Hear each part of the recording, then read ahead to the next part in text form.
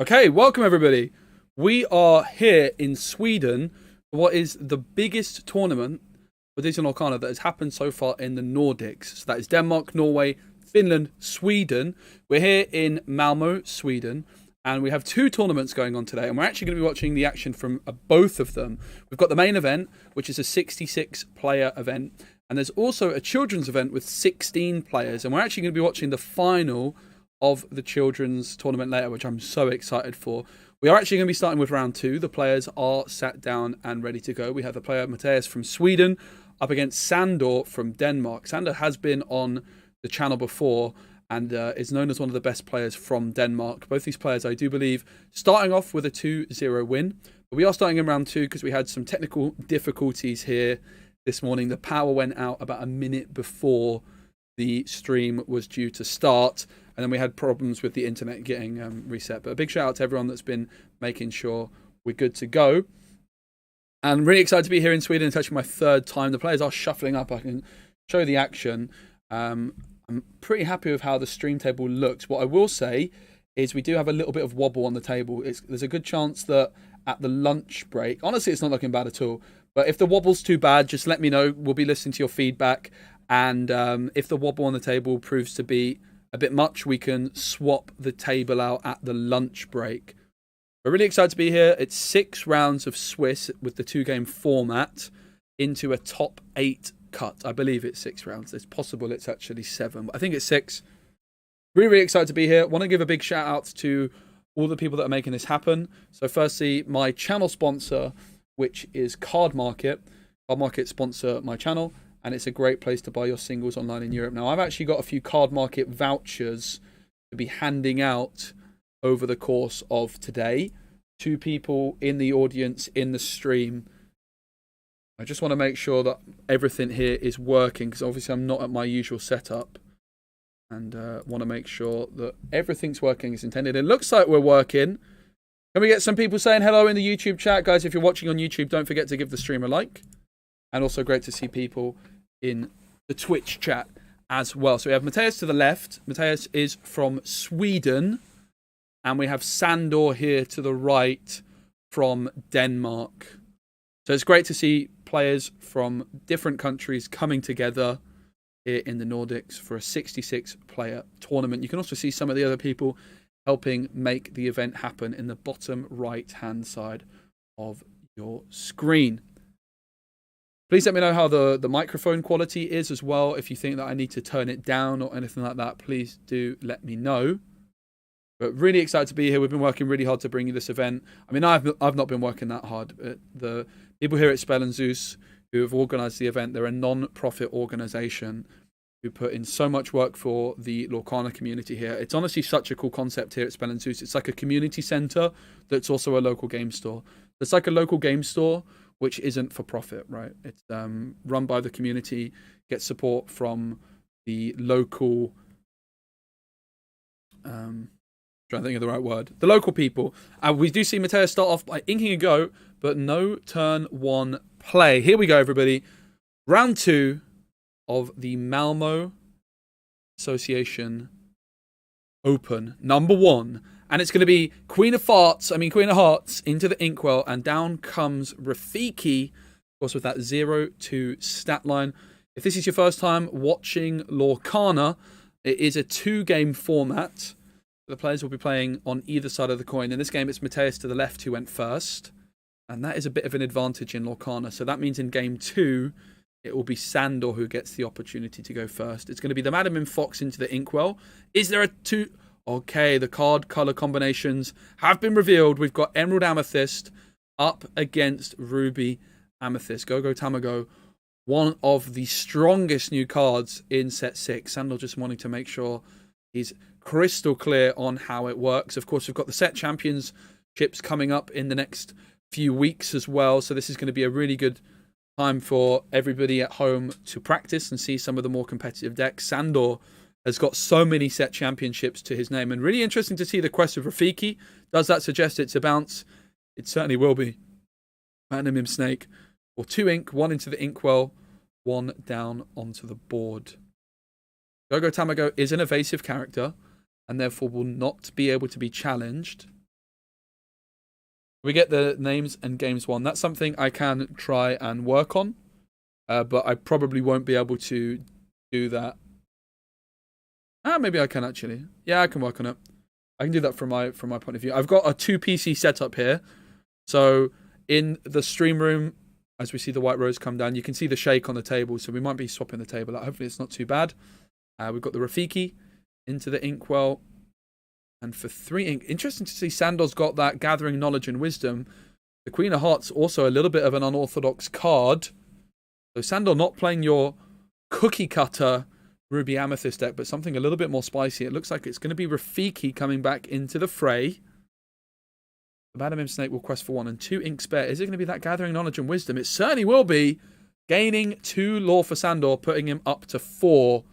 Of course, it's first to 20. You think they could use a smaller tablet or phone? I think the tablet's quite nice.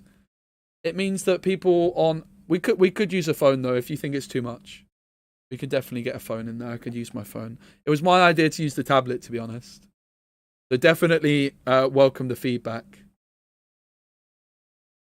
I thought bigger is better for people watching on mobile and things like that. It is the Genie that comes down. So 2 evasive cards for Mateus to the left, with the Genie and the Go-Go on the board. Interesting to note, Rafiki's secondary ability is it doesn't take damage when challenging hyenas. And of course, Amethyst Emerald does sometimes play Banzai. Rafiki quest for 1, and Rafiki's bounced back again. If this Rafiki had been a Maleficent for Sandor, it would have been 2 lore extra already, because it's been bounced back. Has it been bounced back 3 times? I think it's been bounced back twice now, right? And Rafiki's back again. Rafiki not doing great compared to Maleficent, for example. You like the tablet? Okay, we welcome the feedback. Thanks. Great to see everyone for some Lorcana action. It's going to be a long old day. Sandor definitely one of the favourites for the tournament, I would say. Like I say, one of the best players from Denmark. Okay. So Sandor's to the left. Okay. I'll come in and fix that then. Thanks. Okay, my mistake, everybody. I've managed to make a mess up of the OBS. It's actually Sandor to the left. All this prep and I still messed it up. So I'm going to be right back and go fix that. But what I'll do while I'm gone, let's have a listen in with the players, shall we? And you'll be able to hear me as well. They're probably not talking in English. But let's have a listen in with the players while I'm gone.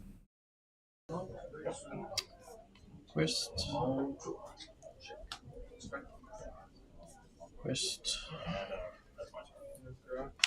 Incoming. Play win.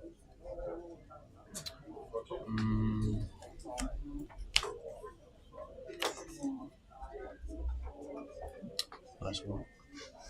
My turn? Yep, you'll go.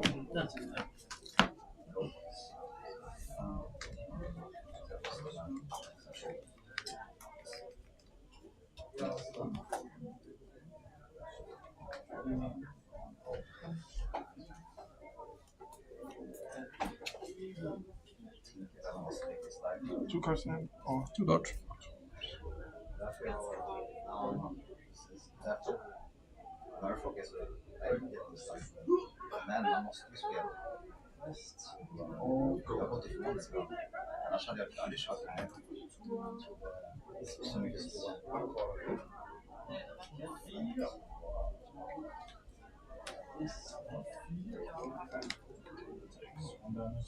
take 2 damage into him and take it out with the ocean.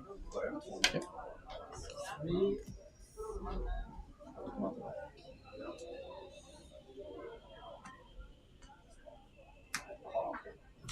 I'll show the figure back to him.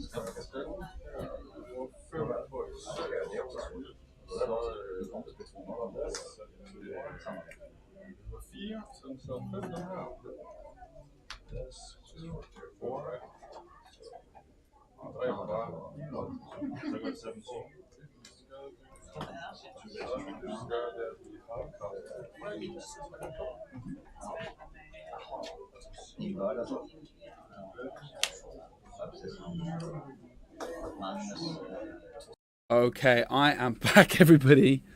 Apologies for that. I also know that the the cameras are a little bit off, but I wanted to get back to the action, and in between rounds I'll make sure I fix that up. It's I spent all day and yesterday prepping this, and I still didn't quite nail it, but there we go. The nice thing is my camera was able to just quickly flip things around, because it looks nice seeing the players facing each other, right? I wanted to have that kind of effect where they're facing each other. So my OP camera comes in clutch. So it is Sandor to the right, which honestly, when I saw the Gathering Knowledge and Wisdom, I was surprised to see Sandor playing this card. Like, I know Sandor is, as I say, one of the favourites for the tournament.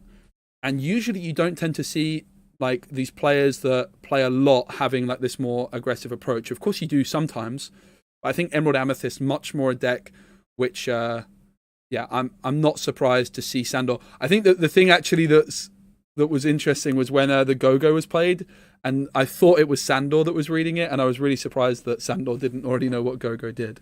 So it makes a lot more sense. So we've got Mateus here on the left from Sweden, and Sandor to the right from Denmark. My apologies for that little mishap, but we're good to go. And as I say, I will just, in between the rounds here, make sure that that camera is fixed slightly, because it's a little bit off center now, but we'll get that all sorted for you. Great to see everybody. This is not Gwent. We're playing Disney Lorcana here, a physical card game. If you like Gwent, I wager you might also really like Disney Lorcana, as the Maui half shark comes in. It's an evasive, of course, with a big old body, 7 strength, I believe, and 5 willpower. So that evasive is going to be able to challenge the Go-Go's on Sandor's side of the board. Genie has returned for Sandor now. 4 ink spent on that, and then a couple of ink on a Chernobog's Followers and a Magic Broom. Sandor is turning up the pressure as the big quest comes through. Sandor just 4 lore away from victory, and I think we all know what Mateus needs. It starts with a B and it ends in prepared. But do they have it? Sandor taking the risk and saying, okay, if you don't have Be Prepared, I win the game. But he doesn't. No Be Prepared forthcoming from Mateus, and Sandor takes down the first game in this 2-game format. It was Sandor going first. Was it actually? Was it Sandor that went first? I'm confused myself, chat, after that little mishap with the cameras. What's his name? Matthias. Matt. I said to him, I was like, is it Mateus, Matthias? He said, you can just say Matt. And I was like, no, I'm going to get it right. I want to make sure that I've got it. I think it's Matthias. I don't know. I definitely don't know how to spell it. I'll tell you that much. Might need a bit more space when the item decks come out. That is actually true. The thing is, the playmat we've got here is massive. It is a big old playmat. It's one of the official Lorcana. You can see the camera shake when the players are not being super careful. But yeah, hopefully that's going to be great. But yeah, great to see everybody. I'm here in Malmö. My 3rd time here. Really, really lovely community here. We've got 66 players. What's great to see is a really wide representation of people as well. We've got lots of women playing, which is really, really awesome to see. We've got lots of older people, younger people, everyone coming together in the community to celebrate Disney Lorcana. In particular, the fact that we have a 16-player children's event is so damn cool. And we are going to be able to watch the finals of that event later on today, which I'm really, really excited for. It's actually so much fun seeing all the children play. There's some really spicy decks, a lot of aggro, as you might expect in the children's event.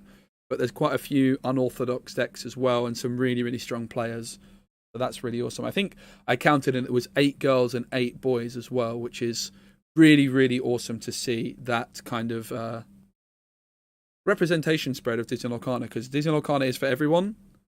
And at the Disney Lorcana European Championship, one thing that I thought was unfortunate was there was no women in the main event. So that's definitely something I would love to see change moving forwards.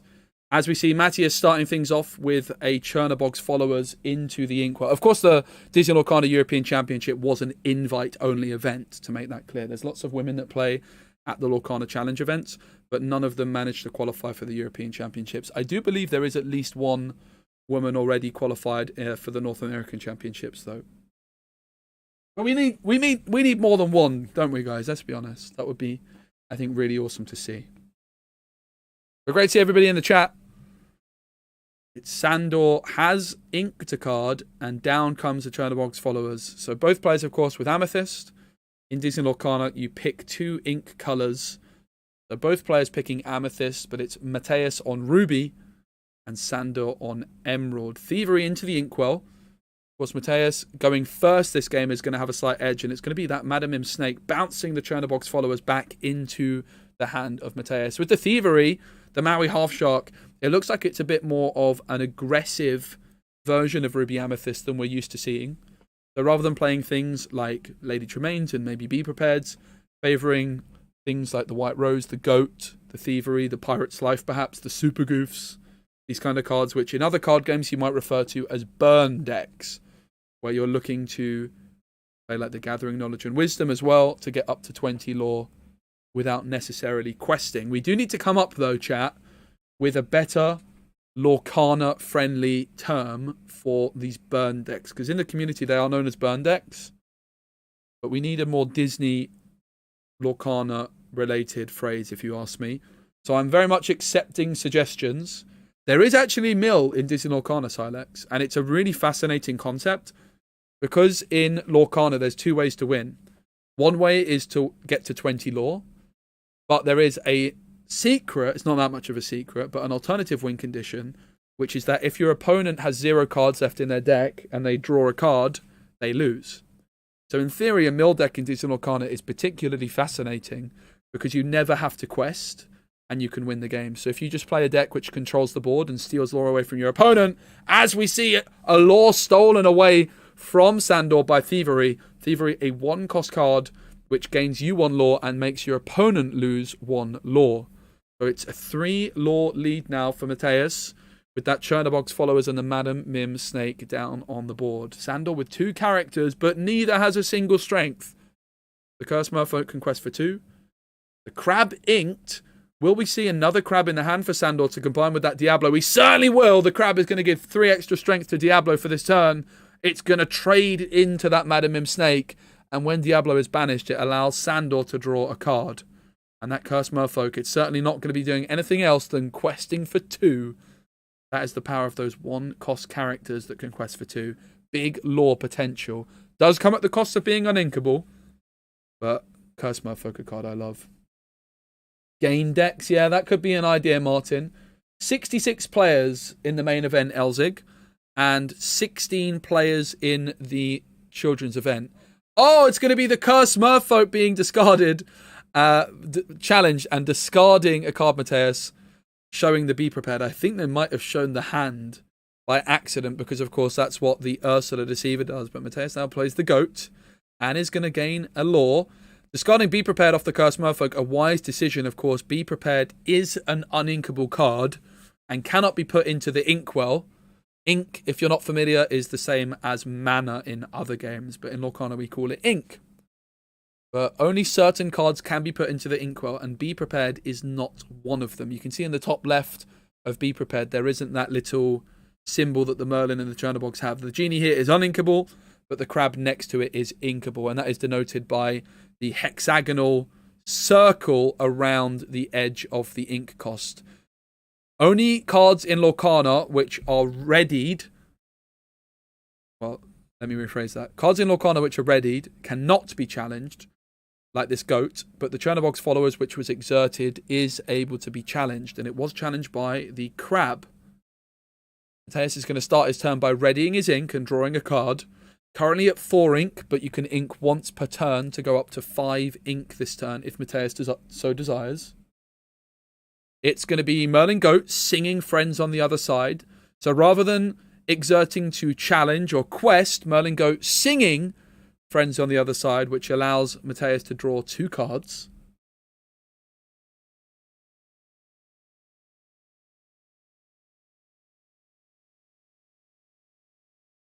Let me know. Also, this is my first time actually with the camera setup of having it left to right. I think when I've done it in the past, I've always had it top to bottom. But the Lorcana Challenge events do it left to right. And I was like, you know what? I should do that too. The Madam Mim Fox comes through. And it is going to bounce the Goat back. And it does have Rush, so it can challenge immediately. Usually cards in Lorcana, when you play them, they're not able to do anything until the next turn. But with the Madam Mim Fox keyword having Rush, it was able to challenge into that Crab. but deciding not to, of course, both the crab and the fox would have been removed from the board. It's a 5-law to 2-law game as it stands. Sandor with the board control, though, with that Merlin rabbit coming through, which draws a card when it plays and leaves the board, when it enters and leaves the board. And suddenly it's 5-all. Sandor with a very wide board indeed. Let's go, Elzig. I'm glad. Ezig, sorry. And yeah, we are going to have some card market vouchers to give away during today's stream. They gave me some card market vouchers to give away over the Christmas period, but I was on a bit of a Lorcana break. So I figured today would be a good opportunity to give some of those away. It's going to be the Magic Broom coming through. A 1 ink. You guys know me, I love a Magic Broom. And then it's going to be for 4 ink, it's going to be the goat. Will the broom be sacked immediately? It certainly will. The broom being banished to draw a card. The Magic Broom here just paying 1 ink to thin the deck by 1. Not bad at all. Madam in Fox is ready to challenge. If it so desires, it could also quest. Does now take the challenge on the crab. And you have to think Mateus might be wishing they took that challenge a turn sooner. But Sandor applying a lot of pressure, despite being the player going second, has got the board control as it stands. They are currently trailing, but now it's 6 law apiece. Sandor is going to banish that Chernobog's followers to draw a card.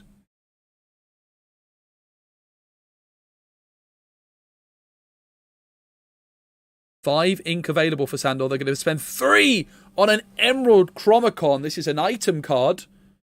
Item cards are not like character cards, and they're a bit different to actions and songs as well, because they stay on the board, but they cannot be challenged. And the Emerald Chromacon is during your opponent's turn, whenever one of your characters would be banished in a challenge, or maybe it's just when it's challenged, you can bounce a card back to a player's hand. So if this goat from Mateus challenges into the rabbit, while the rabbit would be removed, Sandor would be able to use the Emerald Chromacon to bounce that goat back to Mateus's hand, or alternatively, bounce one of their own cards back.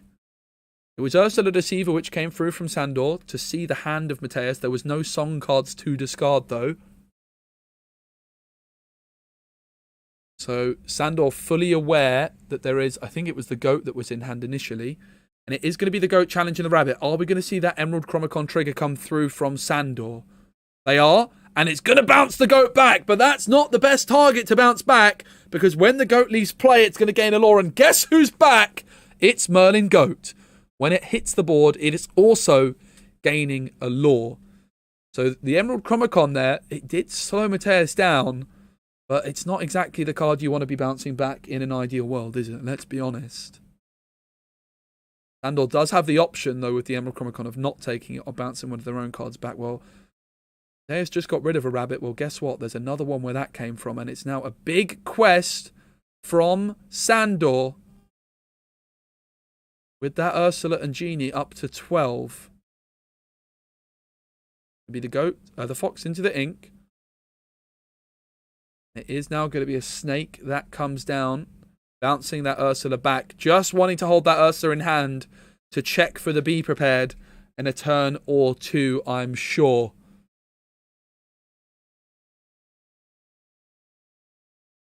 Sandor looking to be in a very strong position. It's going to be the Chernobog's followers, which comes down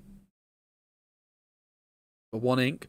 The goat is going to quest this time, not able to challenge the Genie with the fact that the Genie's evasive, but another goat hits the board for Mateus, and Mateus is trying to... It is a bit of a race for 20. Mateus trying to say, okay, to Sandor, you better hurry up, because I got 2 goats on the board, and I'm not afraid to use them.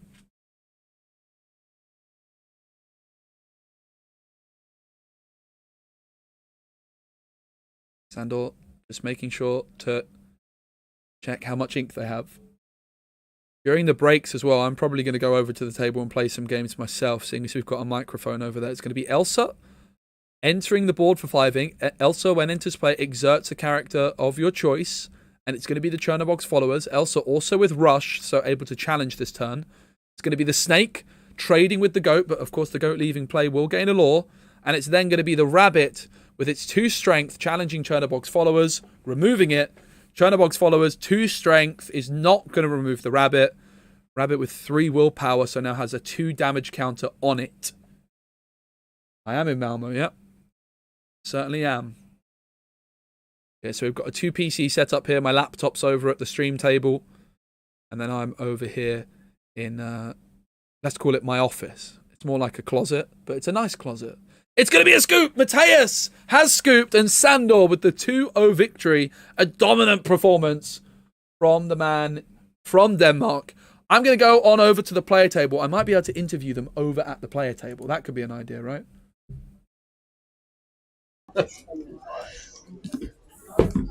It was the same in my round 1. There was nothing. Oh yeah. My opponent had everything. Stuff happens, right?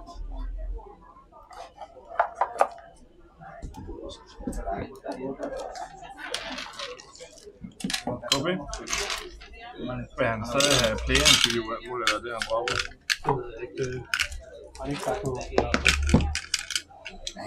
Han har haft et talent, så det gør, hvad han vil have. Good luck going forward. You too. Det var skørt. Det var skønt for styret. Hvis han ikke var.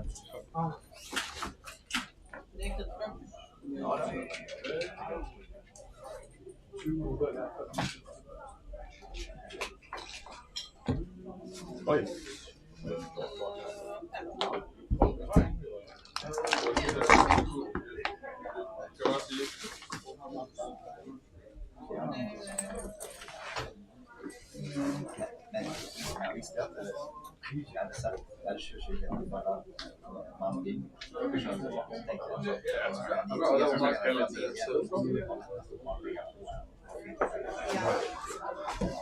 I'm not sure how good the quality is, but I think it's good enough. No problem.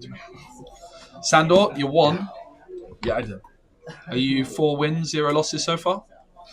No, I got clapped in round 1. Okay. Against Steel Song, he just... the big thing was that I had to trade out the board and win from there, but he took the Kita, and that just meant nothing. I had 5 characters that couldn't do anything. Mm-hmm. And in game 2, I was about to quest for game. He took the Duck into Mr. Arrow, I think it's called, and Piglet, so now he just quests for 7 next turn. So it was just lucky top deck. Okay. So a slow start, but you're happy then to bounce back with a 2-0. Yeah, it was sad to lose the first round, but that's happened sometimes. Yep. And you've come from Denmark, right? What's the community like over in Denmark? Fantastic. I am the admin on the Danish everything now. I'm on the buy and sell group, on the info group, and now the Nordic communities actually started a Discord of also to join the entire Nordic countries together. And you can see that at this event where we have people from Denmark, Norway, Sweden, England, everywhere, yeah.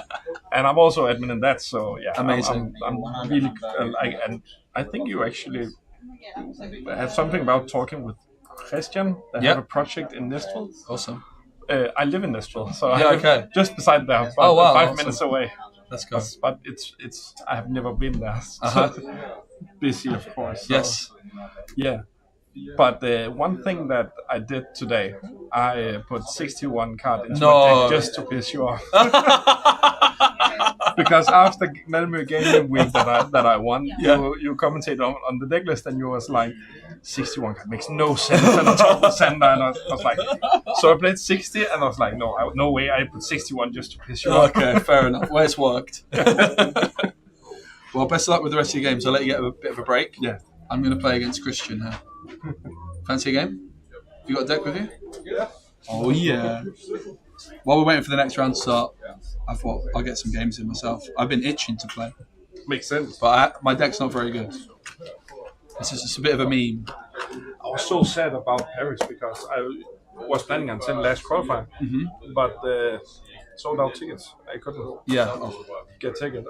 I think it's a bit of a shame that people could buy two tickets for the last chance qualifiers, right? Because it meant a lot more people couldn't come. Because we also would have had more people in the audience watching. Yeah, it makes sense. We were planning on being like 2 cars over there, but only 1 got tickets. Wow. Yeah, that's a shame. Yeah. It's sad, but that's... It is what it is. Yeah.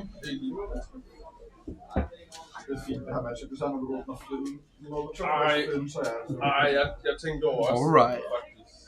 I know what deck you're playing. Yeah. You don't know what I'm playing. No, that's fine. I'll tell you my ink colours. Yeah. Have a guess. You are playing Amethyst? Yeah. I would say Amethyst Steel. No. Amethyst Emerald. No. Sapphire? No. Ruby? Yeah. Okay. Just a normal ruby amethyst deck. Of course. Always play a normal. I just want to make sure the audio's. Bare fire the cannon. Or steel. It's fine. One drop will fire the cannon. It's fine. The rider fire. I'm a big fan. Let's go, man. Watch your streams. Also, the last year when Sander he won and commentated and played. Let's go.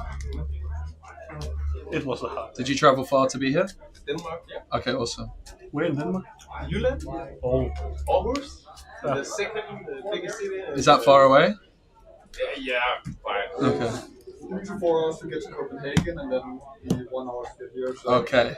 Commitment. I love it. Yeah. My first big tournament. Let's go. Are you having fun? Yeah, indeed, man. It's such a nice game, and my first TCG, and Let's go. loving it. That's what it's all about, right? Yeah. First. You can go first. Since I know your deck and you don't know mine.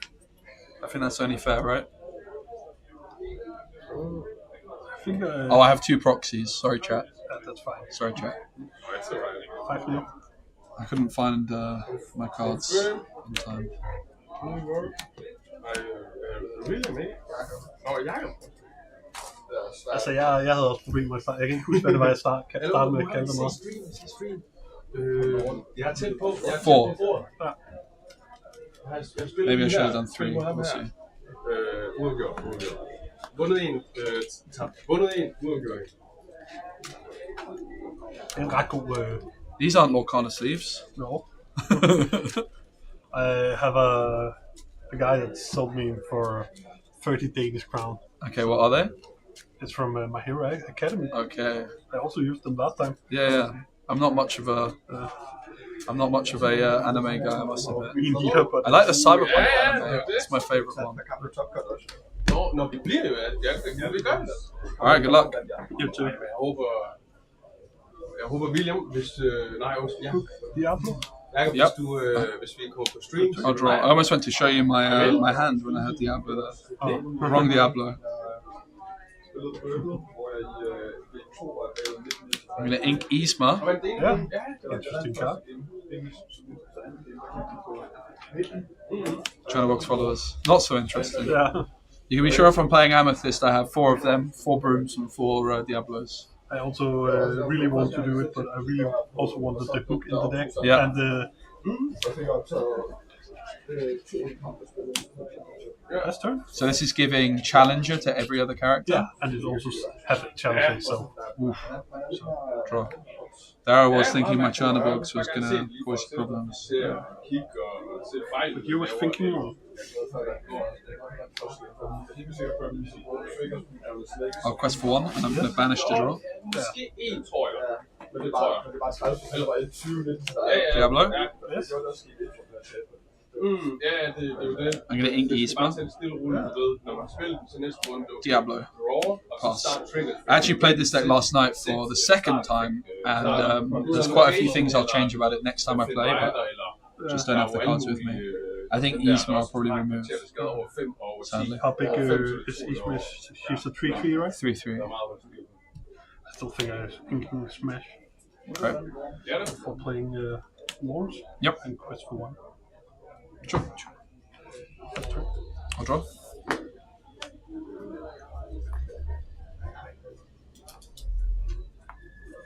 Gonna ink Diablo, Yes. play the White Rose, Yes. and quest. Pass.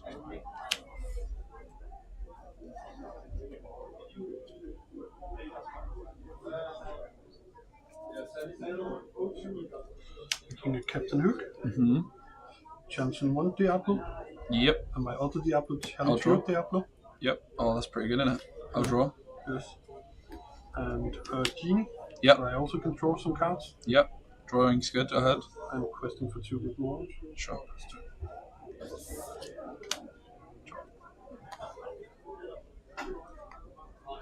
So Madam Mim is A 0-3. 0-3. But everything's hits harder when I attack. Yeah.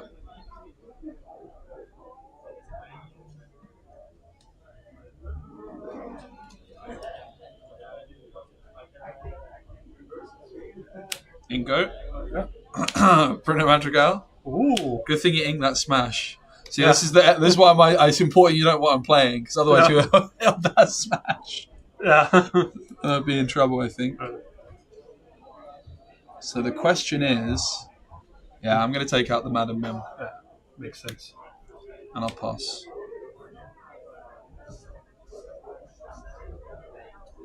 I think my deck is much better when I have the element of surprise. Yeah.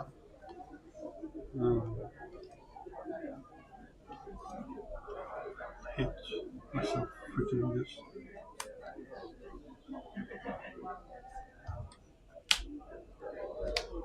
You have evasive, right? Yes, 3/3 evasive. I think I will kill your rose. Banish. Banish. Oh, sorry, banish. We don't have dice. Oh, he just left. Work out. This has 3 damage, we'll remember. And then Elsa will. So they also. No! And quest for 1. My deck! Pass turn. So all of them have 3 damage. Draw. My deck! No! Alright, I'll go for Ursula's Cauldron. Oh. This is, I can exert and look at the top 2 cards. And put 1 on top and 1 on bottom. Correct. Yeah. I'm going to put this on top.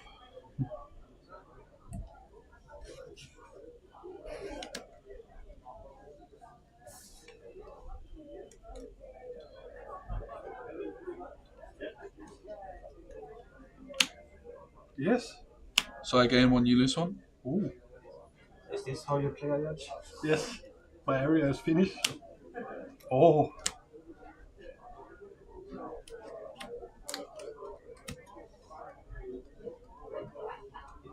Pass.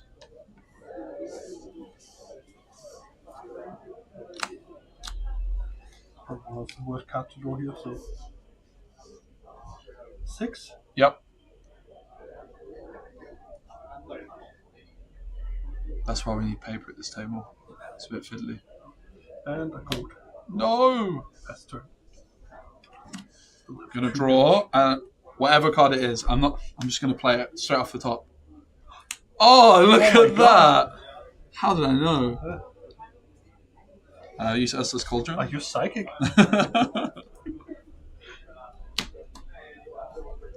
One on the top, one on the bottom. Pass. I really think Not over yet. I will make you sad here because I had the second one. No! Alright, I'll scoot. Yeah. Let's go again. Then you can start one. Yeah.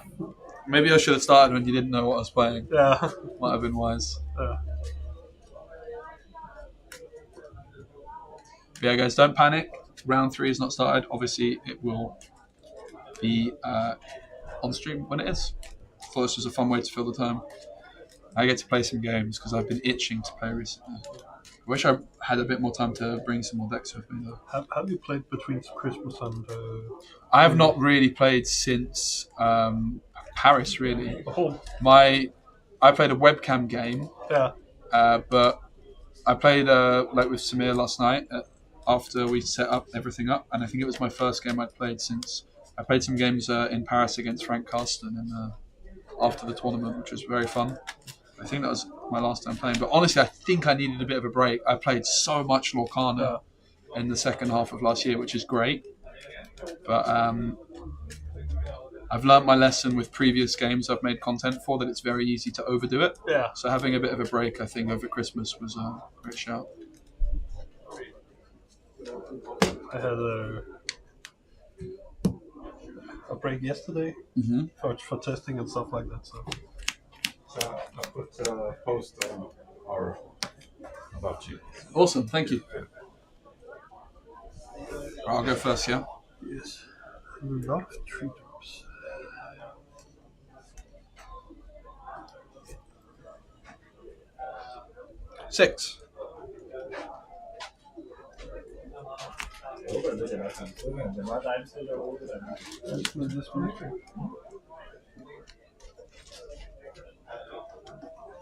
I think I take 3. Okay.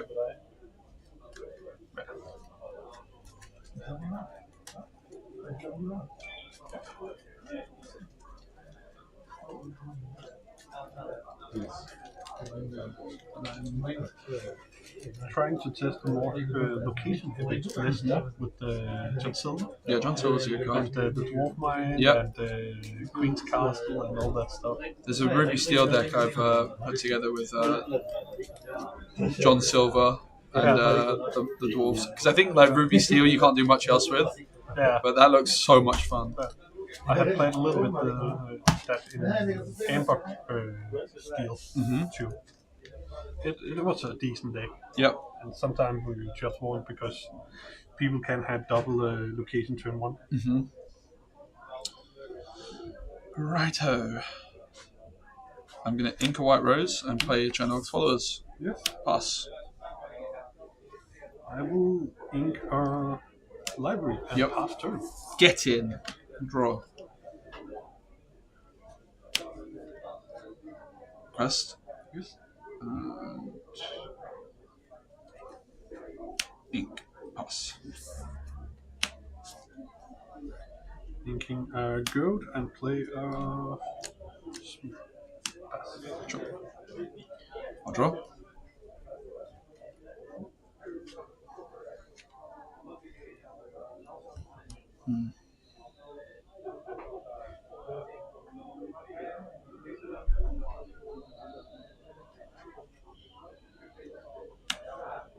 Banish to draw. Yes. So I'm a bit worried about Fox. Quest. Yeah.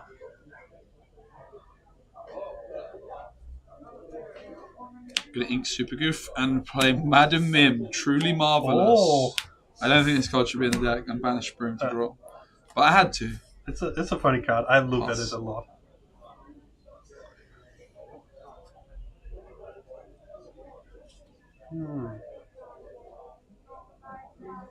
Just wait, chat. Wait till I get going. Inking Might not happen this game. We'll see. When it does. Playing and questing for 2. Yeah. That's the first damage. Try. Yes. So 1 damage on that. We don't have the dice because we're not very organised. Mainly me. Yeah. I'm not. Not doing too hot, sadly. Yeah, that's why I'm cheering for you. Let's go. The boss on a roll. So I get to look at the top 5. Yeah. That's 1, a fun card. 2, 3, 4, 5. And I can put them on the bottom or top in any order I choose.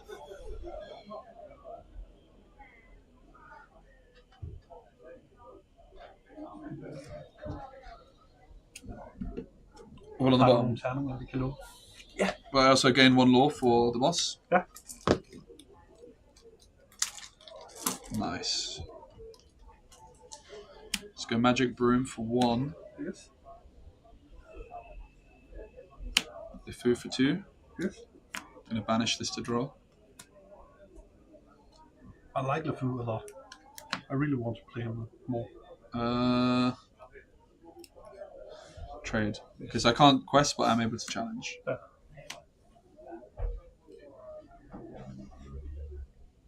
My turn? Yeah. That's a pretty good card to draw here.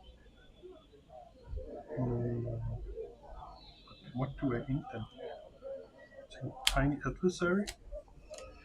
Quest for 2. Sure. And playing library and putting him in. Yep. Pass turn. Cool. I'll draw for 10.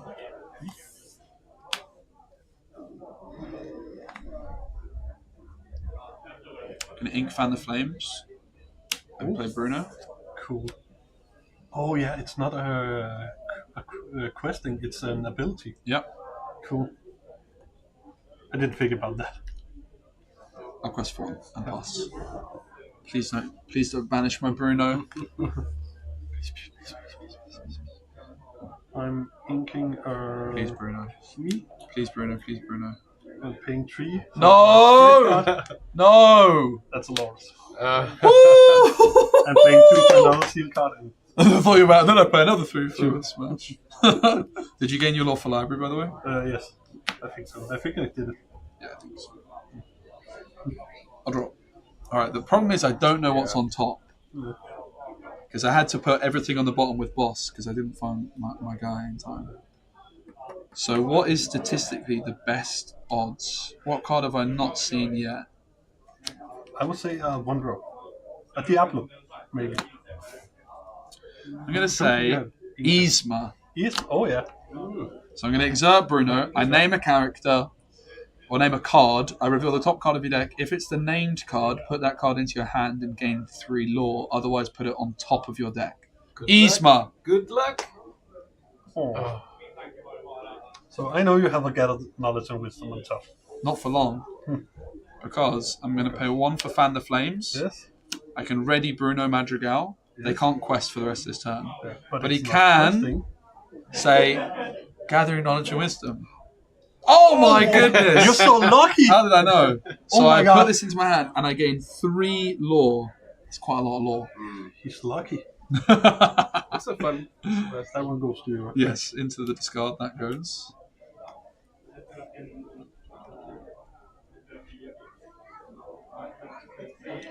I'm going to go 1 for Diablo. Yes. Gathering Knowledge for 2 Yes. to 10. And I'll quest for 1 with the food. Yeah. Pass. 2 cards in hand. Get one from. Ooh, an interesting card I just put into the deck for today. I hope it's not a Zeus or a Smash. Costing 5, sadly. Sadly. Ooh. Pastor, can you win here? I don't know what's on top, so that's a problem. Yeah. Drop. But it doesn't matter what's on the top because you draw that. Oh, yeah, for 1 damage. So. Yeah.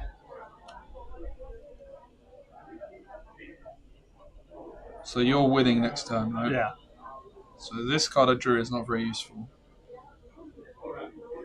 The question is if I sacrifice my Diablo to draw something?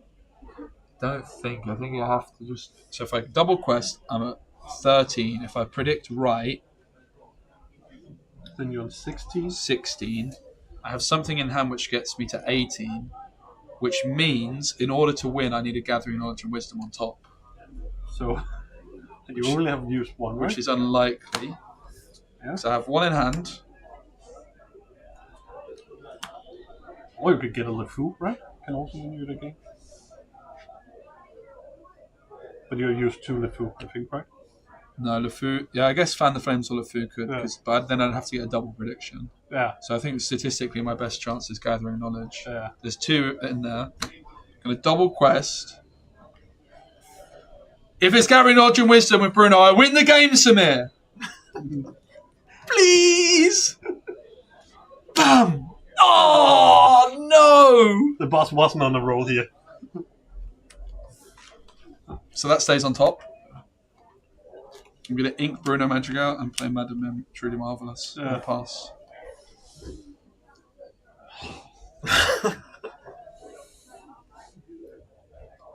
Nice try. It was a nice try. So I will Are you winning? trade with LeFou. Yep.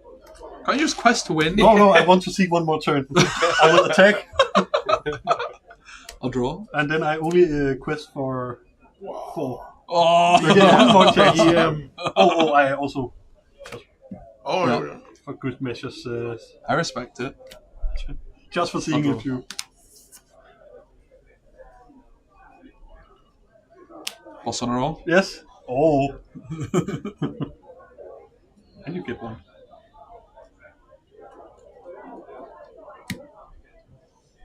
I feel like this is a fake win though. Yeah. I'm gonna name Boss on a roll. Oops. So stupid if it was you had put it in wrong. I'm gonna Fan the Flames. Yes. And I'm gonna pay 2 to discard my Boss on a roll with Madam M. Yeah. It's a fake win, it doesn't count. Well played. Thanks for letting me do my thing. Yes. Alright, I guess the next round's probably not too far off, right? So we should probably Yeah, it was like 5. I went out and it was like 5 minutes, but I don't know if there's a break.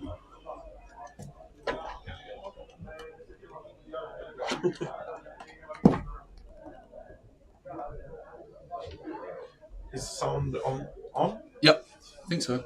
Do you have one thing I realised we could do with is some like big fat dice for the stream table? I don't have a big.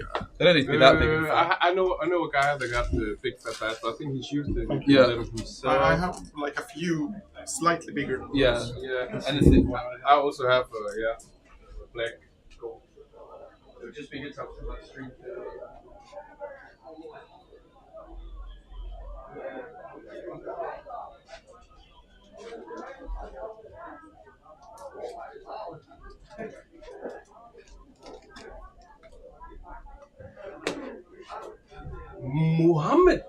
Muhammad. Oh yeah.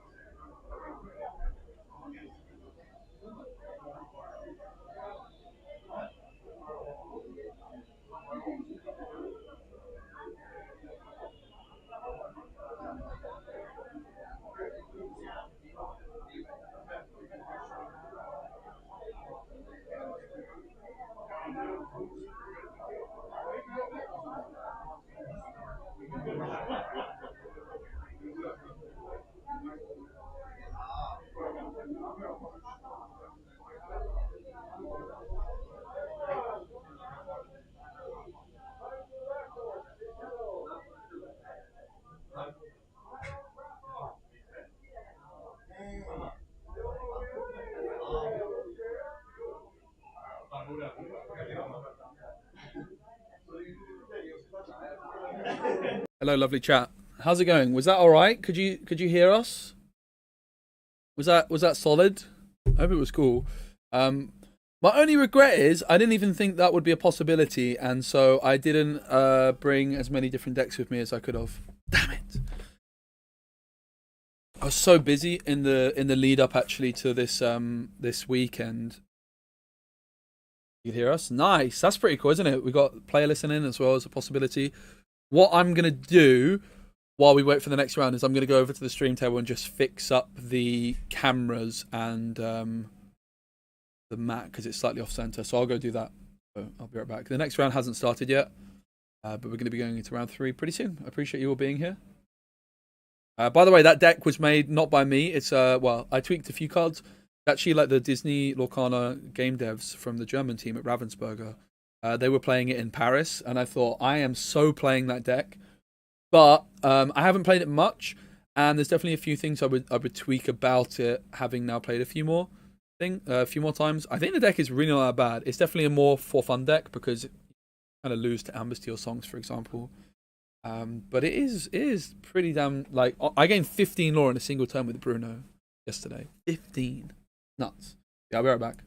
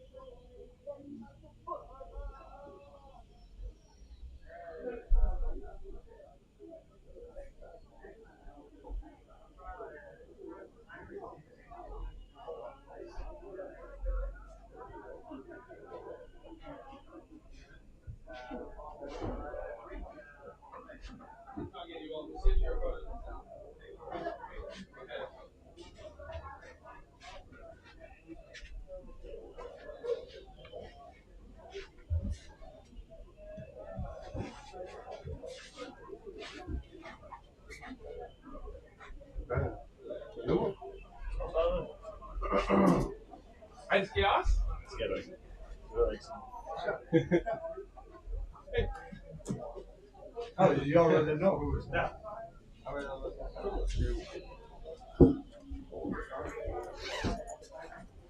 Yep. Oh, you're on. Yeah. Oh, yeah, your guy is here, right? Yep. Okay, nice. So now I know who they are. I was like, Ja, så kan I said, we can have Norwegian. No, the people on the top four. Danish. Oh, Danish. Yeah. Holy smokes. We're immigrating and taking your shit. Obviously, if you need other dice, you can put more. Yeah. In Flanders. Drink the top cup. 23. 23. I'll go grab them, mate. Det Okay. Jag kommer svara igen. Men du vet he's almost Danish.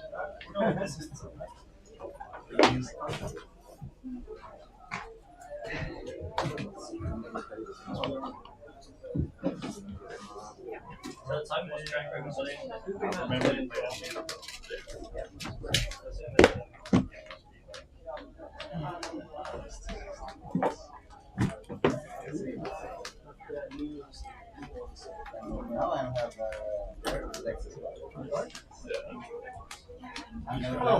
Hello? Min bord 23 och bara, varför är det ingen här? Becky skickade hit mig. Han ville spela förra också, men han vågade inte spela. Han är med. All right, everybody, let's go. I'm here. We got my friend Magnus to the right. Now, Magnus, many of you will recognize. He was supposed to be on stream round 1, but the power outage meant it didn't happen. I didn't fix it as well as I hoped. Magnus to the right is from Sweden and was actually my commentating partner on my first visit to Malmö. And we actually played a show match during the lunch break that day, and he beat me. Magnus is a really strong player. Don't know where my phone is. There we go. So I'm going to find out the name of the second player as well. And I'm just going to... Big shout out to Christian, who I just played against, who is our table judge here for the stream event, stream table. He's not like a table judge in the strongest sense of the word, because he's also like judging over 4 or 5 other tables that are in this like little room where the stream table is. But big shout out to Christian, who is helping me out select the players for the stream table and make sure that everything is working as it should. And I really appreciate you all being here. Big shout out to everyone that's enabled this tournament to happen. Really excited to have some more Lorcana action, because we haven't really had too much Lorcana action since the European Championships. Obviously, with the Christmas break, that makes sense. But there's lots coming. We have the North American Championships happening next weekend. And set championships are also just about around the corner. Yeah, the app is Lotus. The app is Lotus. And a big shout out to Card Market, who sponsored my channel. A big shout out to all of the event sponsors, which you can see at the bottom right. Card Market are not sponsoring the event, but they are sponsoring my channel. Wanted to include Card Market on the little logo rotation. As a result, you see Magnus here to the right is playing Ruby Amethyst. It is his favourite deck. And going to be finding out. I'm just going to message my friend Christian here to find out the name of the other player. Hopefully.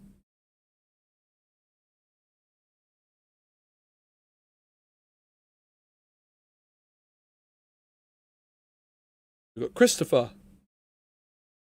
Christopher to the left.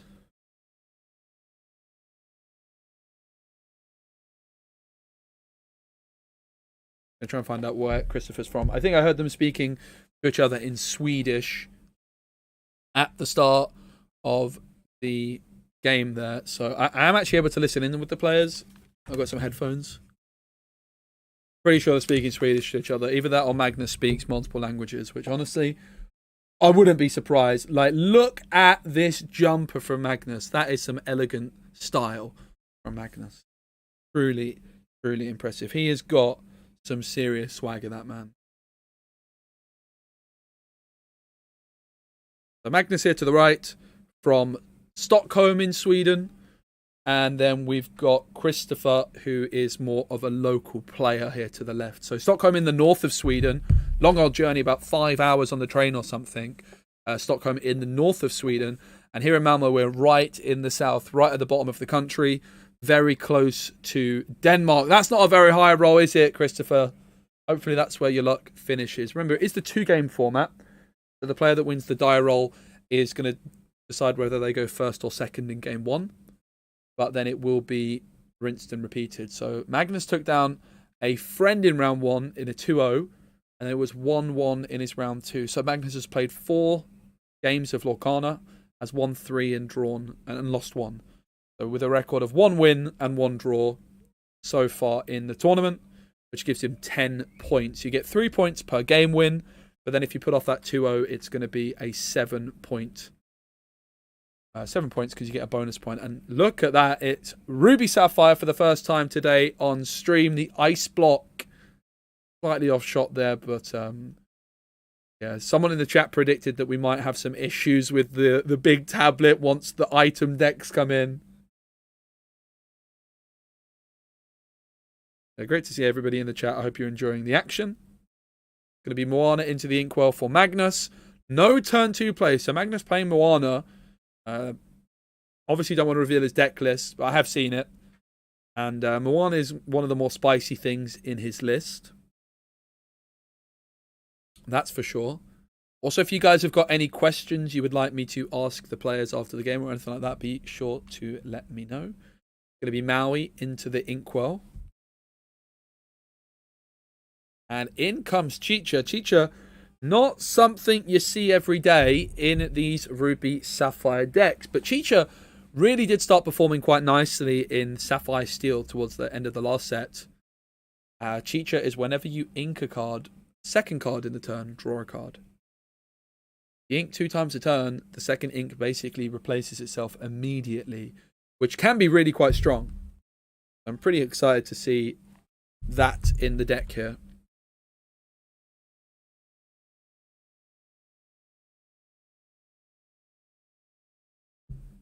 Really cool to see indeed.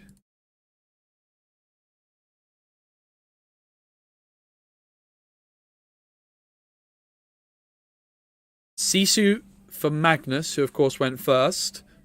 Sisu gaining strength depending on how many cards is in the opponent's hand. So currently a big strength Sisu. But now it's all eyes on Chicha for Christopher. Will Chicha be able to draw Christopher that extra card already? You can do that once a turn and just leave it ready. It could be really, really powerful. Yeah, Lotus is the app. I like it for the stream because the numbers are nice and big. Winnie the Pooh into the Inkwell. That is a spicy inclusion. I'm liking the spice from Christopher so far. The Chicha, the Winnie the Pooh, the Ruby Chromicon. 3 unorthodox cards so far. So if a second card is put into the Inkwell this turn, Chicha will draw a card. And look at that! Chicha and her son Tipo combine. And the Chicha ability will go through, drawing a card. Look at the family synergy here that we have on show in Malmö. Brilliant stuff. Chicha also going to sing 1 jump ahead. Now, the third card into the Inkwell this turn for Christopher is not going to trigger Chicha's ability. Chicha's ability is just specifically the second card each turn. If Christopher was to ink a 4th card this turn, Chicha would still only trigger once. She only triggers once per turn. Of course, if you have 2 Chichas, you would be able to trigger both of those individually. Guys, if you're watching on YouTube, please do give the stream a like. Certainly does help out. Going to be friends on the other side into the Inkwell for Magnus and Genie onto the board. Interesting to see that Sisu is not going to sing the friends, but instead challenge the Chicha. And I like the decision here from Magnus. Take out that Chicha. It's a card draw engine. Of course, Magnus, though, losing some card draw of their own by putting that friends on the other side into the Inkwell. But I have to say, Sisu singing friends is not super efficient anyway, as Sisu can quest for 2. You'd rather sing friends with something like a fox or something like a crab. So I like the decision here from Magnus to take that challenge and respect the draw engine potential of Chicha. In comes Gaston, another promo card for Christopher. I think it's Christopher, not Christoph. Let me double check.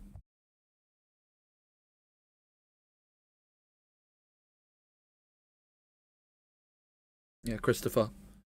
So Gaston with that 4 strength, 2 willpower. It's unable to quest, though.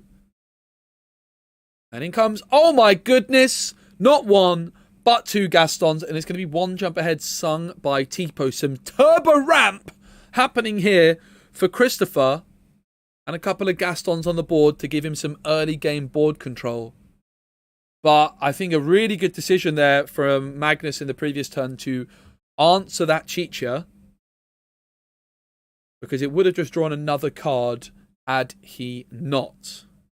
And it did come at big cost for Magnus, inking the friends on the other side. But it looks like there's another friends in hand here for Magnus. I think I might be able to spot a Lady Tremaine as well. Maybe another Sisu.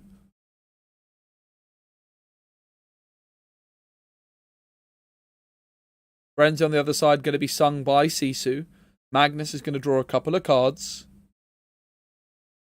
Of course, did have the option of challenging Tipo, but Tipo not as much of a threat as his mother. Going to be Sisu into the inkwell. In comes Maui! That's going to take out Tipo. Of course, Maui with Rush and Reckless, unable to quest, but can certainly put some big control down on the board with its 6 strength and its 5 willpower. Play passes on over to Christopher, who has an abundance of ink.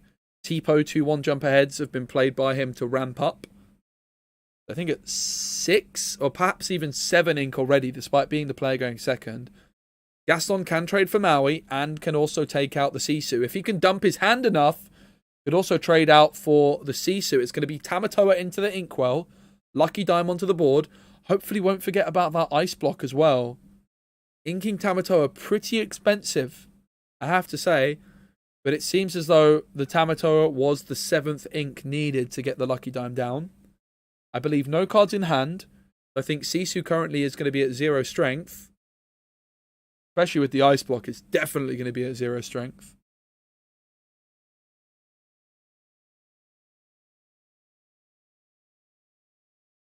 Gaston being reckless means it must challenge if able, I do believe.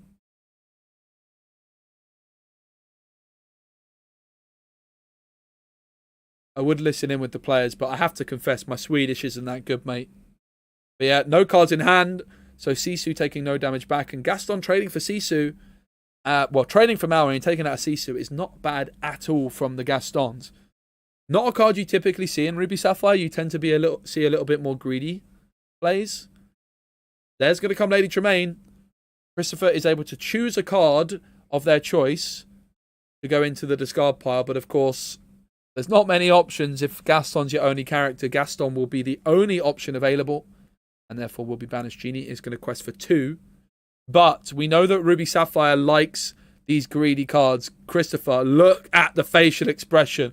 Not too happy about what's been drawn. Oh my goodness! It's a second Lucky Dime. In Italian, the Lucky Dime is called numero uno. Well, perhaps it should be called numero duo. Oh God. Alright, I'm leaving. I'm out of here. See you guys.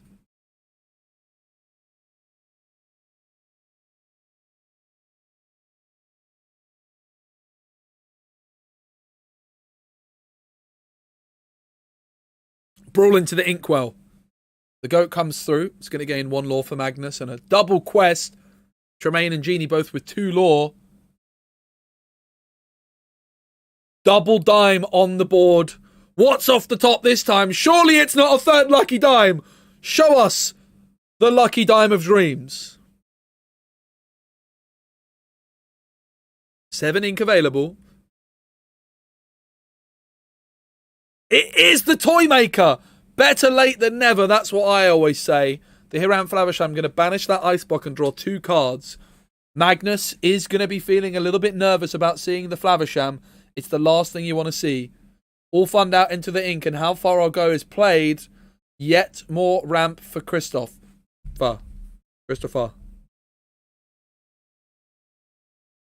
How Far I'll Go is looking at the top 2 cards of the deck. 1 into the ink, 1 into the hand. So Christopher, I think now with 8 ink. No, 9 ink, because we saw All Fund Out go into the inkwell as well, and 1 card in hand. Magnus, though, also with an abundance of ink. In comes Tremaine! See you later, the Toy Maker. And it's going to be a big quest up to 16 lore. Be prepared is needed, and it's needed right now. Looks like a Dragonfire was drawn. The other card, I think it's a Gaston. I don't think that's going to be enough to keep Christopher in game number 1 here. Magnus did go first. And it is a tricky matchup, but it's going to be game 1 to Magnus. The man from Stockholm beating the more local player here from Lund. Very near to Malmö. Hey, Damnation, it's going good. We're chilling. Big chilling. I've got a lovely little office. I'm being very well looked after here. Look, I've got an office. I've got a Mickey Mouse behind me. What's not to like?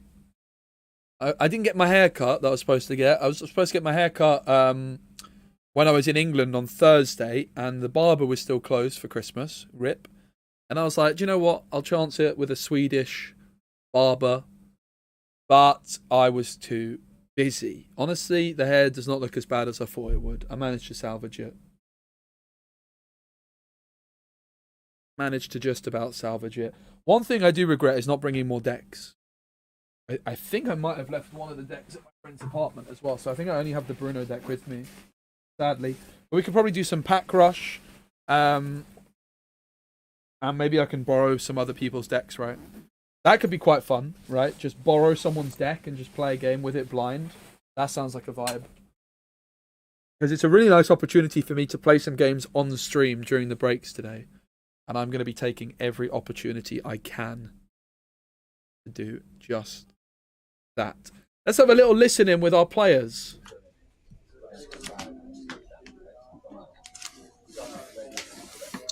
Och vi ser bara dubbelcheckar. Det känns som att jag har varit lite off idag, så att jag bara kan missa att man liksom håller koll på numren.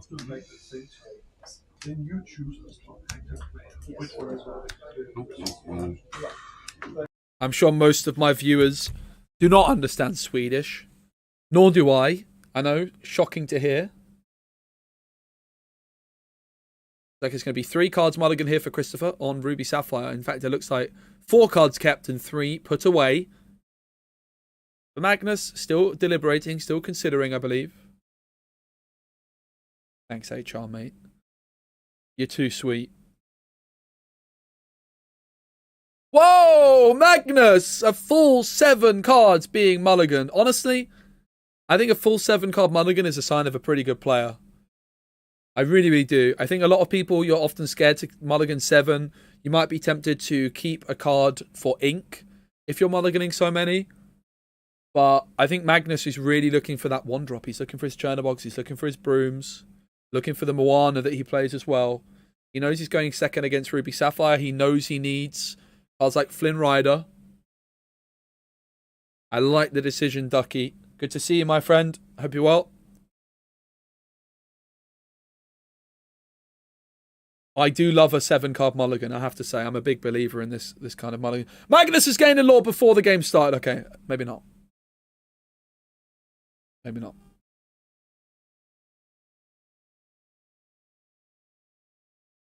Right, it's going to be Christopher starting. It's going to be... What's this card called? Hideaway. Into the Inkwell. In comes the Porpsicle. No Porpsicles were found by Christopher in the first game, but as one on turn 1, it's going to pass on over to Magnus. Go into the Inkwell. In comes Chernobog's followers. He found the 1-drop of Dreams. That is exactly what you want to be doing. And it looks like Magnus might also have access to that Flynn Rider as well. It looks like Magnus rewarded for his risky mulligan. It's not always going to work out for you. But when you know you're up against Ruby Sapphire, you really want those early curve cards to gain as much lore as quickly as possible. Ruby Sapphire, such a greedy deck. Once the late game kicks in, it's really difficult to stop. Ruby Amethyst usually goes for a more control route. But in this matchup, it turns on the burners and it tries to get as much lore as quickly as possible. In comes Tipo. No Cheecher this time on turn 2 for Christopher. I think that was a key moment in the previous game, wasn't it? Magnus taking that challenge on the Cheecher. Hello, Wolf Games. How do you do? How's things? So as many of you might have seen, I posted a meta report video yesterday.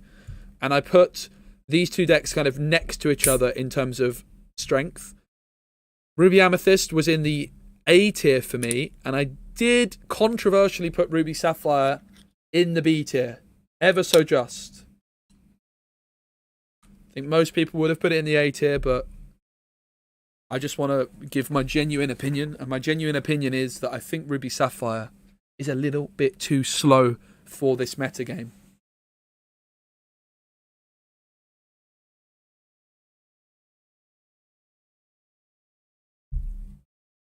Double Gaston, though. Double Gaston is not what you often see in these Ruby Sapphire decks, but that's going to... Christopher loves it. Let's go. That's going to give you that little bit of extra board presence, and it's going to certainly shut down that Flynn Rider. No lore gain for Flynn Rider here to start the turn. Magnus would have been hoping to gain some lore, I'm sure. It's going to be the Snake into the Inkwell. In comes the Sisu. That's the combo Magnus is looking for, but those Gastons, mate... They are really going to make it difficult for Sisu because it's going to be 4 cards. 3 cards? Flynn Rider, if it's a tie, doesn't count, right?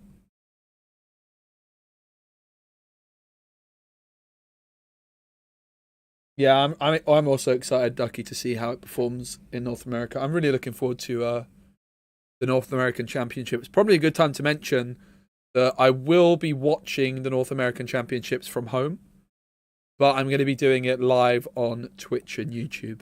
I'm going to be spending my whole weekend watching them, so you can be sure that I'll be live doing that, so we can have a bit of a watch party, have some guests on. Really looking forward to that event. Tipo going to quest for 1. There was a consideration maybe for Magnus to challenge the Tipo in the previous turn with Flynn, because I don't think this Flynn is going to be gaining lore anytime soon with that double Gaston down on the board. Might have been able to challenge the Tipo and then be traded out by the Gaston. Of course, alternatively, maybe just taking a quest for Flynn Rider is more worth it, right? But Magnus left it where it was. It's going to be interesting to see how that is rewarded. Of course, wanting to gain lore off Flynn Rider by having a high strength character. Maybe something like a Maui could contest these Gastons in the later game. Yeah, Ruby Sapphire is still definitely a very strong deck and certainly in the strongest hand. So interesting that Magnus does now take the challenge with Flynn. And again, I do wonder if maybe this could have come through the previous turn. But better late than never. Only 1 lore lost, really, by letting that Tipo quest sooner. It is going to be Friends sung by Sisu, and it is going to be Genie that comes down for Magnus. Singing Friends is great, but equally against Ruby Sapphire, you want to gain as much lore as possible, and missing out on that 2 quests from Sisu, and missing out on a quest from Flynn by taking the challenge, does mean it's quite a slow start for Magnus.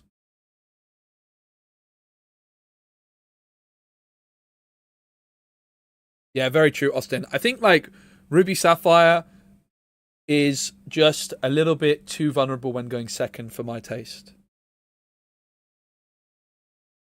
Which is why I decided controversially to put it in the B tier. Like I say, I think almost everyone else would have put it straight into the A tier.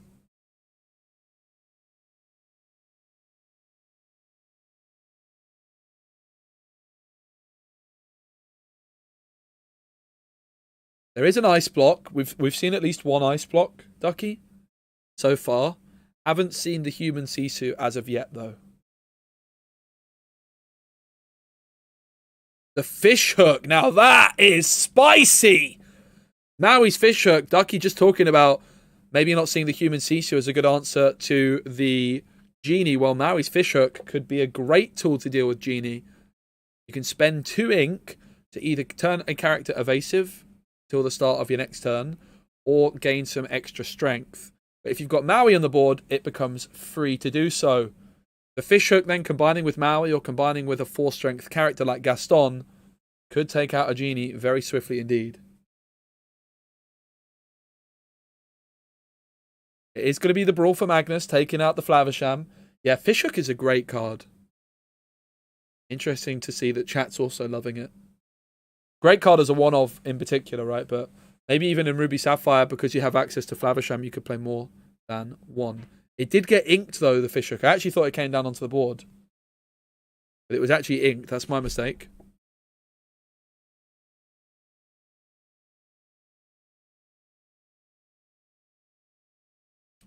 In comes the Fishbone Quill, another card which we've not been seeing as much of recently.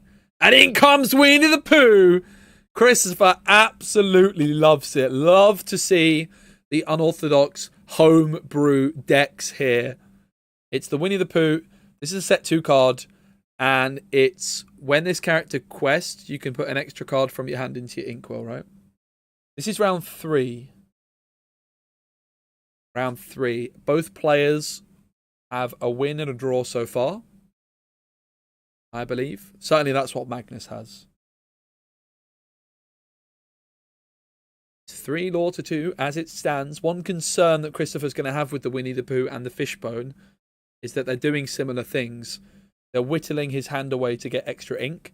And at the moment, with that Flaversham being answered by Magnus with the Brawl, they don't have a card draw engine developed. Maybe Chicha could be Christopher's plan here. We know they have it in the deck. It's Maui inked, and in comes Tremaine. See you later, Winnie the Pooh. Lady Tremaine so far has been tremendously strong for my friend Magnus. Like I say, Magnus to the right, a really good record against me. He's beaten me both times we've played. He was my commentating partner at Malmö Game Week and just a really, really lovely guy. With a great sense of style.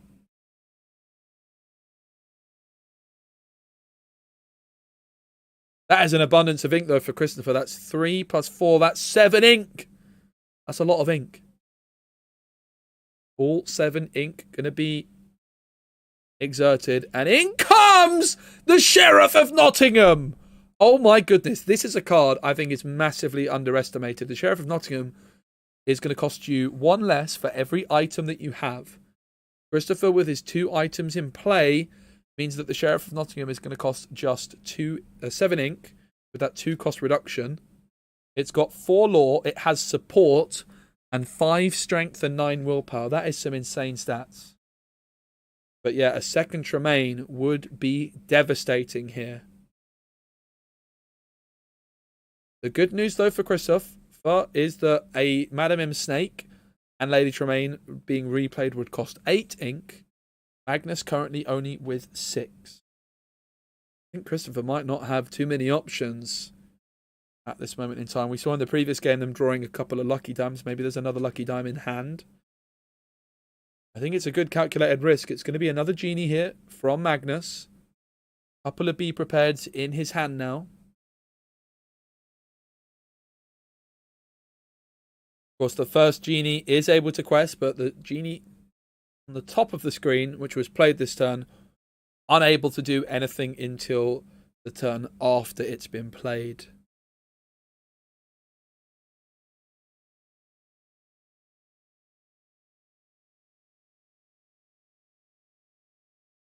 Sisu. It seems as though will be inked for Magnus, who is, of course, 1 game up in this series so far. The double quest up to 9 lore. And in comes the snake. And it will be Tremaine returned to hand. But, as we mentioned, only 7 ink was available for this turn for Magnus. So that would not have been able to be replayed. So the Sheriff of Nottingham is safe for now. But Christopher is fully well aware of the threat that Lady Tremaine poses to this poor old Sheriff of Nottingham. 5 willpower and 9 strength. That is a mammoth stat line.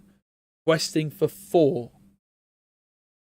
Does Christopher have a way of playing around this Lady Tremaine? Because the game could all come down to that. There is also a couple of be prepareds in the hand of Magnus. So if Christopher overextends, the be prepared could be a real possibility as well. Hiram Flaversham would be a pretty tempting option here if it's available. Oh my goodness, it's Maximus! Christopher has the spiciest deck of the day so far. The Sheriff of Nottingham is going to quest for 4. It's going to give support to Maximus, but it's unable to challenge. Maximus is gaining lore at the end of your turn, based on the strength of a character. And with the Sheriff of Nottingham's 5 strength, the Maximus is going to gain 2 lore instantly. Are you kidding me? I love the deck. Very, very cool.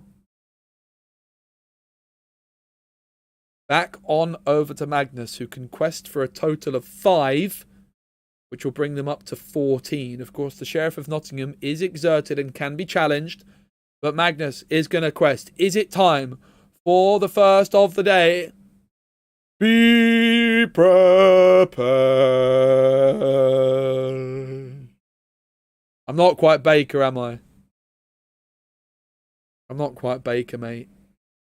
But that Lady Tremaine being saved for a rainy day as well, and Christopher is going to be aware it's there.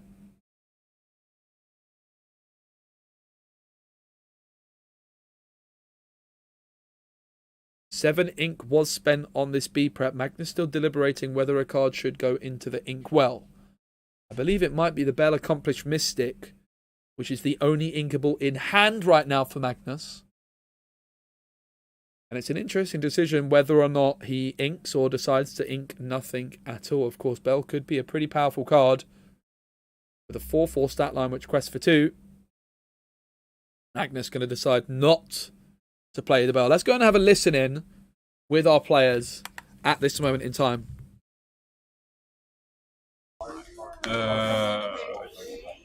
Sometimes, yes. I mean, I had a couple of games. 8-9 till Sheriff. Okej. Så är det din tur. Nu har ju Tvant Maximus ute så jag får lite gratis lore. För 6 betalar. Ja, just det, din lady. Jag glömde bort. Det är okej. Oh, brilliant! Ett spel är det. Och sen Så är det jag. Ja. I fucked up. Skit också.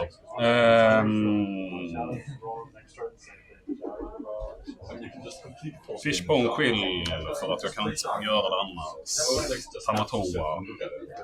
Jag har väl inga items i min discard, va? Du får säkert en popsicle kanske. Jo, en popsicle. Well, there we have it. Apologies there for the language, but you can certainly see that lady. That was so funny, mate. I love the listen-ins. Absolutely brilliant. Of course, it's also worth mentioning Christopher here, not with an abundance of cards in hand, could have been really, really tricky for them to play around that Lady Tremaine properly. But Lady Tremaine putting in a ton of work. Tamatoa on the board still, though, for Christopher. And the power of the bounce package with Lady Tremaine there for all to see. Yeah. Magnus, a really, really strong player as well. Definitely going to be punishing you for your mistakes. It's going to be a quest. It's going to be a rabbit. I think that Christopher's going to be happy that it's not a Lady Tremaine. Magic Broom will be banished to draw a card at this stage. I think it's a reasonable choice.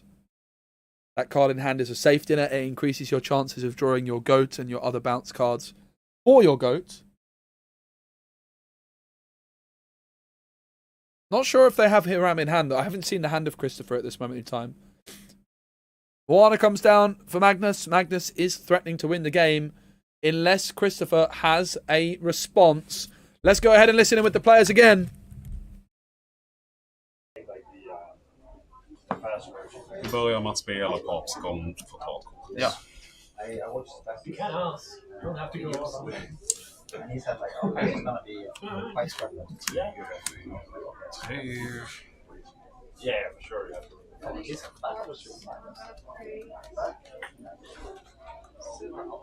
Jag ska spela nästan ingen roll. Alltså. That's a thing. You're like just hard cast from him. Oh my god.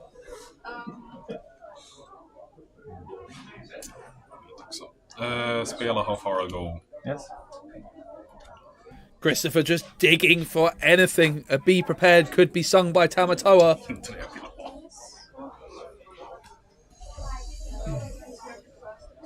Inkar Hiram. Slår ut Tremaine.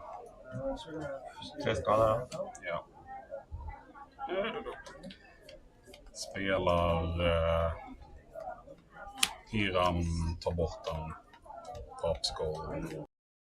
The Flaversham show has begun, but is it too little too late? Magnus can quest up to 19 lore.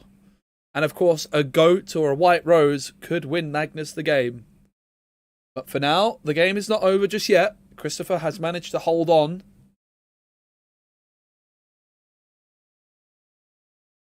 Don't believe Magnus has the goat in hand yet. Let's just hit him with the players.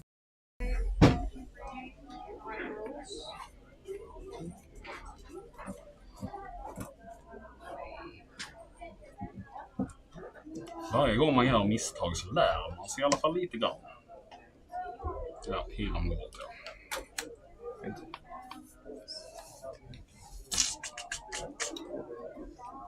God damn it.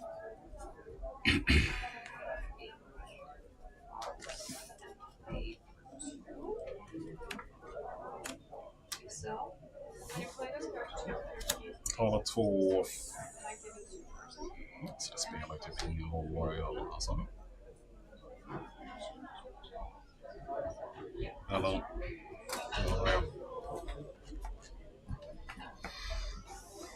Gör nog nästan det, va?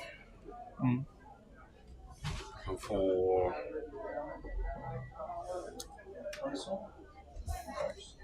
The Sisu has to go. Every card has to be removed. 6 från Maximus. Yes. Betala 3 för Magnus Fischer. Okej. Inkar en där. Det blev fel. Nej, det blev inte alls fel. Fast det hjälper mig ändå. Nej. För det blir... Jag når inte den här om du tar den här. Nej. Det blir ändå bara 4, 5, 6. Ja. Ja, nej. Skit också. Bra spelat. Skulle tänkt på det där innan alltså. Ja, med Lady Tremaine där. Ja, jag glömde bort Lady Tremaine helt och hållet. Och det... Ja, den är farlig. Så just när jag sitter hela tiden med ska bounce upp den. Jo, alltså det är just det där för att det hade jag bara haft en runda till. Hade du inte haft Lady Tremaine där så hade jag liksom skjutit iväg rätt snabbt för att jag båda hade 2 stycken sheriff i så fall med Maximus. Liksom. Ja, exakt. Men det... Ja. Well, I don't think you need to understand Swedish to understand what they were talking about just there. The Lady Tremaine being the pivotal moment in that one. But Magnus taking it down 2 games to 0. As I say, a very strong player. One of my favourites for the tournament. But really, really big congratulations for Christopher for putting on a great show. It was so much fun to see the Maximus, I think, in particular, and the Sheriff of Nottingham really putting in some serious work. Now, I'm going to go over to the player table. We'll see if we can have a bit of a chat with Magnus, and maybe I can challenge him to a game while we wait for the next round to start. Lagom med items i början så är det liksom att få ut liksom 2-3 stycken sådana är inte något svårt liksom. Nej. Och de är tankiga, de questar för massa. Alltså menar du det också? Ja, andra gången. Första gången jag spelade, andra gången jag menar det. Ja. Men sen första gamen då hade ju 2 Fischhoek ute då. Ja. Nej, 2 Lucky Dime. Jag fick mina Lucky Dime men jag fick inga av mina questers. Så vad är detta? Hade han fått ut den då hade det varit trevligt. 8 bara. 8 på första rundan. Den kommer ut 12 sen. Alltså, det är kul att spela med dem liksom. Det är det ändå.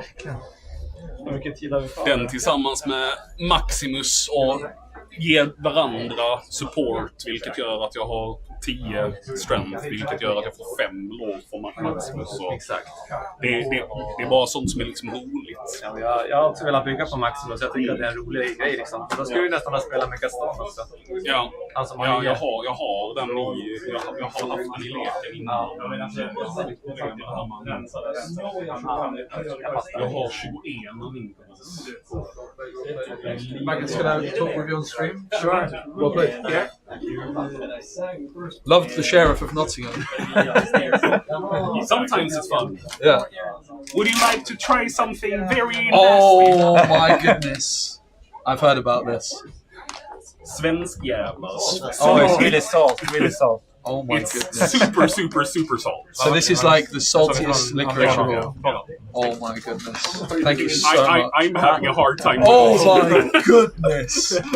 Magnus, are you going to join No. me? Come on. It's too salty. Okay, a little bit. We should do it on stream. We've got it on screen. It's Yeah? on stream. Yeah. Okay, a little bit. Shall I just go for it all? No. If you can. Look into the camera. Oh my. Chat. If someone's in chat, clip this. We need this for later.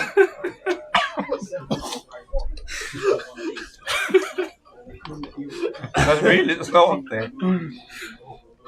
It is too much. It is too much. But quite nice though. Afterwards, it's quite great. Sweet. But in the beginning, it's horrible. That's nice. It's just a fun thing to do, right? Yeah. What did you give him? What did you give him?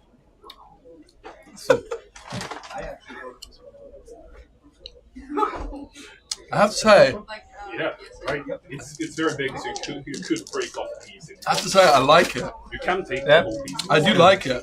My face might not suggest that, but wow. I think I need to get that for my dad. He'd like that. It's a slightly too much. Yeah. Slightly. Slightly. Fan, du borde väl toppa det? Magnus, Yes. do you have time for a quick show match? Show match. Have a nice time now. Sure. Thank you. Good luck. Yes. Ja, där ligger de ganska... Riktigt. Yeah. Have you heard about it? No. Nej, hyperaggro. That's, Hyperaggro, jobbigt att möta. that's the strongest. Och så här, det var... Wow. Stilsång-varianten. Ja. Okay. Ja, den är jobbig.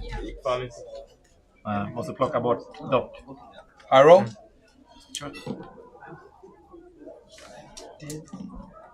Yes. Usually when I play, like in matches, I'll go second. But this deck, I really want to go first. So that's why I'm like, yeah, let's actually roll for it. You can We won from yesterday? Yes, unfortunately. You beat me yesterday, right? Yep. Yep. Yep. Like always. Not always, but Most of the time. most of the time.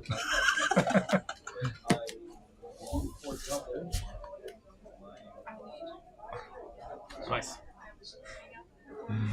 Nice. 6. 4. Also, the table's not nowhere near as shaky as I thought. Like, as soon as they're not... It's more when. If you're, like, leaning on it, it is. Yeah. But, like, if people are aware that it's shaky, Okay. it's much Yeah, better. I checked while they were playing. I was like, it was someone bumped into it. And Yeah. 'Cause in the first one before, like, in round 1, it was so shaky. Jag But fick this was vinna okay. mot Yeah, it was super Amber fun. Steel. No issue. Ja, jag mötte den också. Hur gick det för dig mot den? Något. I can still taste the licorice. Ja, men jag drog ganska... Okay, you ready? Jag drog You're gonna eat goat and playroom plus. Jag lät, Sitta och försöka kontrolla, men det gick bara inte. jag lät honom starta. Jag lät också. Ooh! Lyckades jag få ut Med en tid. tvåan, You didn't mulligan 7 this time, Magnus, huh? Och kunde liksom contesta Maybe you should have, mate. Maybe should have. Robin Hood och Hooks. You could play Thievery. Och sen And Ursula's andra Cauldron. så mullade jag för So I get to look at the top 2. Fox och Robin Hood. Put one on top, one on the bottom. Wheel, fast en, Press for one. ganska tungt modifierad för att ha board state. Also with items, like maybe like this part of the mat isn't always on camera. Yeah. So that's just something to consider. Ooh, the Flynn Rider. Where was your Moana, mate? Yeah. Sure. Didn't come this time. Use the cauldron.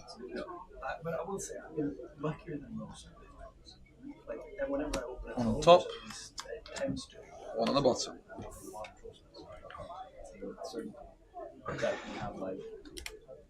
Nu måste man vinna sin Maybe it was a mistake of quest. Känns det som. Du har gått 1-1-1 eller? 1-1-1-1-1-0-2. Okej, så... pass. 0, 1, 2. Alltså en draw, 2 förluster. Nej, 2 draws, en förlust. Okej, om du vinner 4. Yeah, when he got finished and ready character. Jo, Yes. jag måste vinna Nej, de det 3 måste sista. det är samma för mig. Jag har gått 1. Ja, samma för dig han också. Är han också? Han har bara väl Standard start. Fast jag tror att jag har en ganska okej chans mot Rubiana först.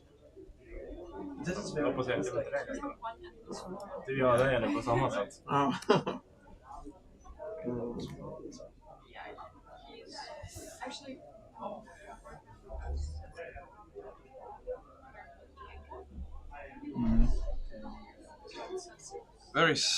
Really want to ink this. Ink the sorcerer's hat. Mhm.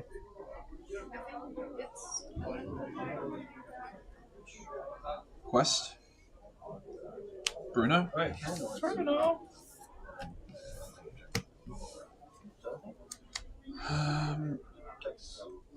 If I draw with the broom, your Cecil goes through, so I probably shouldn't have quested with it. Oh.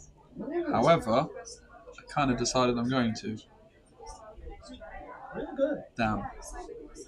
Yeah, better one is playing. Definitely. You're playing it. But, there we go. I'll draw. Yeah. Yeah, it's like I think it like that. I think that Tian is the better option. Just practically the same. Yours. Yeah. Wait, never mind. Har du fått någon flintig än? Nu? Ja, det är det första. Ja. Eller mot han. Eller menar tidigare? Ja. Nej, typ inte alltså. Inte jag heller. I can't believe how salty that was. Yeah, really so. I really liked it afterwards. I can still taste it. I got like a bit of salt on my lip. I keep getting like, oh.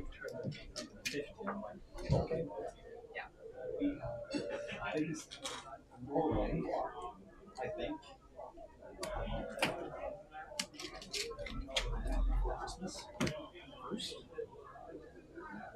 Yep. What did you ink, sorry? Very Oh, yes, thank you. I'll draw. Can use the cauldron. Oh, I have a proxy or two. It's okay. I say as I see the proxy. So I'm going to exert Bruno Madrigal, and I'm going to name the card Boss on a Roll. What? How did you know that? Oh my god! So I gain 3, Yep. and I get to add it to my hand. Cool. But that was also the I'm going to play Raya, the Camadron Rider, and once per turn, whenever a card is put into your inkwell, you may ready another chosen character of yours. Yep. They can't quest for the rest of the turn. So I'm going to ink Super Goof, ready Bruno. Good play. Thank you. And I am going to name another card. But I don't know which card yet. This would be the... What's the best chance? Oh, I know. The spiciest card I can draw is Fan the Flames. Fan the Flames. I don't think I inked one yet. I haven't seen one. Fan the Flames. He did this yesterday. No! He did it yesterday and actually hit correct stuff. That stays on top. Okay. I have 3 in hand, so sadly your Flynn is still going through. Your turn. Thank God it's 2 Sisus and not 2 Flynns.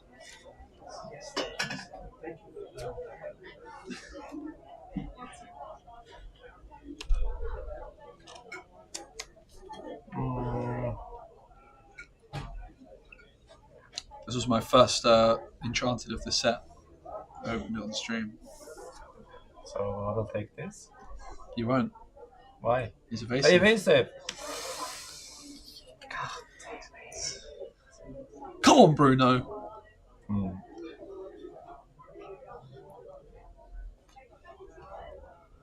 True. I don't have my D23 Bruno with me though. I really should have.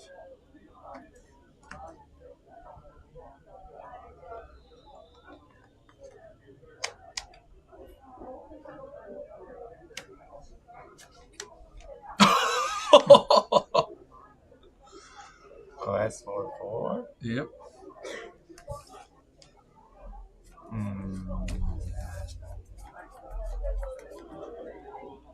Yep. Draw. Can I use the cauldron? Just thinking on those.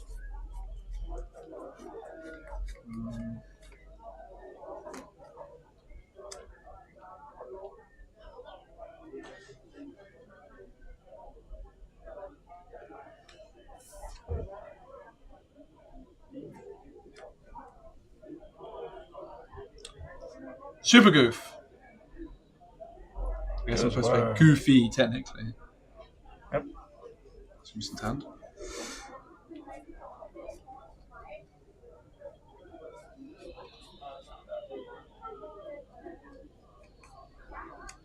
I'm gonna ink Bruno. Yep. And with Raya, I can ready Bruno. Don't you gain 3 as well? No, only when I name the character. Yeah, but from the Super Good. No, because it's Yeah, he got 3. He had Yeah. 6, now it's 9. Okay. Yeah, the 6 and 9 are actually confusing in this. 1, 2, 3, 4, 5, 6. I have 6 ink. Mm-hmm. I'm going to pay 3 for my proxied boss on a roll. Mhm. So I look at the top 5. Oops, you didn't see that, right? 2, 3, 4, 5. Right. So let's go like this.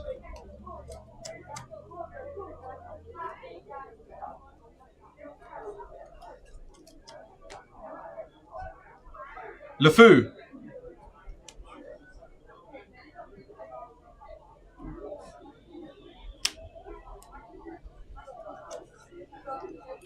Thievery.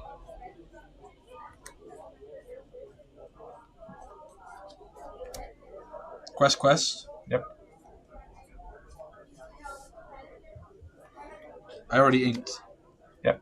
Oh, maybe I didn't think this through. I'm not sure I thought this through. Pay 1 for thief. Did I gain the? I didn't gain the lawful boss on a roll. Did I? Did you get a lower for that? Yeah. I think you didn't.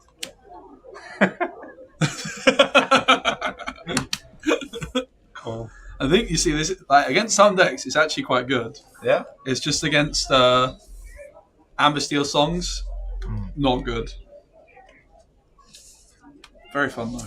I'm gonna keep tweaking it. It's actually the Ravensburger game designers. It's a couple of the Germans were playing it in Paris. Okay. And I saw that and I was like, I am playing that Need deck. to try that. So now I've got it sleeved up. Yeah. It's kind of what I need to do is I just need to sleeve up a lot of other decks, so I've got a bit more variety to play stream. It's the only one I've got with me, sadly. Only one? Yeah, I was so busy coming, but I was thinking maybe what I'll do for some show matches later, I might just like borrow some decks off people. Yeah. Or some other. I have a Steel Sapphire with me also. Oh, nice. Quite up to speed, I think. Mm-hmm. Yeah, so 2-0-2-0-1-1. It's kinda good. It's kind of good. Not bad.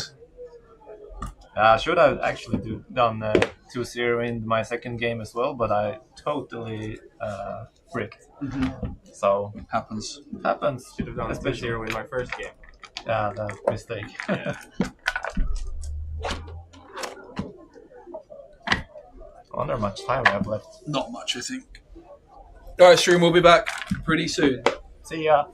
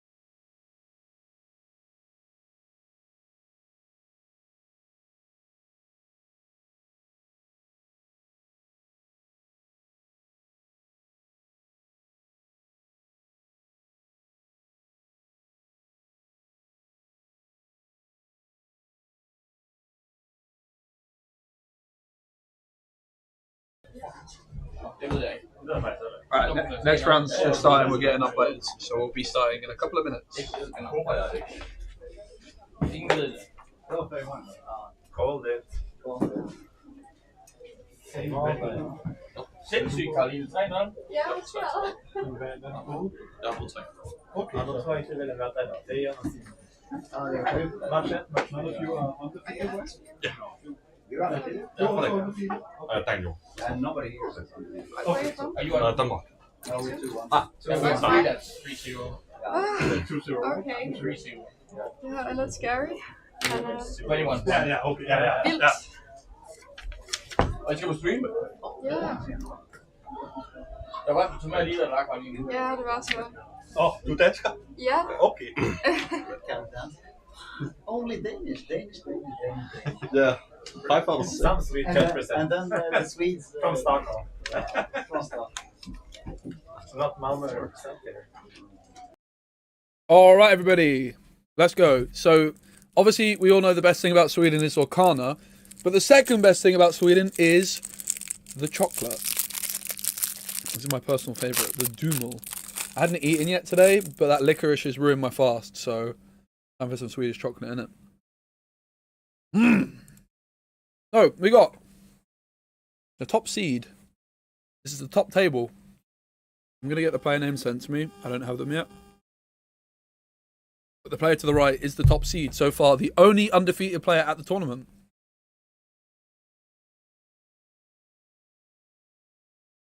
You DM'd me? Where did you DM me?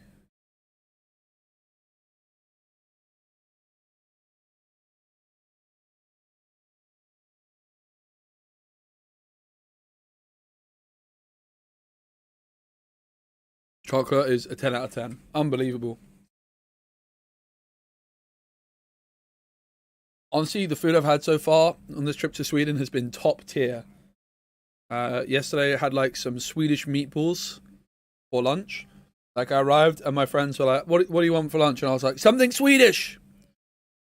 We got some Swedish meatballs. And then for dinner we went for all you can eat sushi and it was glorious. And then the only thing I've eaten so far today was that licorice and 2 little Dummel chocolates.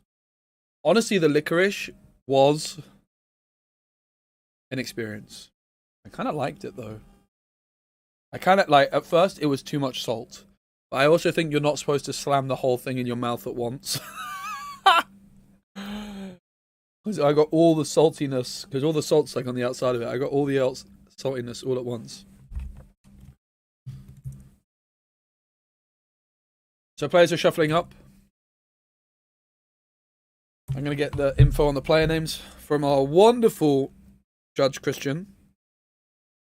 All right. Thank you, Christian. He sent it to me. What a lovely guy. So to the right, we have Carolyn, who is currently undefeated. And on the left, we have Daniel.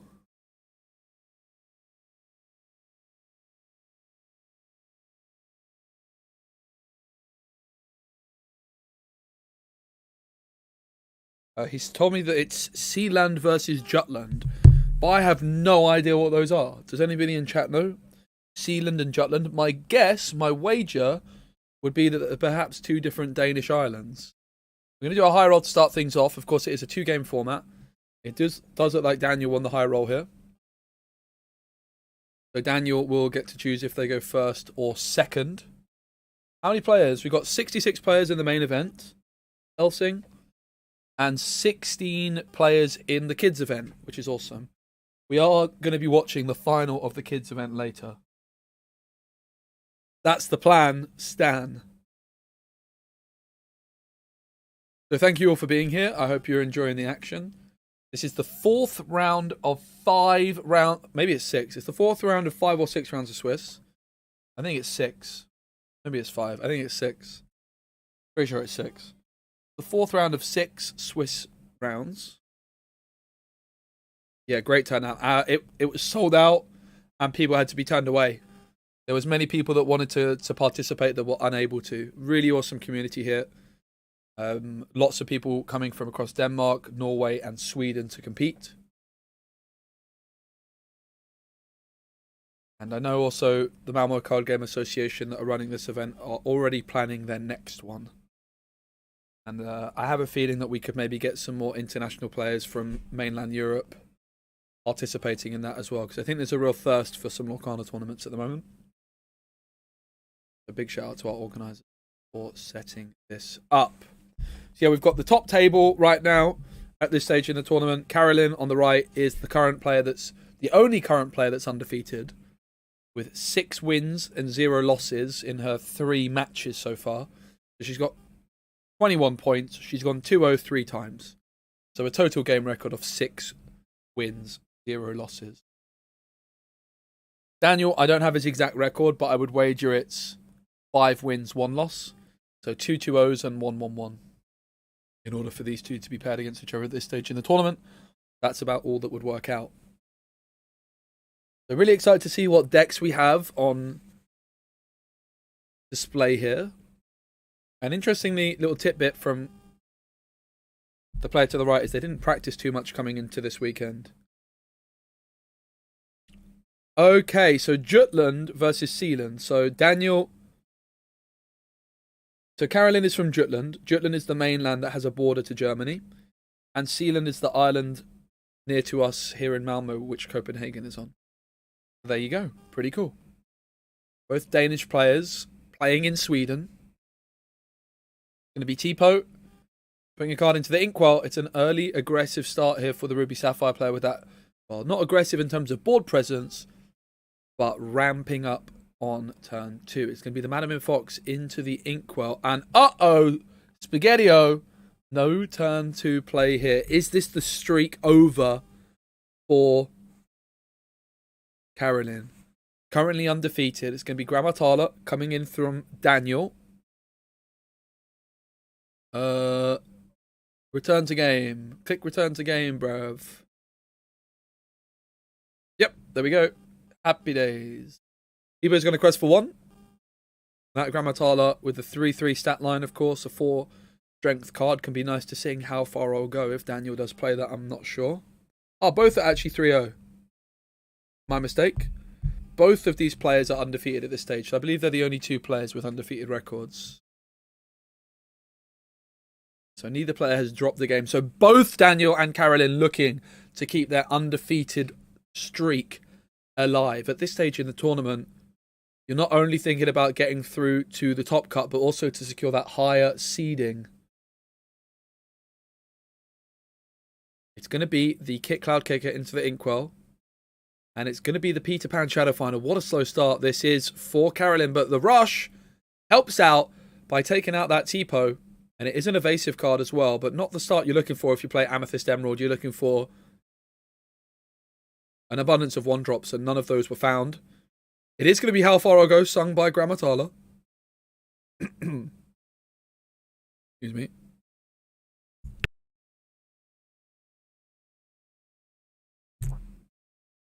Maui into the Inkwell. Oh, that's not what you see every day. Well, Helsing in the chat said they wanted to see some spice. Well, there you have it. The RLS Legacy. It's a 4-cost uninkable location. It has 8 willpower and it gains 2 lore per turn. It costs 3 to move a character there, but any character at the RLS Legacy gains evasive. Added to that, when you already have 1 character at the RLS Legacy, to move other characters there, it costs 2 less. So you might pay 3 to move Grammatala to the RLS Legacy, but then you just pay 1 to move a second character there.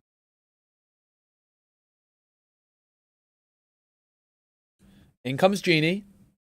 Yeah, that's a really good point. It is a definitely, McDuck Manor, we saw Reese finishes the top seed in the European Championships in Swiss play the McDuck Manor in his Ruby Sapphire deck. The RLS Legacy is uninkable. It has 1 less willpower than the McDuck Manor. But that evasiveness can help deal with genies. And yeah, perhaps help also deal with... We do see the Maui Half Shark come through. Also help deal with Elsa and stuff like that.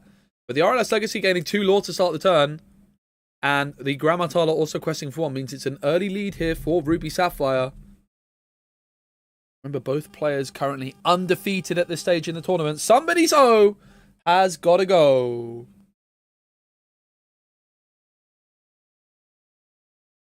Or law for Daniel at this moment in time. It's just one for Carolyn, who was going second and had this slower start.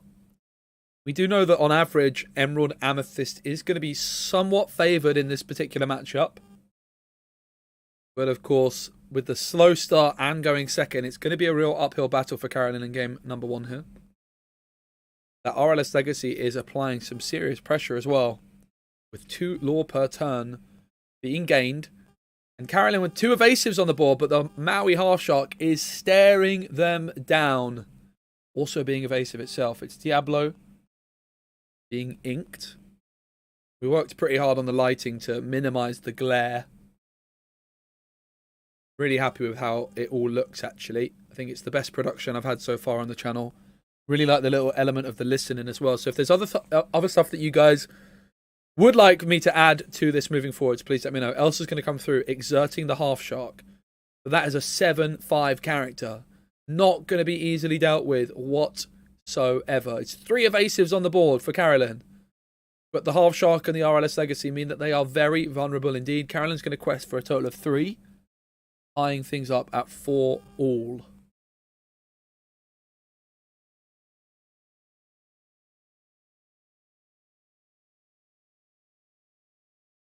Four lore apiece.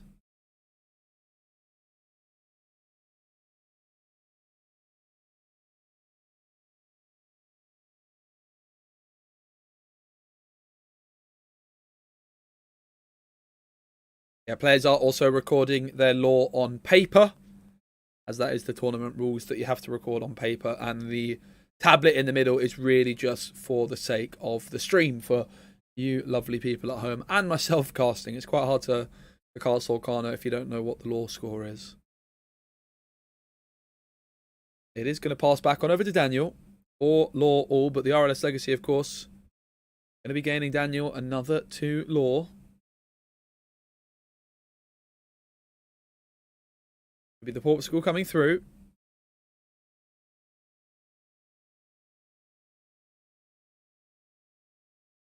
Daniel should be going up to 6 because of the RLS Legacy, but see what happens there. Genie is taken out by Maui. Chee-hoo! See how far I'll go is added back into the hand. A Portugal is going to be banished to heal Maui back up. And is it time for the crab? Surely not enough ink. RLS Legacy does come through. Of course, it's supposed to happen at the start of the turn. Oh my goodness! It's McDuck Manor! Well, people in the chat were talking about it's interesting RLS Legacy over McDuck Manor. Well, why not both, says Daniel. How far I'll go, which was put back in by the Half Shark, is sung by Tala, and the Half Shark, whenever an action is played, gain a lore. The Half Shark is putting in so much work here. And moving the Tala to the McDuck Manor, we love to see that, Daniel, because why the devil not? It costs 1 to move a character there. It doesn't do anything, but it's just funny.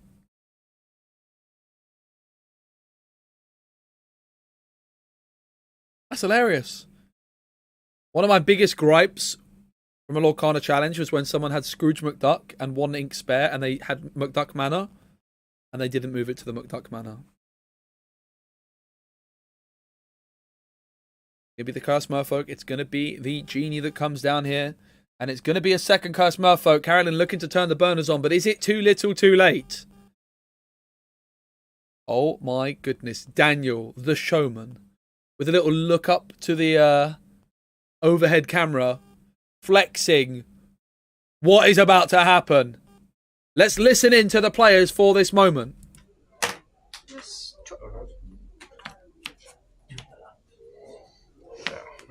Og så knap så heldig på dig. Jeg får 4, går til 11. Trækker til 2. Hvordan gør vi det her bedst? Jeg vil gerne dræbe din Elsa. Og tage Havfalco i hånden, og så healer jeg de 2 med det samme. Så jeg kan synge Havfalco. Giver de 2 øverste.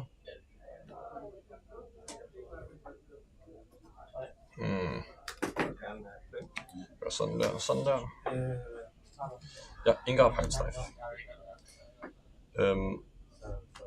Jeg har ikke fået min lov for at spille en action. Hvad? Nej, så jeg får en lov, fordi jeg spiller en action. Yes. Og så betaler jeg 8 for en stor sisu, der river hele bord. Og så tur.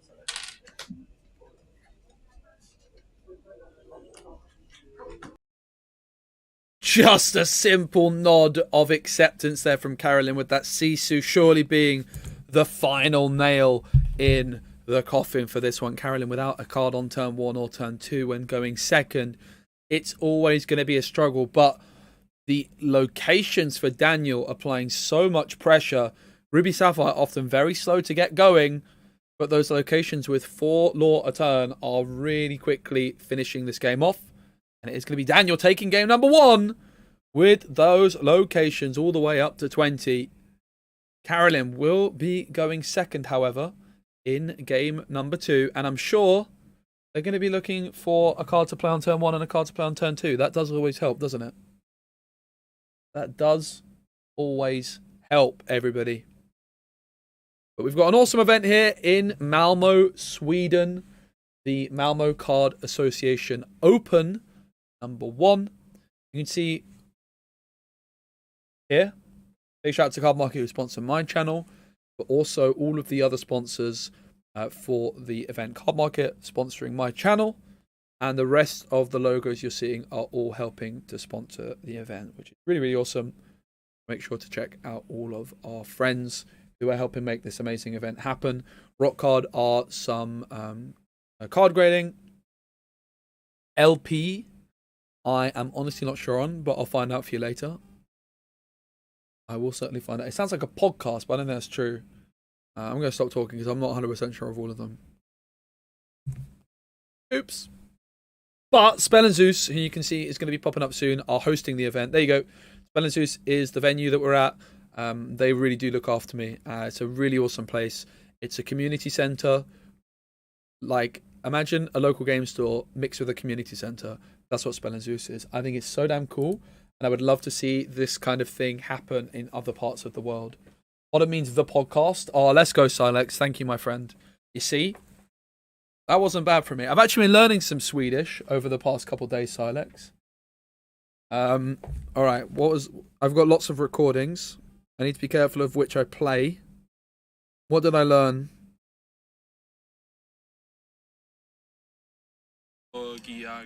Hamburgiaga. Hamburgiaga. Jag gillar hamburgiaga. Means I like hamburgers. Jag gillar ost. Jag gillar ost. That means I like cheese. Jag gillar ost.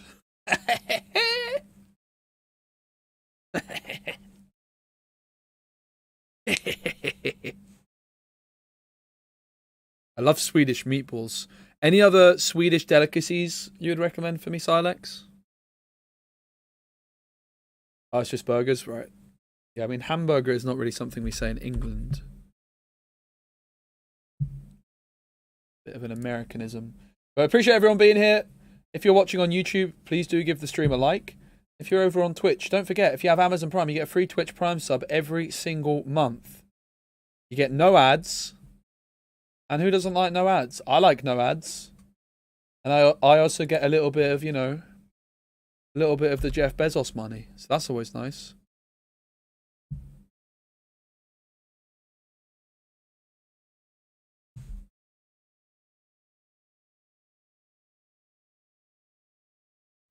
It was a very speedy game number 1. Say less. Did that work? Wait, I don't have my alerts up. Let me check. If you sub, like, note me. Oh my god, this worked. Lil Scipion with the Prime. Thank you so much, mate. What is that, Silex?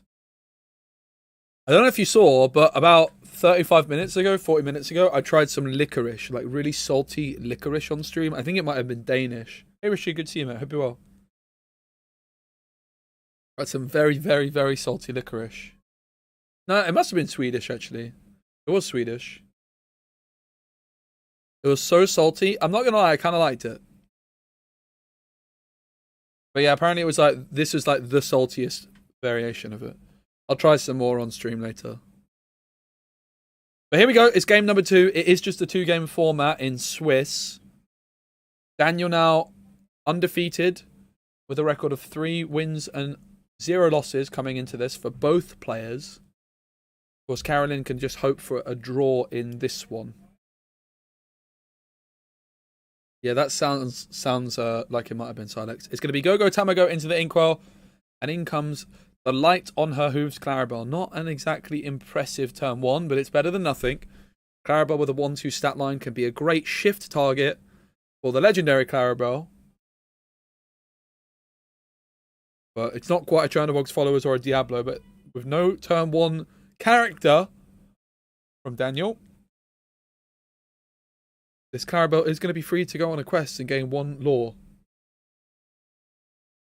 In comes Diablo. Oh, is it the Shinmiri special?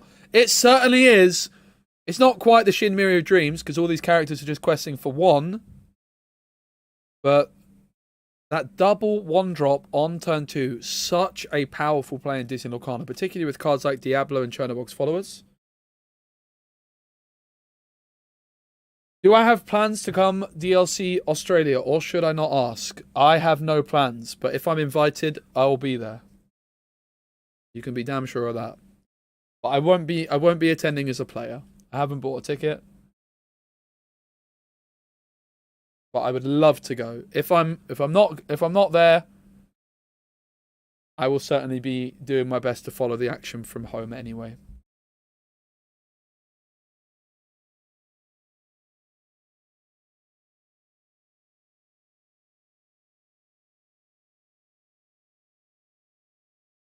The crab into the Inkwell, and in comes Go-Go Tamago. Of course, it's an evasive, and it's going to be the triple quest. No messing around from Carolyn. Up to 4 lore now.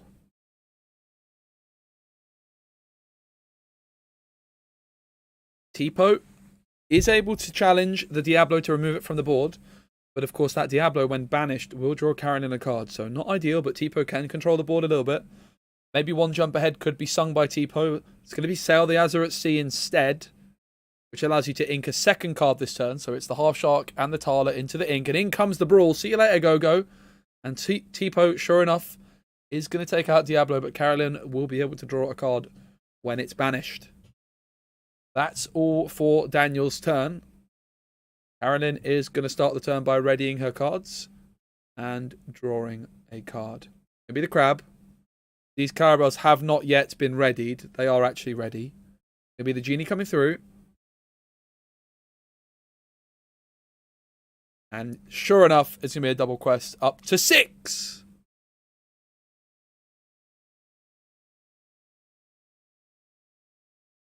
Yeah, Go-Go definitely a strong card in the late game, but also getting that evasive threat down nice and early. Did force the Brawl from Daniel. Every lore does matter, but yeah, the Go-Go's can be an explosive play in the late game. What's interesting here is it could be time for Clarabelle. No card played at all there from Daniel. That is not what you're looking for. Oh, is it how far ago that was played? My mistake. How far ago was played. But no characters. Of course, Daniel threatening very much to get up to be prepared range now at 7 ink. A board wipe could come through. It's another rabbit. Well, a rabbit. First rabbit, in fact.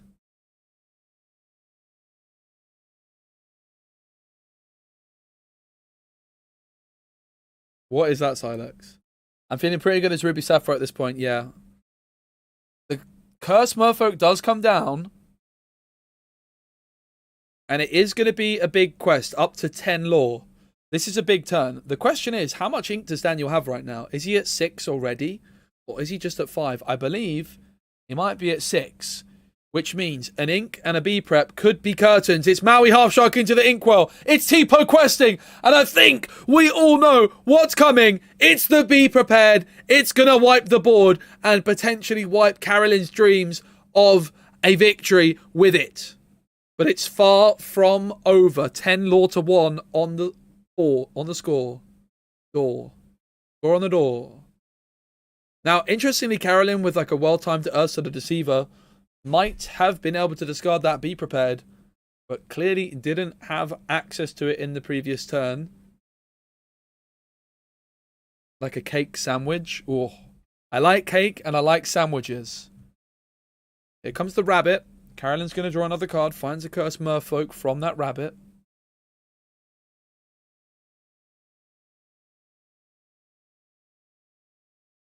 One ink still available, and Carolyn is yet to ink for her turn either.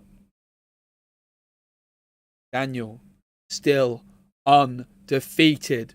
They want to keep that streak alive. It's going to be the White Rose into the inkwell, and in comes that Ursula!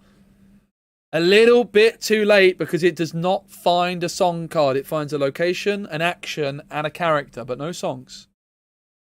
That RLS Legacy, ready to go. Also, big shout out to the Dragonfire promo card from the Disney Lorcana Challenge events.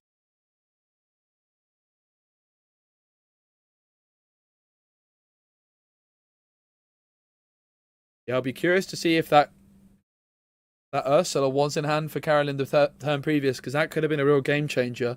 It's also possible, of course, Daniel might have just top decked the Be Prepared. So even if Carolyn played the Ursula, if Daniel top decked the Be Prepared that turn, it wouldn't have made a difference.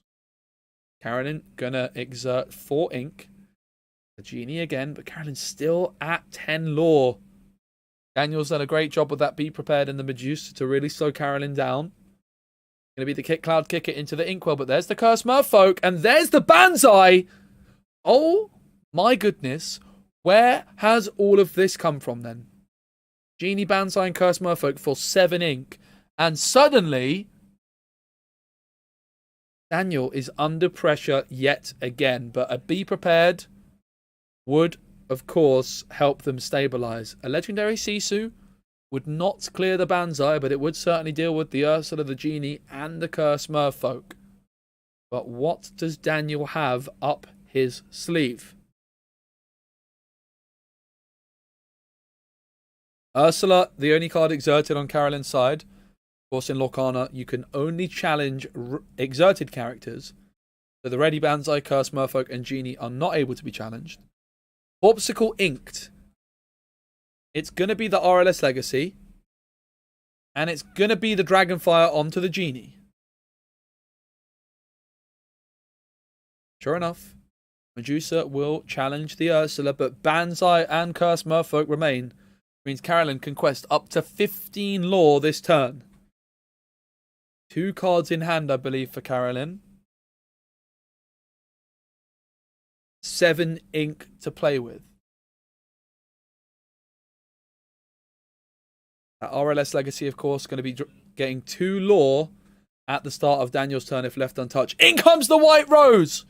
That's the kind of card you need at this moment in time. 1 lore gained when it's played. There's still 4 ink left. Can Carolyn utilize that? Is it another White Rose? It's a Peter Pan, who does have Rush and Evasive, and will sink in 2 damage counters into the RLS Legacy. And sure enough, the Banzai and the Cursed Merfolk will quest, meaning that Carolyn is threatening to win the game if nothing is removed from this board. Going to be 2 lore gained by the RLS Legacy. Madame Medusa is going to be readied. Of course, it can challenge the Cursed Merfolk or the Banzai. It's going to be the McDuck Manor off the top. We saw the power of the locations when going first, but going second, a little bit passive, and it's the handshake. It's the game for Carolyn. It's a 1-1. Both players with a victory. Both players going to get 3 points for their troubles. And both players remain somewhat undefeated.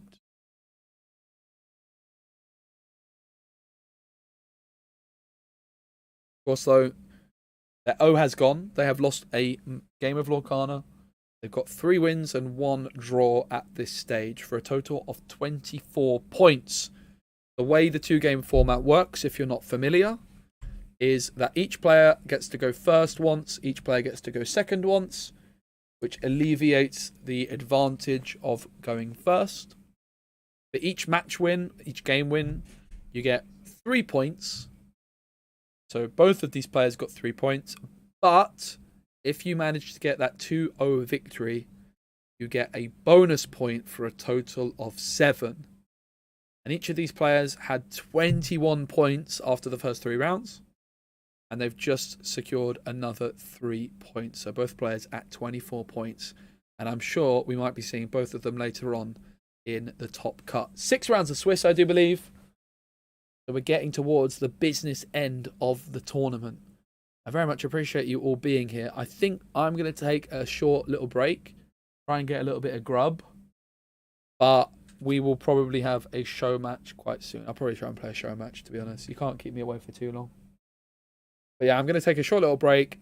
Try and get something to eat. And then we can do some sort of show match.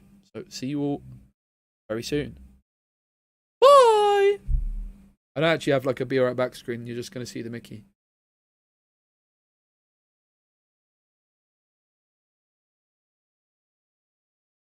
That's a bit more interesting.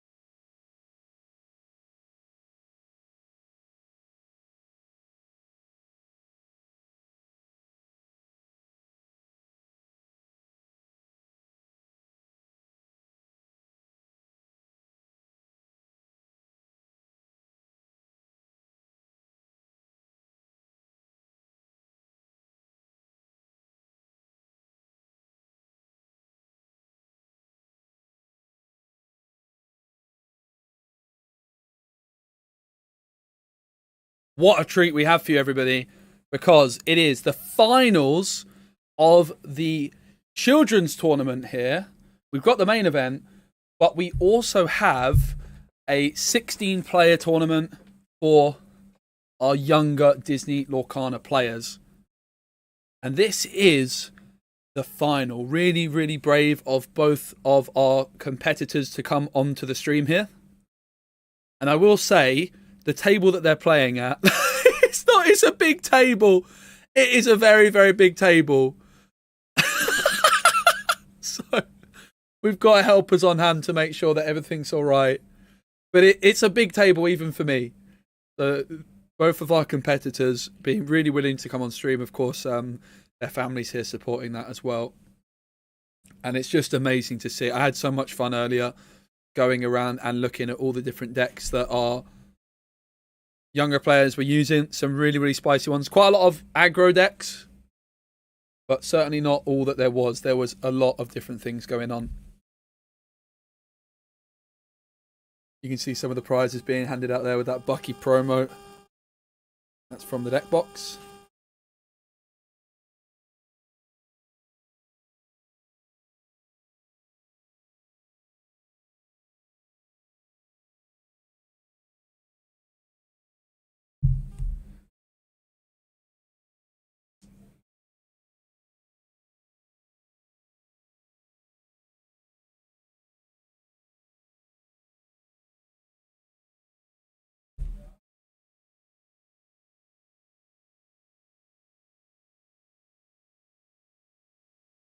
We have Christopher versus Simone. I think. Maybe I'm wrong on that.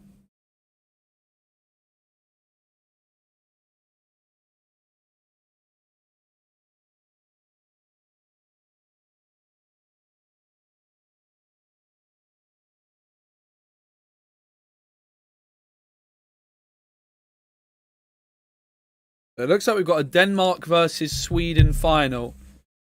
If I'm not mistaken, we have the Dane here to the left and Simone to the right from Sweden. Really, really excited for the 16 players in the event, and these are your two finalists. I'm going to assume it's a best of three. I'm going to get confirmation on the format.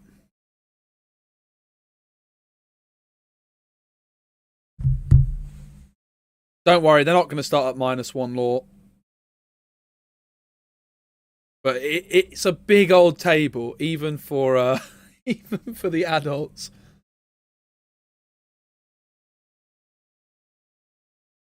We've got lots of people on hand. Really amazing to see the community coming together. It's one thing I've been really, really amazed at is when I come here to Spell and Zeus, is the amount of families that come and participate and enjoy Lorcana together. Really is a game for all the family, and I think that's something really quite special. It is going to be a best of 3 final. And of course, after this, we will be getting back to the main event, but the timings worked out quite perfectly that we had a rather speedy round 4 on the main event table. It's going to be Lilo into the Inkwell, and in comes Daisy Duck. That card which can quest for 2. Simone starting off with an aggressive opening. It's going to be the Madam in Fox into the Inkwell, and in comes a Magic Broom for Christopher. Simone draws a card. 1 ink available currently. Is going to ink a Magic Broom, bringing her up to 2 ink. And in comes a second Daisy, and it's a 3rd Daisy from Simone. And Daisy Duck's going to quest for 2. Of course, going to be revealing the top card of the deck. It's a Dragonfire. It's a non-character card, so it goes on to the bottom. Now, funny enough, I was out for dinner last night with Simone and her family, and we were speaking about Hyper Aggro, and I said to her, the best thing to do with this deck is turn 2, don't play a 2-drop, play 2 1-drops. Well, Simone has certainly done that with the triple Daisy Duck by turn 2. Christopher, though, going to respond with a Flynn Rider and is going to quest for 1 with that Magic Broom. Simone is turning on the pressure with these Daisy Ducks. That Dragonfire, of course, a pretty unfortunate card to be on the top of the deck for Christopher. I didn't actually catch the carding there by Simone. It's going to be Piglet, and it's going to be the Diablo. Triple quest from Daisy Duck. Triple Daisy Duck trigger. Diablo into hand, Flynn Rider into hand, and friends on the other side to the bottom of the deck. That is a board and a half by Simone. Incredibly impressive. Christopher's going to ready and draw. The Flynn Rider is not going to be gaining any lore for Christopher because of the 2 strength on Piglet. In comes Brawl. That's going to deal with 1 Daisy Duck, but there's still 2 remaining. Going to be the Magic Broom, questing for 1.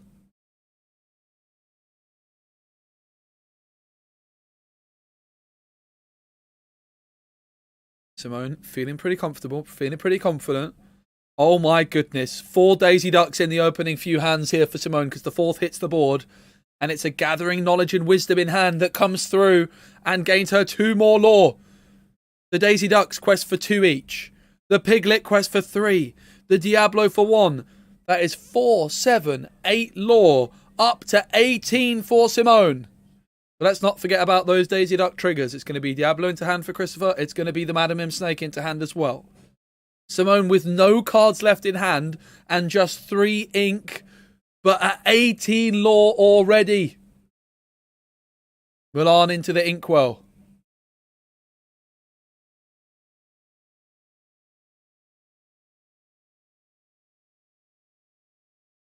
That is an incredibly impressive board by Simone. Magic Broom is going to challenge the Exerted Diablo, which of course means Simone can draw a card, and it's another card which quests for 2. It's Maleficent biding her time. In comes the Fox, though, for Christopher. In comes the Magic Broom again. The Fox can rush in, and finally, Daisy Ducks can be dealt with. But it seems as though, as the Piglet is traded for the Flynn Rider, it's too little too late. 2 Daisy Ducks have been dealt with, but 2 remain tall for Simone, who's going to quest for victory and gets off to an electric start in this final of the children's event here in Malmö. And it's going to be Sweden striking first against Denmark. But now it's going to be Christopher's opportunity to go first. And it's going to be fascinating to see how Simone tries to use their hyper aggro deck while going second. I have to say, really, really impressive by Simone. But also Christopher did such a good job of contending with that board. But the curve there from Simone was absolutely glorious. Triple Daisy Duck, followed up by the Piglet and I think a Diablo. Incredibly efficient. Didn't go above 3 ink. Just stayed at 3 ink.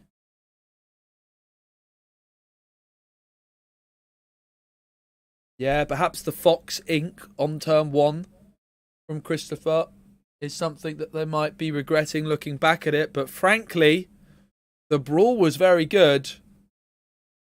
And we don't know exactly what was in their hand at the time. And I'm sure that turn 1 Fox ink, they weren't quite expecting a triple Daisy Duck to come through. I think even with the Fox over the Brawl, they might have been in serious trouble. But here we go, it's game number 2. Christopher from Denmark looking to strike back against Simone from Sweden. It is going to be Christopher going first in game number 2 here.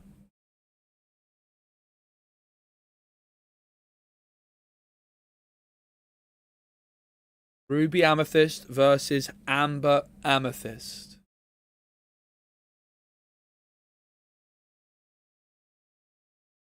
It looks like it's 5 cards being put away by Christopher.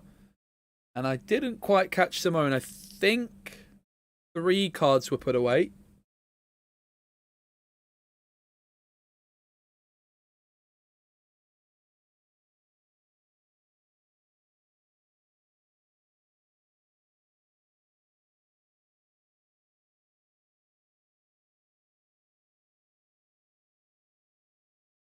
I think the best player in the world might well have been taken out by Simone there with that opener. But that is some very impressive shuffling on display by Christopher. Better than mine. No doubt about that.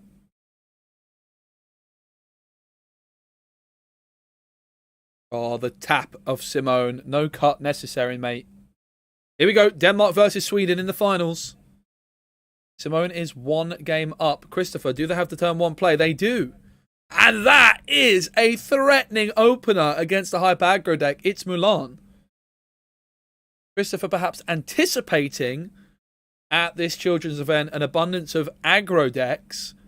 And I think the Milan is an incredibly wise meta call then for the tournament meta. We saw that legendary Milan in their hand in the previous game. It's a shift 5 that can take out multiple threats at once. Simone opens things up with a Lilo. Flynn Rider into the Inkwell, and in comes the second Flynn Rider. Milan not able to challenge Lilo because she is readied. But it will quest for 1.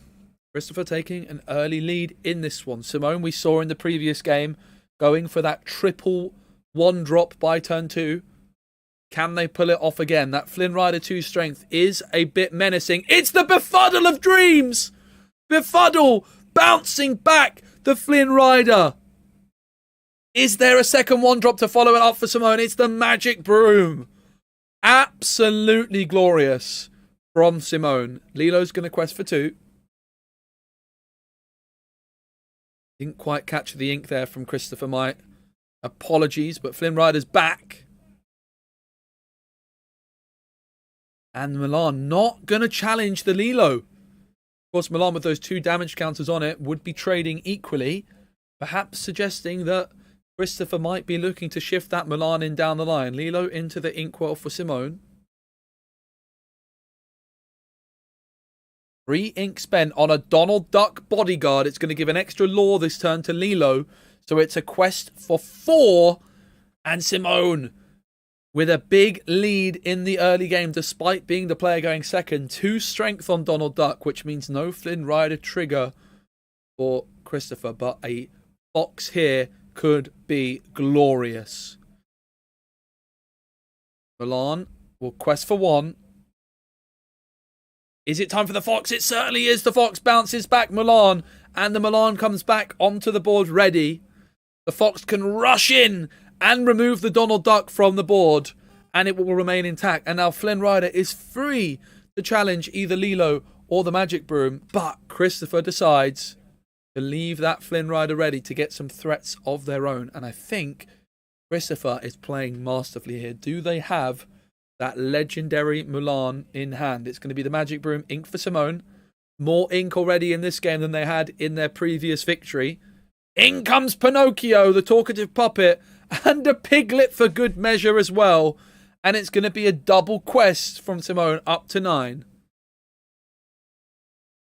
This is a big moment. Is the shift Mulan there? It's there! The Mulan rushing in and dealing 5 damage to 3 different characters all at once. It's going to be the Lilo. And then 2 other characters can be, not challenged, but you deal the same amount of damage that Milan has. When you shift in, you get extra. It polishes up the Pinocchio. It polishes up the Piglet. And the Magic Broom is all that remains. Of course, the lore was gained for Flynn at the start of the turn, thanks to the Madam in Fox having 4 strength.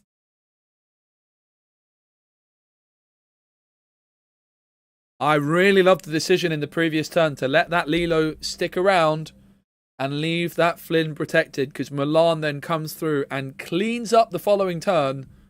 But it's the Magic Broom show now for Simone. Is going to quest for 1 with the Magic Broom. 3 cards on the board for Simone. The longer it goes on, the more you have to favour Christopher. It's going to be the Flynn Rider gaining some lore. And Milan here, it looks like it might be challenging the Broom and polishing up the Chernobog's followers and the other Magic Broom on Simone's side of the board. All 3 characters taken out. It's been the Milan show in game number 2 here for Christopher.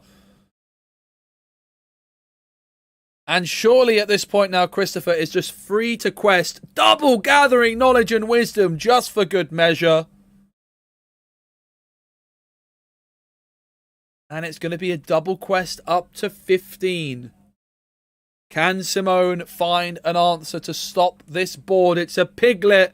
It's a good card, but not at this moment in time, as Christopher is going to gain 3 lore for Flynn and then quest out with everything to 20. Which means we go to a third and a final game in this final. It's Simone from Sweden against Christopher from Denmark. It all comes down to this. Look at that shuffling. That is just glorious. I couldn't shuffle better than that if I tried. I think I need some shuffling lessons from Christopher. And Simone's is a very efficient shuffling tactic as well. Look at that. Very nicely shuffled.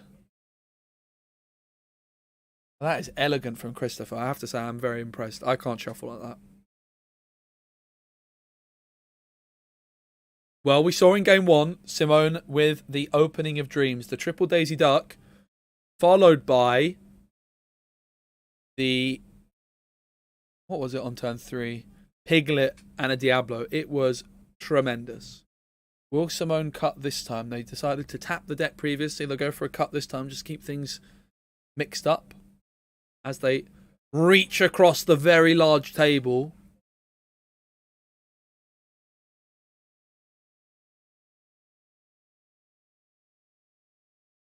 Here we go. It all comes down to this. Each player going to start off by drawing 7 cards. And Simone does find a Daisy Duck at that last moment. Befuddle in hand could be a game-changing moment in this one. Will they hold on to it? It looks like they're keeping an abundance of 1-drops and getting rid of the cards which aren't 1-drops. 4 cards are gotten rid of and 4 new cards are drawn.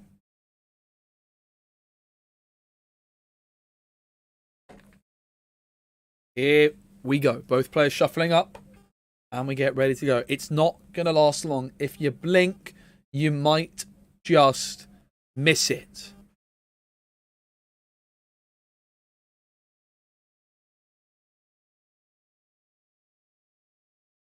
First to 20 is going to be the champion of this tournament. 16 players to remain. Simone will be kicking things off. And it's going to be an inking of a Churnabox followers. At least I believe. And there she is again. Christopher not too happy to see Daisy Duck, Donald's date, on the board yet again with that 4 willpower. So difficult to remove. Now, does Christopher have a turn 1 play? They do. It's the Milan.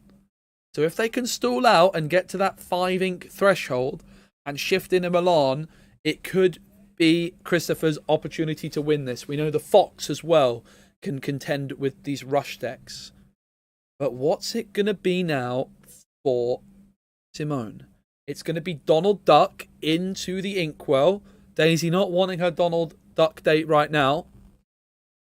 In comes a Diablo. And it's going to be the Churnabox followers deciding not to play the Befuddle at this moment in time, which is a great decision. And be prepared onto the bottom. And poor Christopher not too happy to see yet again Daisy Duck not giving him the characters he wants in hand. Churnabox followers inked. Is it going to be Flynn Rider on 2? It certainly will. But I love this decision from Simone to hold on to that Befuddle, because it could be really good now onto a Flynn Rider or onto the Milan. The Milan was not posing a threat to her Daisy Duck. But now, if Simone can play, for example, a Piglet and a Befuddle, it could be a glorious opening. It's actually going to be Piglet into the Inkwell. And it's going to be 3 ink for Donald Duck. Will Donald come in as a bodyguard? I'm not so sure that it did. It did. And it's giving 1 extra lore to Simone's board of Questers. The Daisy Duck trigger comes through and it's Milan Legendary in hand. So Simone's now aware that that Milan is in hand. But the Donald Duck bodyguard is protecting the rest of their characters. Does Christopher have the Fox that they need to break through this Donald Duck bodyguard. It appears that they might not. It's going to be thievery for 1 ink. That allows him to gain a law and make Simone lose a law. So it's 7 law now for Simone, 2 for Christopher. 2 ink still to play with. It's a second Flynn Rider. The Donald Duck bodyguard from Simone is protecting all of their characters. Masterfully done. I would have gone for the Befuddle Piglet play. And Simone has picked a different line and a better line. But now it's time for Befuddle. Flynn Rider bounced back into the hand of Christopher. And now it's the Piglet. Simone just at 3 ink. But 3 ink is all you need with a hyper aggro questing deck. It's going to be another Daisy Duck trigger missed for Christopher. The thievery onto the bottom of the deck. We know they have that legendary Milan, which can shift in on turn 5, but just 4 ink to play with right now. Milan will quest for 1. There's the Fox! They're going to play the Milan down again. Fox can deal with the Donald. And it will. Fox taking out Donald Duck.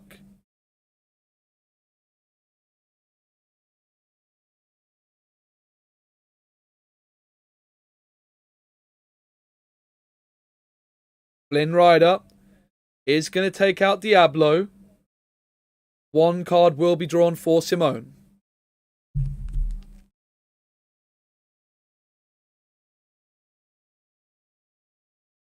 I'm messaging our judge to see if we can get that Fox back on the table.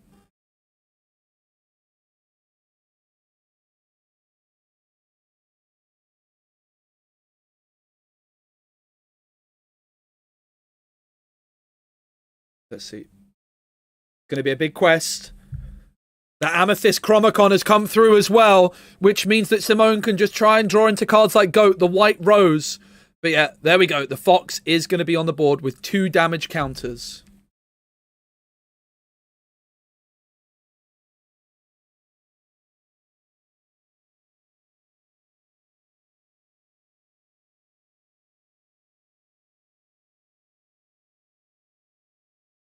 But there's the Milan! The Shift Milan has come through! And that is going to be able to take out 3 characters in a single swoop, including this Diablo, which is ready. It's going to be Piglet, it's going to be Daisy, and it's going to be the Diablo. The Diablo was ready.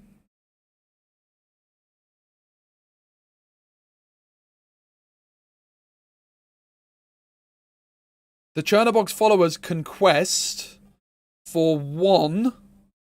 That Amethyst Chromacon, though, for Simone could be all she needs, drawing into cards like the Gathering Knowledge and Wisdom. But we also know that Christopher, as they do take out the Chernobog's followers for the Fox, plays cards like Thievery and A Pirate's Life. Is the Gathering Knowledge and Wisdom available for Simone right now? That Flynn Rider is also going to be gaining 2 lore. There's a Goat! Simone finds the Goat, but they don't yet have enough ink for it. It's going to be the Baloo instead!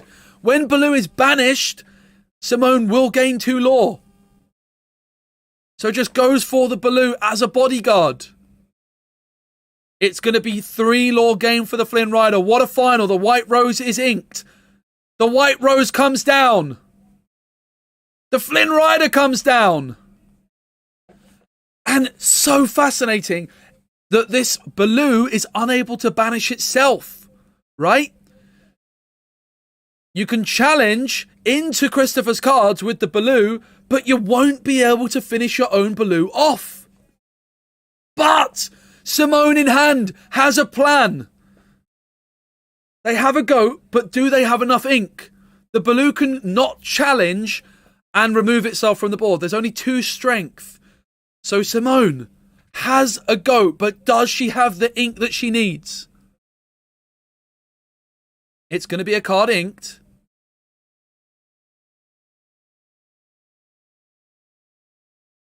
Two lore is needed. Was it the Goat that was inked? It's going to be the Chromacon drawing a card. It's going to be another Chromacon coming down, drawing another card. It's a white rose found, but only 2 ink available.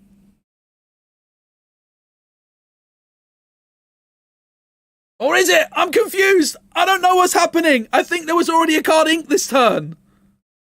I think there was already a card inked. Was there?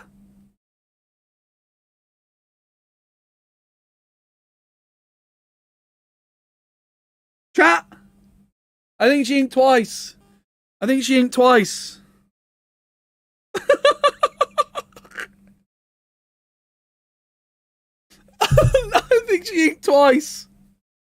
We'll get that sorted for you. What a game. A huge congratulations to both players. But we're going to get that cleaned up. Did you have it either way? I'm pretty sure it was Christopher's game, no? I think it was Christopher's game. What a game it was. It was absolutely glorious. We're going to get it cleared up exactly what's happening. So the situation is, it was 13 law on the board for Christopher, right? 13 law was on the board for Christopher. There was double Flynn, which would be 19 already, plus the quest. Yeah.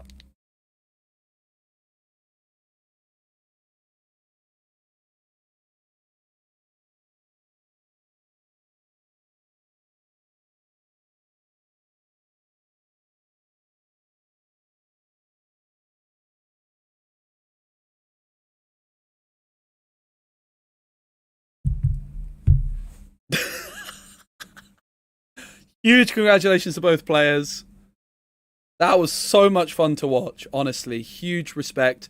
We've got another round in the main event coming up, and I'll update you on exactly what happens. Absolutely glorious. Huge congratulations to both players. It was so much fun.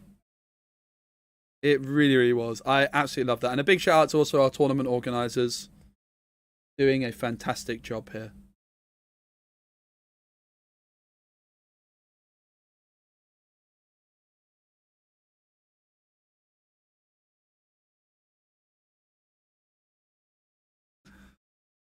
It was so intense. It was so intense.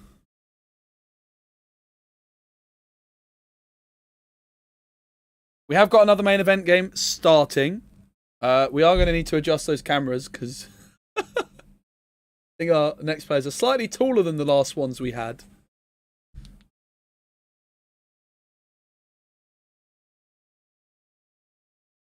Yeah, so we are having the head judge check the VOD of what happened in the last game. So we'll update you on that.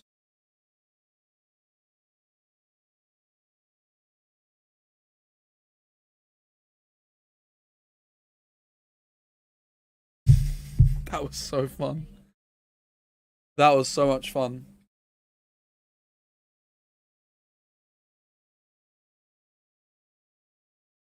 We've got some people waving at me. You want to come in? You want to say hello to the stream? You want to say hello to everybody? Do you want to say hello to everybody on the stream? If you'd like to.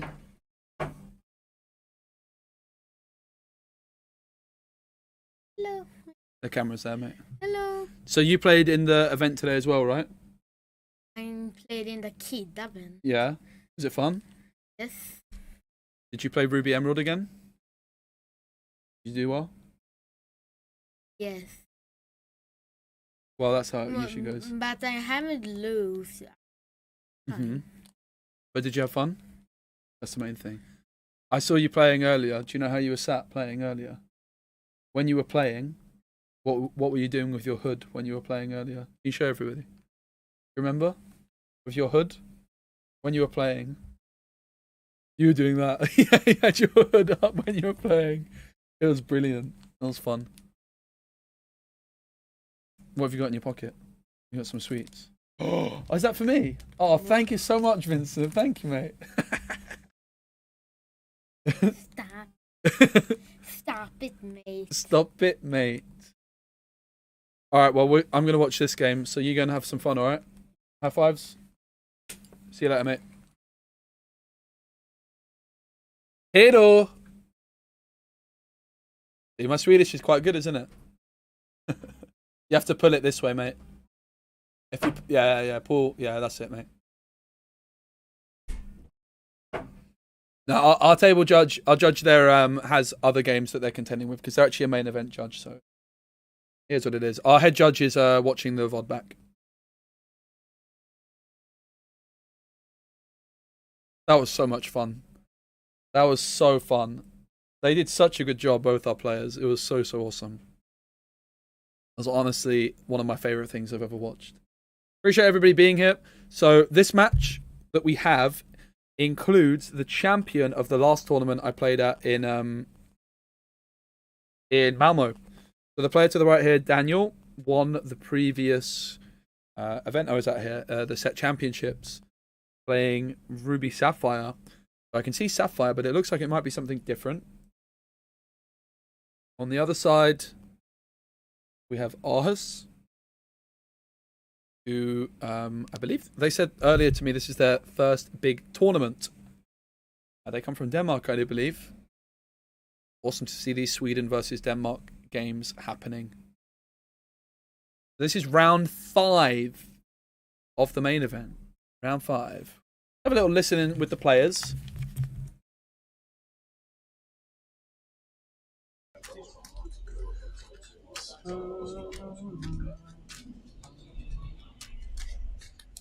One last time is fine. That's some nice shuffling sounds. Yep. Yep.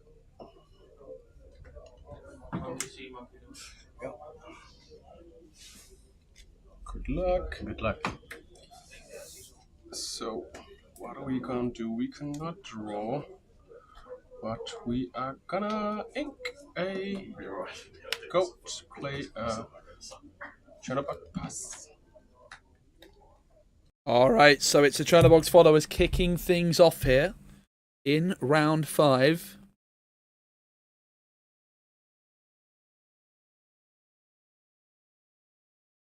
Yeah, so the head judge is speaking with our finalists from the previous event.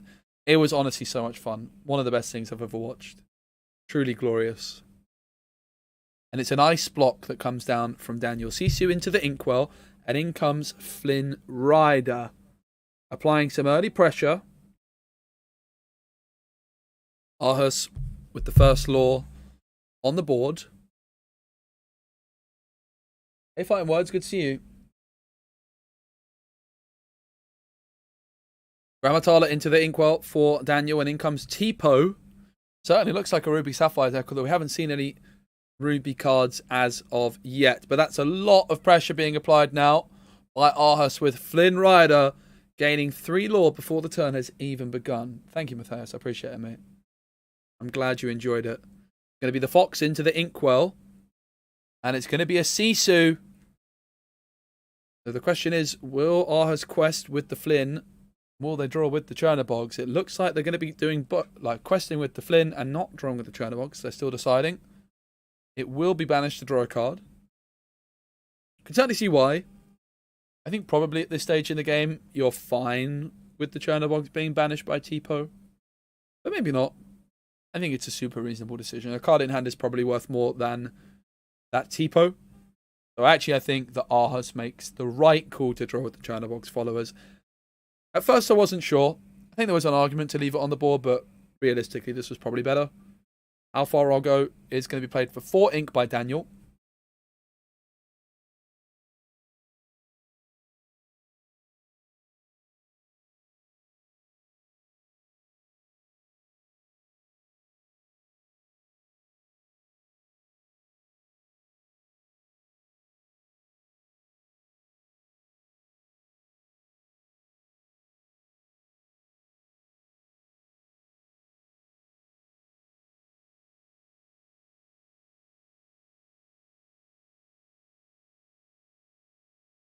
It's a 6-9 law to 1 lead with that Flynn Rider coming through. And guess what?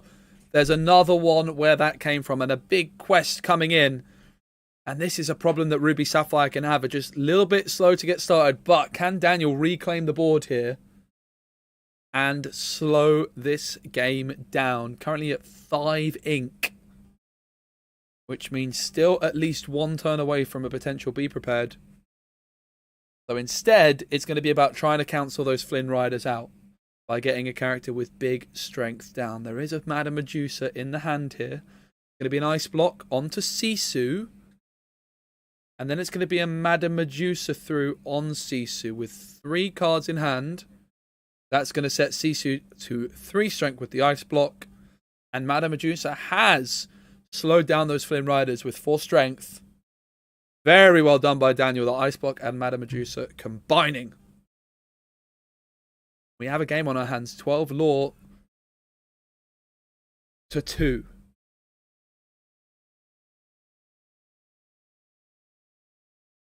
So it looks like in the main event of the children's event, it looks like Christopher was given the win.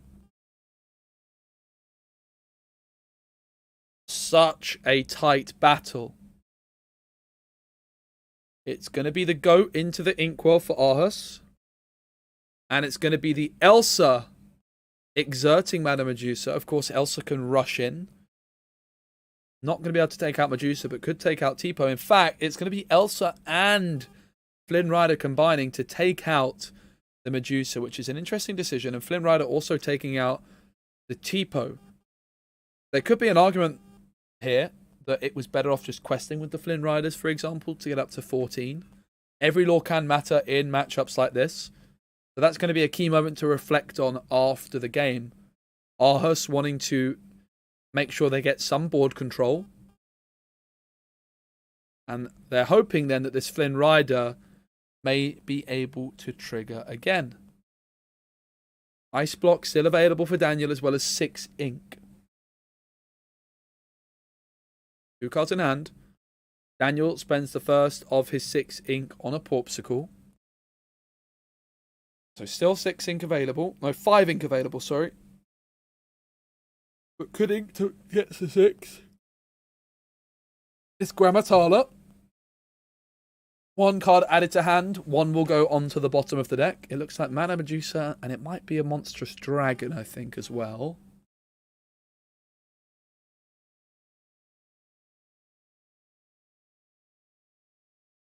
One ink still to play with, but hasn't yet inked this turn.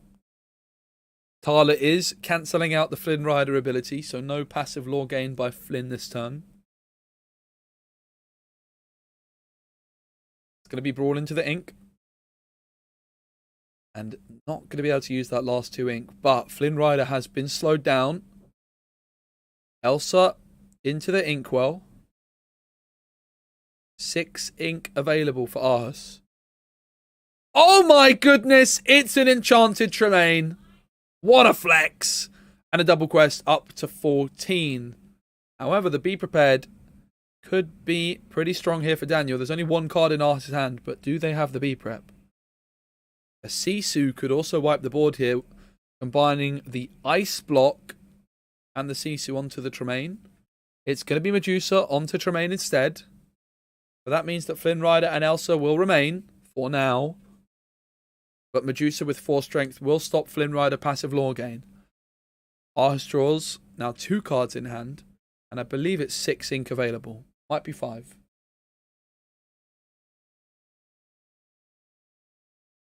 Go time! Double quest up to 17.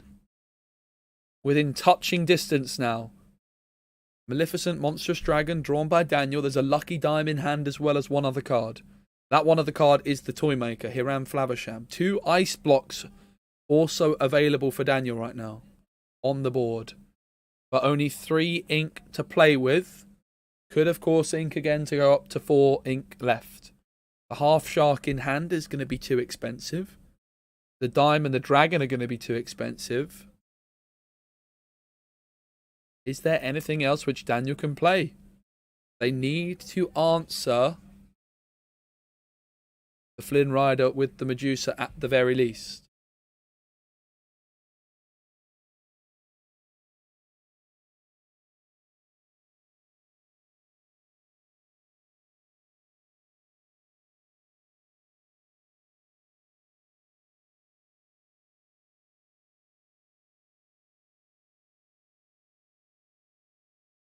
Considering inking a card here. Going to be the half shark. And one on a third ice block. Ice blocks are going to go on to Flynn. And Medusa's going to take the Flynn out. Which does mean that it's 19 lore. A bounce or a go or a white rose would win it for Aarhus. It's going to be a quest. It's going to be a quest up to 19. Brawl into the inkwell. And be prepared to finish it in style. The goat is banished. And that means one extra lore is gained for Aarhus. What a way to win a game with the be prepared sacrificing the goat. We're going to go on to game 2. It will be Daniel going first in game number 2. Aarhus will be the player going second.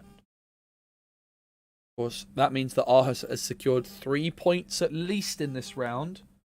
If Aarhus wins game 2, they'll get 3 more points plus that bonus point for getting a double win for a total of 7. Daniel currently on 0 points for this round, but if they're able to win this round, they will get their 3 points, and it will be 3 points each. So Aarhus really going to be now looking to get that bonus point with the uphill battle of going second against Ruby Sapphire. Going to be important for Daniel here to try and nullify the potential value of that Flynn Rider. Because Flynn Rider really can run away with it, as we know. Let's have a listen in with our players. Against Ruby Sapphire the game before, and yeah, he brawled my Flynn as well. You must brawl it. Yeah. And I knew you played Ruby Amethyst. But what do you do if you don't get a brawl? You can't like get it out of thin air. You have to draw it. It's gonna be hard. Thank you. 4 and 1. 7. And oopsie daisy. Oops. There you go.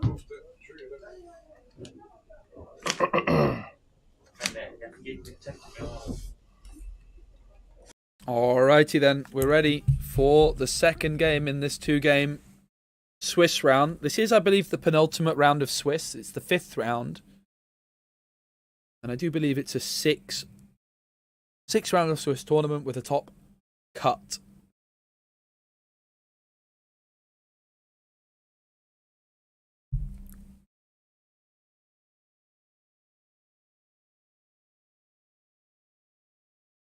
Really enjoying being able to listen in with our players. It's another battle of Denmark versus Sweden, which is a bit of a theme for the day. And it makes a lot of sense when you look at where Malmö is on a map. It's right at the bottom of Sweden, right in the south. And Sweden extends pretty far into the north. So many of the players from Stockholm, the capital of Sweden, have travelled for 5 hours, whereas many of the players from Copenhagen in Denmark have travelled just 30 minutes. Malmö right next to Copenhagen. In fact, when I flew here, I fly into Copenhagen airport, and it takes me barely 30 minutes from the airport to get into Malmö. Going to be Tamatoa going into the inkwell for Daniel to start things off. No turn 1 item, it seems. Maybe they have a couple of options. No turn 1 item. Going to go on over to Aarhus. I'm actually listening to the players as I'm casting, so if there's anything interesting being discussed, we'll flip on over to them. Let's go into the inkwell and the Chernobog's followers as a good start there. Turn 2, is it Tipo? It certainly is. A secret ink, and back on over to Aarhus.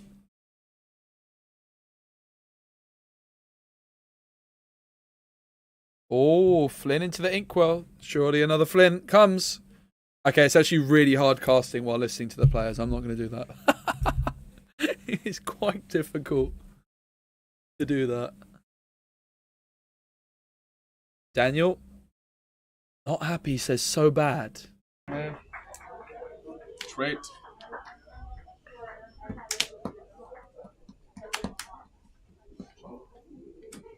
Yeah. To do vision of the future. A look into the future. How many cards do I have 5 in my hand.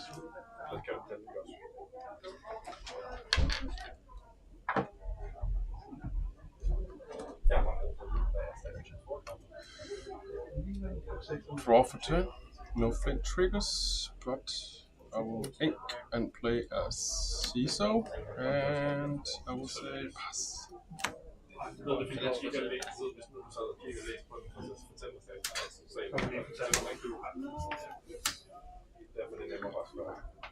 feel bad for you, man.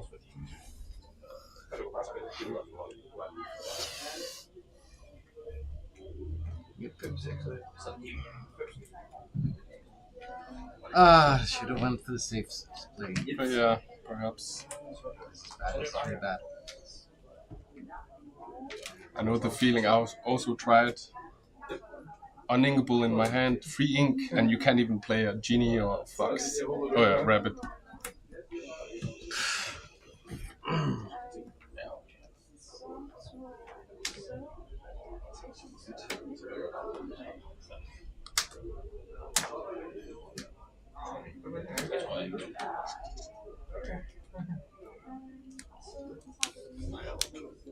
Daniel clearly not too happy with how it's gone so far. Hasn't ramped up much at all. Just the T-Po for now. Vitalisphere. Character gains rush. Oh, bad for you, man. I draw for turn, and I get flint triggers. 1, 2, 3. Who's this one? Ink. Play a Genie for 4. Draw a card.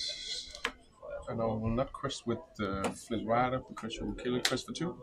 Pass. Well. Nice block. Iron. Oh. 2. Lavasham is now down, starting to draw Daniel some cards. Ouch. Yeah. That hurts. Ouch, Charlie. Ouch. Charlie bet May. Check. Yeah. I'm actually cracking up over it. How many cards in your hand? You get a flint trigger. 4. Oh, 4, yeah. Well, 3. 3. 3. 1, 2, 3.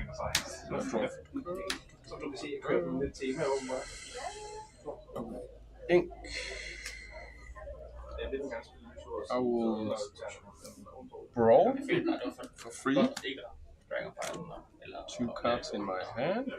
I will play 2 for Flint Rider, and I will quest for 4. 1, 2, 3, 4. Pass. Big moment. Can Daniel wipe the board here? Queen of Hearts is down. It looks like it's only 6 ink. That'll be 7. Does Daniel have the B prep of dreams? Maui. Yep. That is the Maui, which is going to stop the Flynn Rider triggers coming through, though. Queen of Hearts request for 1. Maui with 6 strength, but good quest up here to 17, Arhus.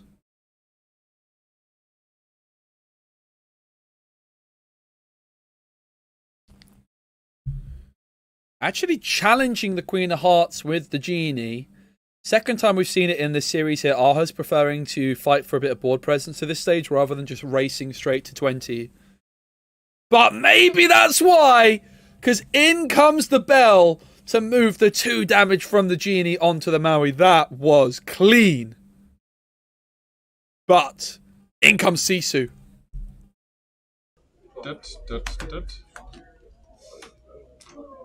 I think you mean banished, mate.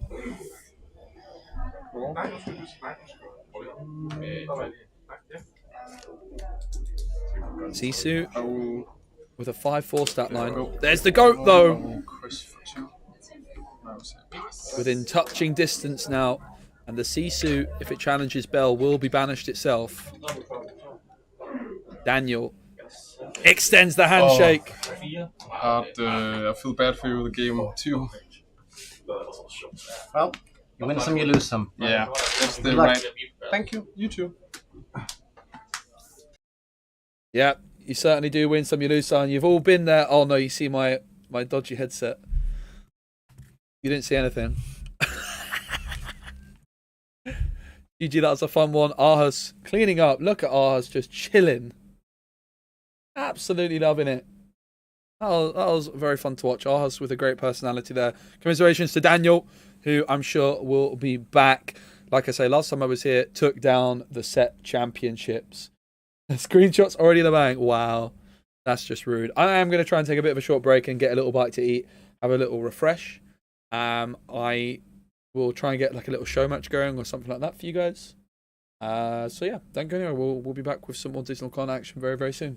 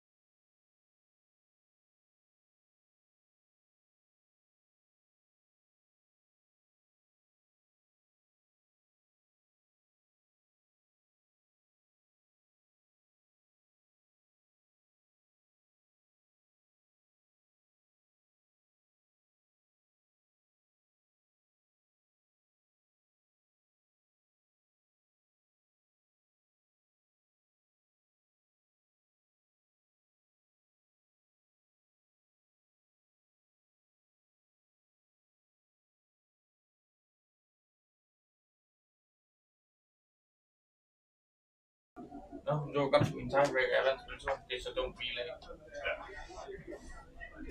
Den sidste hvis folk skal lige agtigt og pundet til 0% før. Ja, så du skal vores modstander skal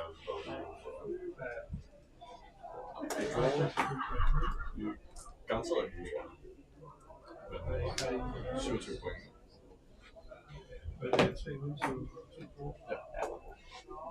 Jeg vil gerne møde ham der. Du vil gerne tabe? Det bliver krig. Ja, han har aldrig vundet 200 år, hva'? Jo. Online. På TTS, det er noget andet. Der sidder vi og spiller Nordics. TTS versus in person. Hvad siger du? Det er noget helt andet på TTS versus in person. Ja, true. Men vi er enige om, spillet er det samme. Nej, det er jo ikke det. Men jeg sidder jo... Du kan ikke sidde og læse modstanderen. Nej, plus jeg har... Jeg har ikke hans ansigt. Ja. Det behøver jeg ikke at læse op. Men plus tak, når vi sidder det er jo med testdæk, du har slået mig. Du har ikke slået mig, jeg har spillet min 200 main decks. Det der? Ja. Det var nu er det ikke det, du testede i... Nej, det var det ikke bare. Hvad snakker du om? Sindssygt, man. Du har ikke tabt nogen nu, vel? Jo. Nej. Få en draw. Ja, vundet, draw, vundet. So they wouldn't. Oh, thank you, Spacey. You just sit there, we'll just sit here, I think. Oh, sorry. Yeah, if you just want to sit there, we've got a little microphone, so we can just chat about it from here. All right. Would you like to introduce yourself to everyone? Yeah. You got your camera there. My name is Christian Anderson, and I'm a Disney Lorcana coach from Nestville. Let's go. So you were the man behind the children's tournament that we were watching, right? I was asked if I wanted to be the one organizing it and placing kids at the tables, so that was pretty nice, being the organizer. Yeah. Why was it you were asked specifically to help? I think it's because I have started a minor program back in my hometown where we're using kids to be part of Lorcana. Amazing. I put a lot of effort into pulling a lot of children down to the shop, and we've been managing above 15 to 16 children roughly every week, every Wednesday. And sometimes we've been up to about, I think it's 25, 26 with bigger people. That's so cool. Yeah. And like today there was 16, and I think it was like an even split of like 8 boys, 8 girls roughly as well, which is really awesome to see. A lot of the girls being involved as well, right? Oh yeah, definitely. What do you think like Lorcana could be doing more maybe to try and get more children into the game in general? Like, is there any advice you could maybe give to other people that are looking to do something similar? I think the Lorcana has provided a very good bridge to connect the older editions of Disney to the newer editions, which pulls in both the older hearts of Disney, but also the new that hasn't seen the Robin Hood and Cinderella possibly, and also Snow White, which are considered the old ones, which they are. They are. But the kids only have seen the live action editions and now begin to see these because of the game. Yeah. I introduced the game at the school I work at, where I'm using it as an educational material. That's so cool. We use it to teach English reading because we speak Danish. Yeah. So I'm using it to teach English. Yeah. And then we play it to use math. Yeah. With the possibilities and such, and what's the possibility to draw these exact cards, and so even we're taking it very far, and we're trying to put it even further. That's so amazing. I don't know if you know, I'm actually, before I was doing content, I'm actually a primary school teacher. Okay. So I used to teach between the ages of 5 and 11. And I sort of had the same idea. If I was teaching, like, I think Lorcana could be used as such a good tool. I mean, like, there's so much about it that I think is great for children. I think, obviously, you've got the game itself, like reading comprehension for English as a second language, I think, in particular. It's so perfect, and it's so easy to teach, and the kids just love the artwork. Yeah. Definitely, it's just a given. Yeah. And we actually did a funny essay and presentation where they had to pick a specific character that had to upgrade through the cost, so you could see bigger editions of the cards. And then they had to choose a few locations that were the storyline to the project. And they made such an amazing presentation, every one of them. Sadly, I can't show anything about it, but I have used it a lot for educational purposes. Like mathematically as well, right? You've got the fluency of just adding up all the numbers. Like in the final, we saw like Simone just quest for 8 and just instantly like, yep, 18. Yeah. Because she's played so much, and I'm sure that Lorcana's really helped her off with that fluency. But then you've got like the reasoning aspect of it, where Yes. you're explaining what you're doing and why. And then it's problem solving all the time, right? How can I get to 20? Like, what is it I need to do to get there? Which are like the 3 fundamentals of maths. And definitely also the aspect of the possibilities of what can the opponent actually sit with. Yeah, absolutely. They are actually getting the skills to read Yeah. people Yeah. in a good way, but also the chance to exploit and see if they have actually made a huge impact on the game by playing their systems. Yeah. Also, like from a social point of view as well, what do you think like Lorcana's doing to help the children's social skills? Obviously, if you're using it in school as as a learning device, that's one thing. But how about like the children that have come here today, for example? Like, do you think it's helping socially? It's a big span of different people, because some of them are actually sports fanatics, and then you have the artist fanatics, and then you also have the ones that just loves card games. Yeah. And I actually see Lorcana being a big fundamental way of bringing a lot of people into it, because who doesn't love Disney? Yeah, absolutely. The only thing I can see that is close to compare Disney with anything is anime, but they're not that big as Disney is. And that's what I think is going to make Disney a lot more successful than most other games. But also a great possibility to also show something different in the family. I've seen a lot of the parents today that has actually been, wow, this is actually amazing. What a great environment, a great community. Is it even bigger than this? I only told them I went to Birmingham and saw all these people, and that was my first challenge. And I haven't been participating in any big tournaments before that. And that's what sparked the interest of getting the children to play. I wanted to teach them, and maybe, which is my objective, to get them to join a challenge in the future. Amazing. Why do you think, for example, today, why do you think it's important to have events specifically for children and not just put them in at the main event all the time? Because, of course, sometimes I think it's important to have them in the big main events. But what is it about like a children's tournament in particular that you thought was right for this weekend? It's like putting out breadcrumbs, like in the story by Hans and Gretel, to make them feel like, okay, this is actually what it's about. It's a stepping stone for them to actually get the opportunity to see, okay, this is what the bigger ones are playing. I want to actually play against them. And in Nestle, we don't have that many big children that are playing, or adults, so we only have like a handful, maybe 6 people, and then we have these 16 to 20 kids. So cool. I want to come visit. We would love to come visit. That sounds like so much fun. My goal is hopefully that I can hit around roughly 40 to 50 people in the future, and I would like to host a major tournament in my city. That sounds like something that we can I hope so. That sounds so cool. Oh, mate, honestly, my highlight of the day was watching that final, and also earlier on when we had some internet problems, I just got to watch a lot of the round 1 of the kids' games. It was great. I absolutely loved it, and I think it's something that I would love to see more of as well. And hopefully people have been able to, like, back home, sit and watch and sort of see. So have you got like any advice to someone that's maybe wanting to start something similar in their local area? I would think it would be great to just start off small, start off by showing how the game works, and have these, I have started with showing deck construction, tutorage, and how to keep up with the meta. We have talked about it, but some of them wanted to try their own. Great. And that's what I think is the best thing, to explore the possibilities that you can make, because sometimes the kids are just better at us figuring things out, and then maybe we are going to see a meta breaker from a child. Yeah, that would be amazing. Finally, like, because obviously English not being a lot of the children's first language, do you think that's like a big barrier, or do you think it's actually a positive that they have the opportunity? Because Lorcana's not printed in Danish, right? No, do you think that's a barrier, or do you think it actually works well? It hasn't been a huge barrier, especially not in my school. I've taken the card game into consideration from first grade to sixth grade. What ages would that be, roughly? In first grade, they are like 7 years old. Okay. And then you go to sixth grade, then they're around 12, 13. Mm-hmm. I've shown it to a few of the bigger kids from ninth grade.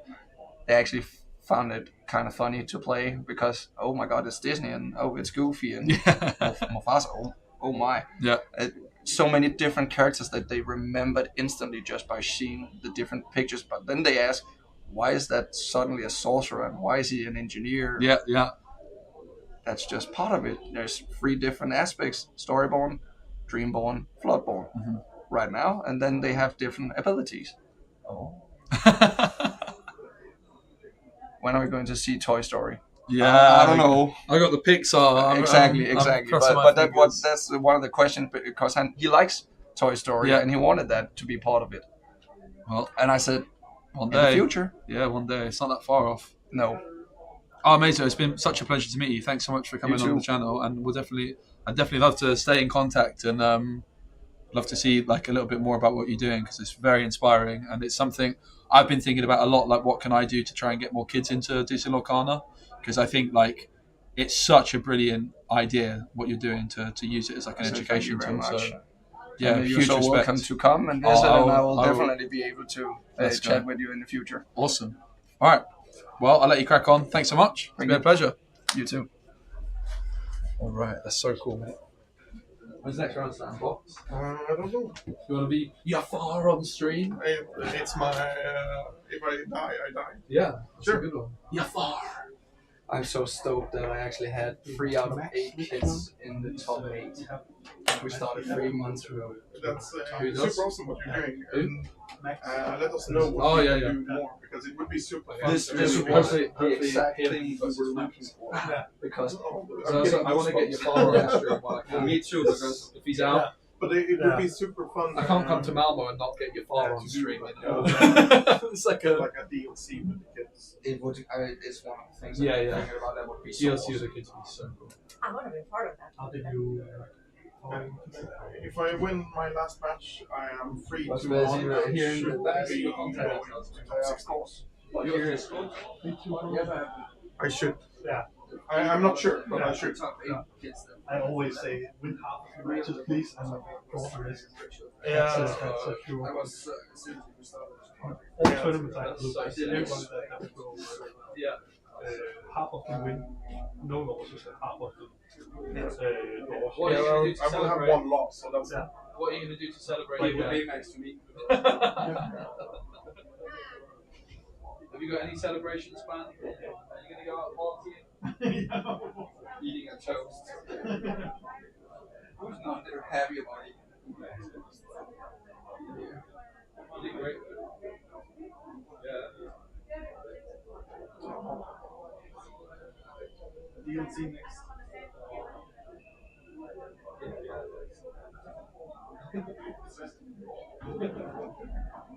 It's so fun to see that we have like a cool and that we could also boost it. Also, you also brought makes it more. Yeah.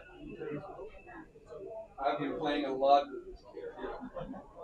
Do you think there was any mistakes in game 1? It was hard, wasn't it? Because she went days. Oh, is there anything you regretted doing? What do you think? Turn 1, maybe. Someone in my chat. He's thinking about all the possibilities he had. It was a card you put into your ink. Fox. Oh. I think on turn 1 you put a fox into your You put metal fox in the. You had a second, but if you've got 2, what you maybe could have done is you could have used the fox, challenge, another fox, bounce back, and you can keep like playing.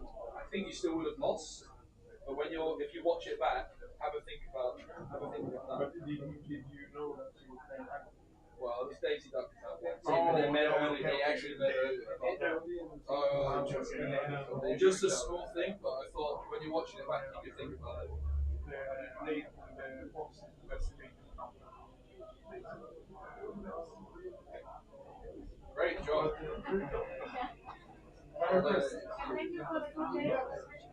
Good to hear. We're during the summer we have something called Lorcana, which is a bigger event. That is normally it's 2 days. It might go 3 days this year, but it's like we have a whole hall with just card games, one hall with magic, one hall with board games. And it's very mixed, and there's like arcade, there's vendors selling and stuff, so it's more like a convention with a lot of stalls and really good and also a lot of video games. So keep an eye on that. Well, interestingly, I've been speaking to Ralph about conversation and seeing if get through and also I think it's something that we send to them as well. And next time we're probably having another we have access to another menu, we have to get around but we thought it would be like 8 cents and maybe like 19 products. Yeah, because when we did Malmö Games, we were struggling to get 65 stores. We had like bigger price, but that was really something else. But now, like first week, we had 10 Danish people sign up, 1 Swedish, and 5 So they're going to sign up.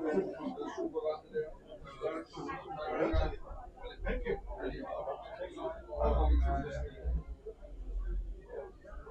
Thank you so much for today. It's been an amazing pleasure. Here's a few features when they were. I don't know. I love where this is.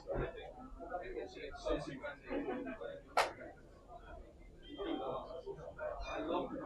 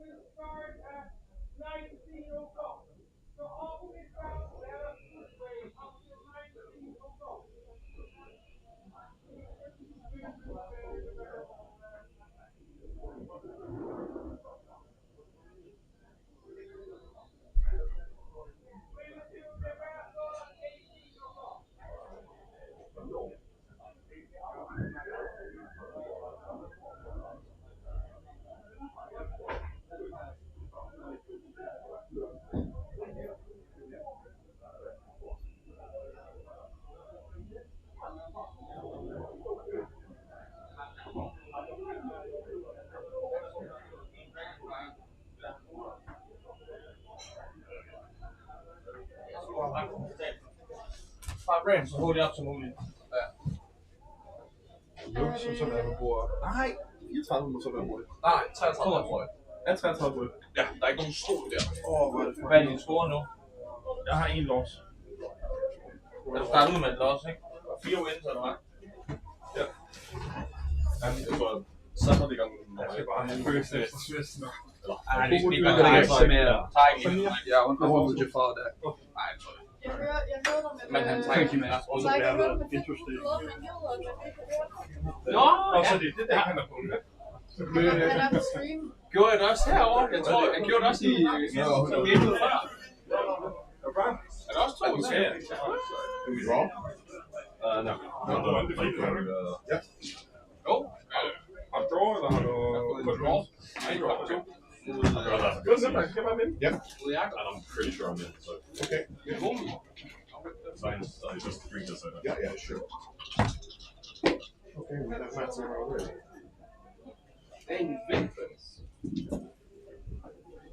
Så må du bestemme, om du tager den. Jag behöver veta att det är Husström som är upp. Jag har gett mat till eftersom. Men Husström har ju... Jag står på det.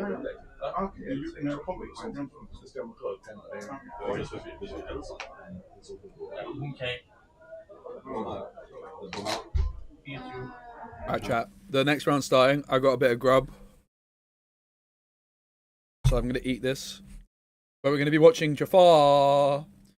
It's the last round of Swiss, and the winner of this will be making the top 16. Basically, it's a winning in we're going to be watching, but then the top 16 cut comes afterwards. So we've got much more Lorcana still to go, and yeah, most likely it's going to be Jafar we're watching, which is always exciting.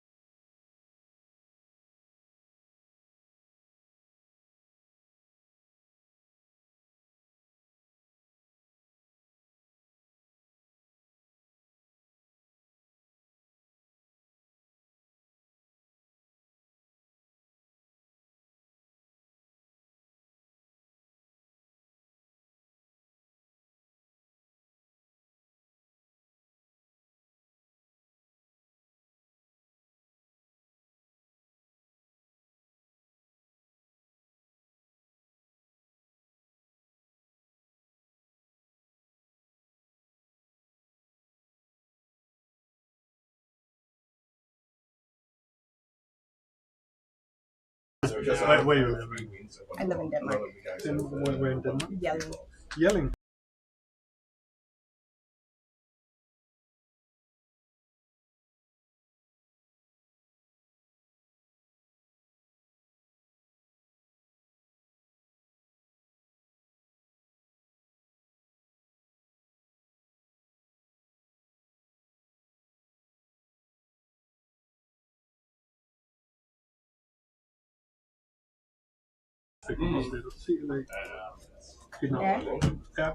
R-I-S.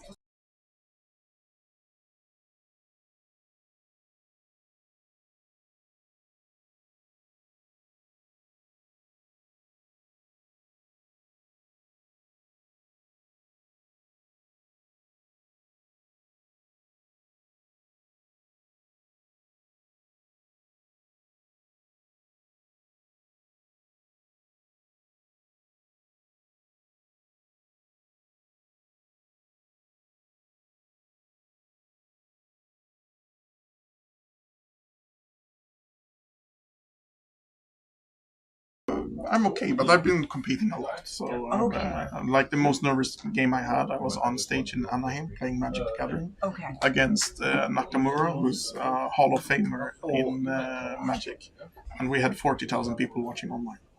That was nervous. Okay. But yeah, it probably is gonna come. Okay. Have you played a lot? Go with hands and mulligan. Yeah, Mulligan. Resolve who starts? Yeah. High roll? Yeah. 4. I'll go first. Do you wanna split my deck? Sure. This table's awkward. Do you want to split mine?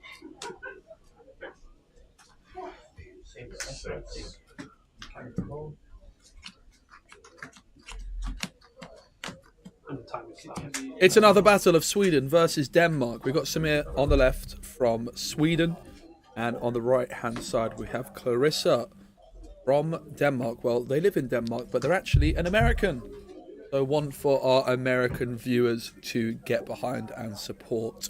This is most likely a winning in, which means a draw for each player.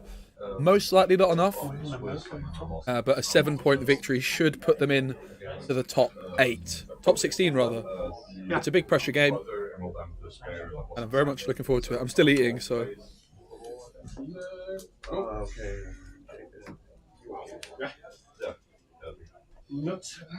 Three.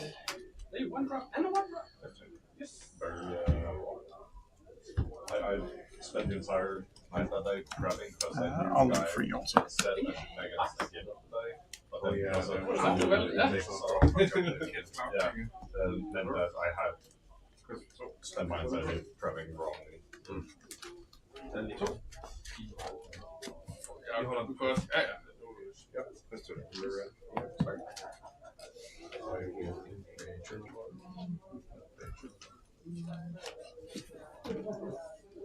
This is the final round of Swiss here at the Malmö Card Games Association Open.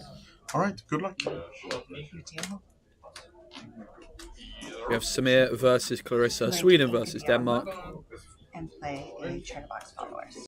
And it's a classic opening from Clarissa with that Chatterbox Followers. Now, Samir to the left is a big Jafar player. Look at that, it's an enchanted Jafar into the Inkwell to start things off. Jafar, as he calls it. I couldn't come to Malmö and not put Jafar on stream at least once. I just couldn't. Samir, always playing it. Samir looks after me very well when I visit here. Hello!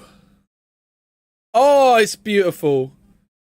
It's just beautiful. That's what we call the Specie Special.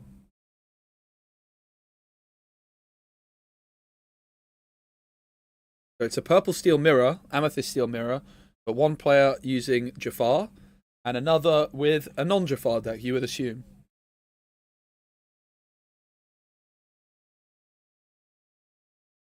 Into the Inkwell, it's double Diablo for Samir. Clarissa now on her third turn. It's a Diablo infestation on the board. Grab into the ink. Couple of ink for a Smee. Can Clarissa utilise that last ink that's spare?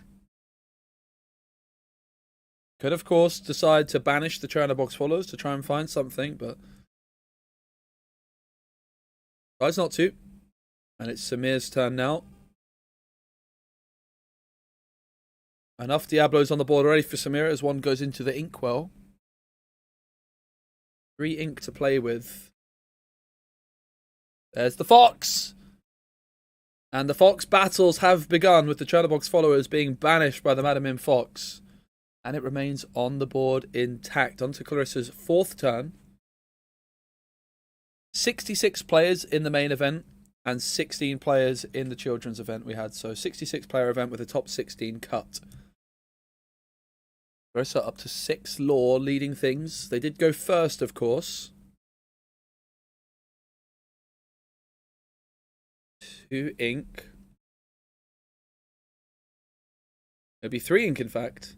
And it's the Fox Wars! This time for Clarissa.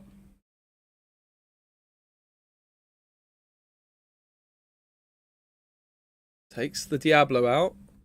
Samir's going to draw a card. And it's back on over to Samir. Let's have a little listening with the players.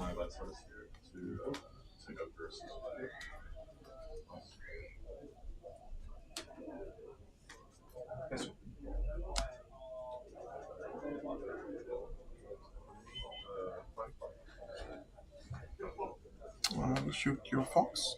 Okay. And I'll hit your Diablo. Okay. I'll drop the deal. And then along came Zeus for Samir. Cleans up the fox. But that is the second enchanted Jafar in his inkwell. Only 2 left in the deck. And that is the big win condition of Samir's deck.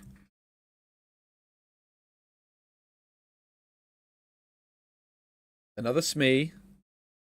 Oh, and that's efficiently done. Cleaning up that fox with a Fire the Cannons. The second of the game for Clarissa. Stays at 4 ink. So did not ink this turn. Samir then with an opportunity to be the player going second. But having more ink in the inkwell. A lot of cards in hand for Samir right now. Clarissa with 2. But one of the cards in Clarissa's hand seems to be a friend's on the other side.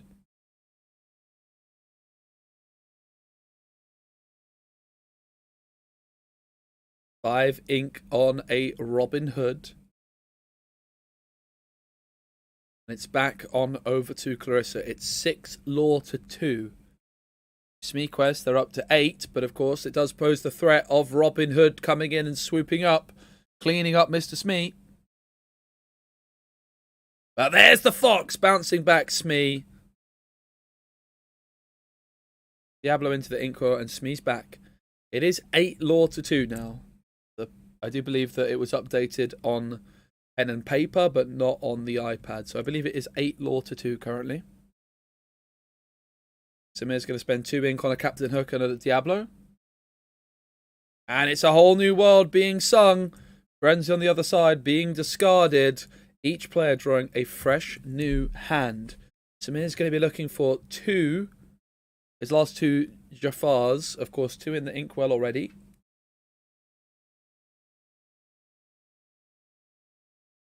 Clarissa with a befuddle in hand. Might have an opportunity, Clarissa, to go really wide here and apply a lot of pressure. But Samir, of course, could punish that with a potential grab your swords. In comes a 2-cost Jafar and another.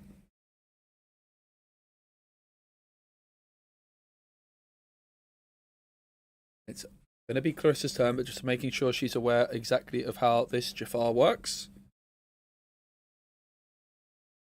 And it's back on over to Clarissa. Really, really fascinating turn. Clarissa now with 8 cards in hand because of that whole new world.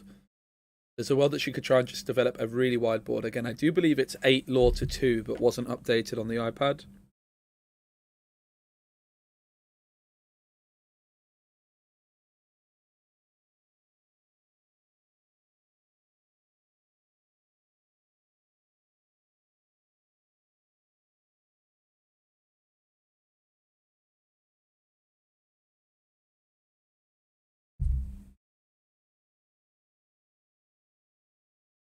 So it's a big, tough turn for Clarissa. I like that she's just slowing the game down at this moment in time.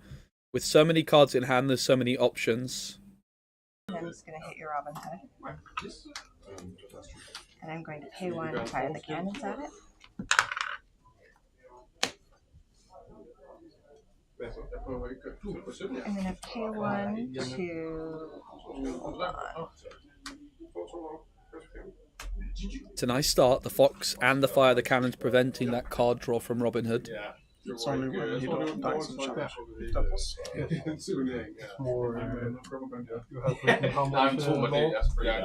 I have her at 8.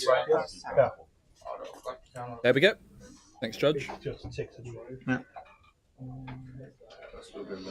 Yeah.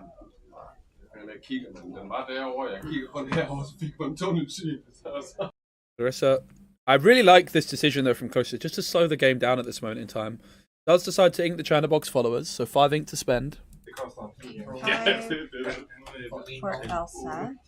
I thought it was going to be Gantu. I was so excited about Gantu, mate. To one of your Jafars. And then I'll take Jafar.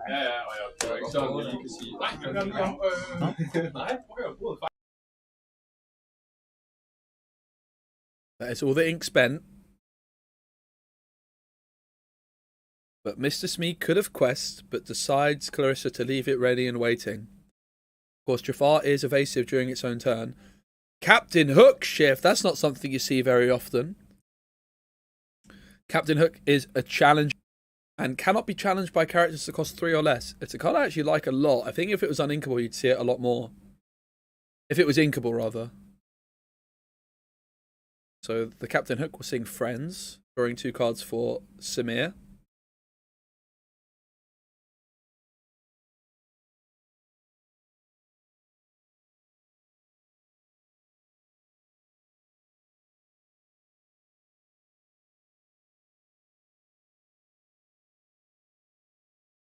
Fell into the inkwell. Now 4 ink for Samir to work with. Of course, 2 of those enchanted Jafars already in Samir's inkwell, so it's going to be difficult to find the other 2.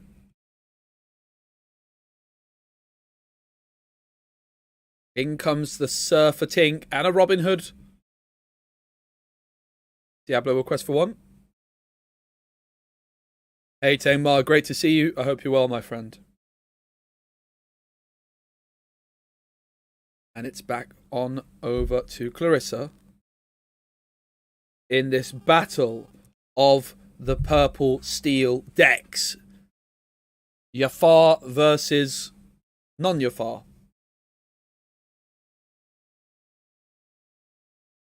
Of course, so many different ways you can build these Amethyst Steel lists.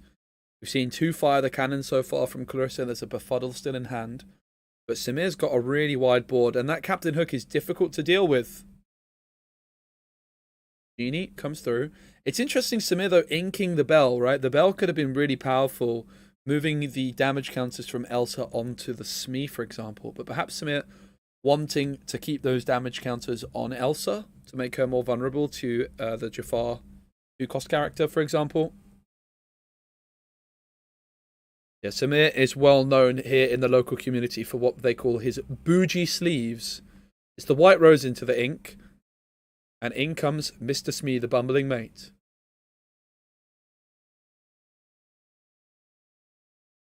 But Befuddle comes through on to Jafar. Elsa could challenge Diablo, but instead it's going to be a double quest.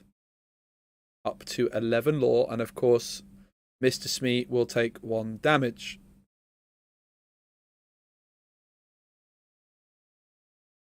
$11 lore to 3. Samir is trailing, but has quite a bit of board presence. But that Genie and Elsa being evasive does make things awkward for him.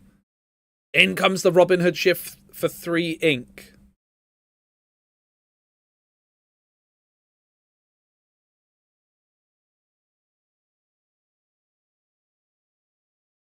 Tink is singing Let the Storm Rage On, and that's why the bell was inked, as he has a decent way of dealing with Elsa. Could have gone for the Smee as well, of course. With that 1 damage counter. But the Genie is still quite problematic here for Samir. Captain Hook is able to challenge Smee if it so desires. It has Challenger, so it doesn't even need the Challenger, but it will be taking Smee out. Clarissa has 4 lore on the board, meaning she can get to 15 next turn. Diablo puts Samir up to 4 lore, but still has 4 ink available.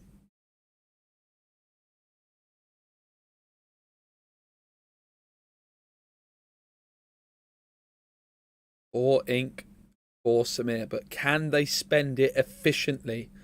They spent 3 ink on this Robin Hood, so the Robin Hood, because it was shifted in, is able to quest this turn still. Grab into the ink.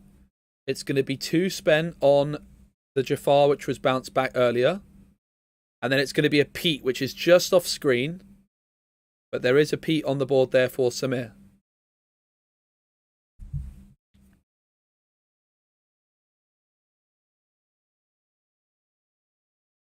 So no actions this turn here for Clarissa.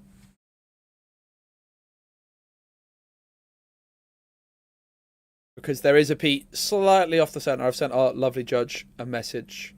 See if they can adjust that for us.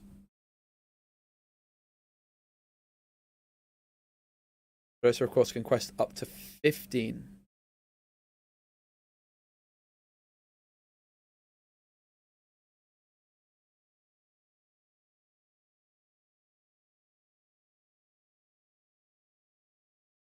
You can see Pete is there. So no actions this turn for Clarissa.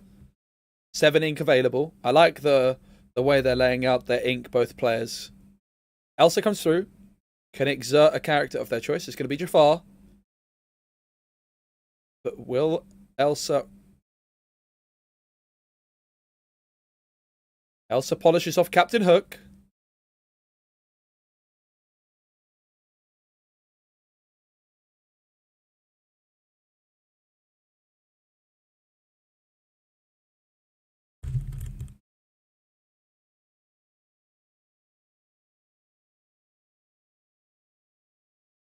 I really like how Clarissa is just playing nice and slowly, not feeling rushed. Of course, you're in a different environment at the stream table. Even more important to take your time. An Amethyst Steel deck like Clarissa's as well that has Fire the Cannons and Befuddle. The games don't tend to last too long. So you do have a lot of license to really slow things down. And I think it's a really good skill to highlight here. It's easy to get rushed and then make a mistake. But Clarissa is really taking their time here. And I think that's a sign of a strong player.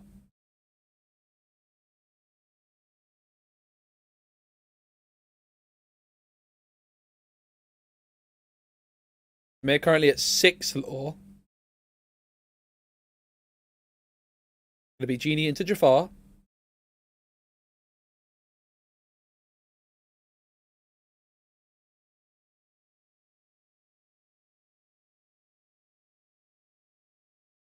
Smee is still ready and waiting. Clarissa still with that 2 ink. Of course, no actions can be played because of that Pete.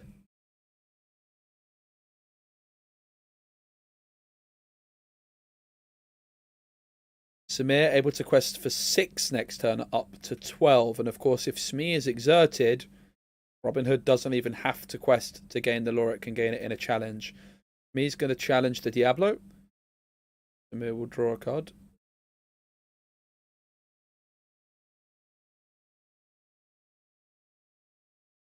Still 2 ink available, but no actions, of course. Snake onto the Genie. Genie losing those damage counters when it gets bounced back. Madam Im Snake almost healing it back up. Me will take a damage. Me will take a damage. It's going to come through, don't worry.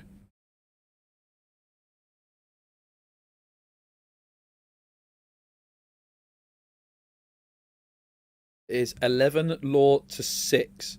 Samir able to quest up to 11 here to tie things up.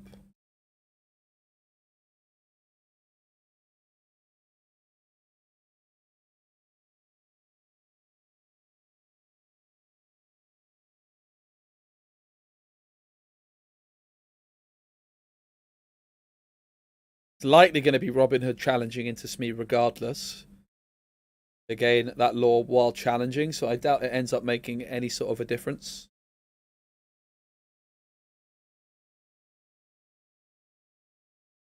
It's 8 ink right now for Samir, and it looks like 3 cards in hand.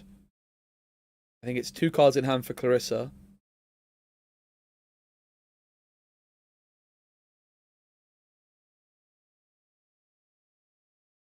Samir now taking his time at this moment. It's a tense game.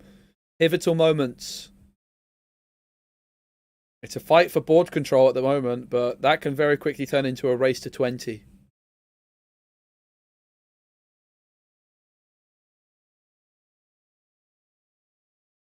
It's Tinkerbell Shift!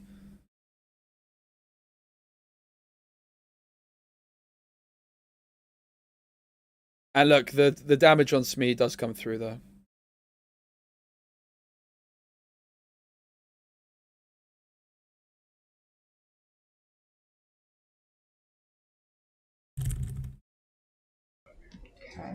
And shootouts and stuff.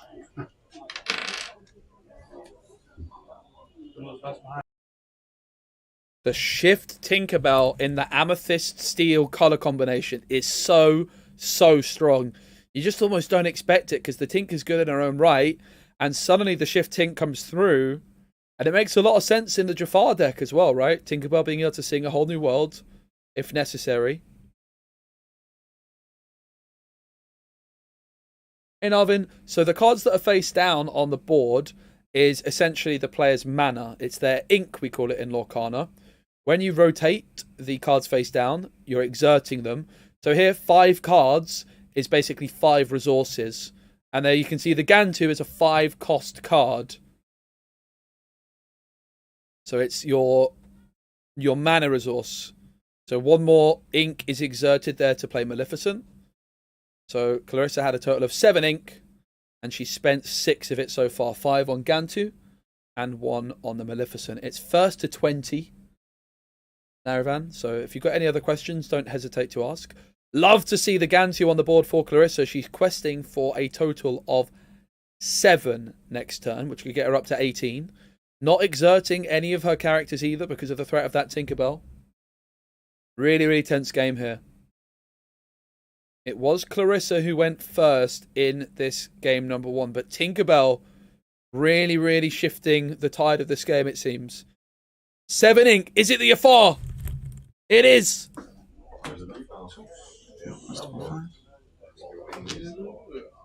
The questing comes in from Samir. And the Jafar is now down on the board. Of course, Jafar, whenever Samir draws a card during their turn, while Jafar is exerted, you gain 1 lore for each card drawn. So if Samir is able to sing a whole new world with Jafar here, it's over. But does Clarissa have the goat bounce? Goat bounce would win the game. A couple of white roses, a white rose and a goat. Well, look at that. We can see there's a goat in hand, but there's no other follow-up. Currently, Samir can quest for a total of 6. So something has to go here. But you also have to ask the question, if you're Clarissa, how many other cards do you get rid of because of Jafar? And again, I love this from Clarissa, taking the time, making sure they're crystal clear on exactly how every card works, making sure that she's aware of how Jafar is going to work. Because if Samir, for example, has friends on the other side, that could be 2 lore off Jafar instead of the 1 it gets for questing. Snake into Tinkerbell.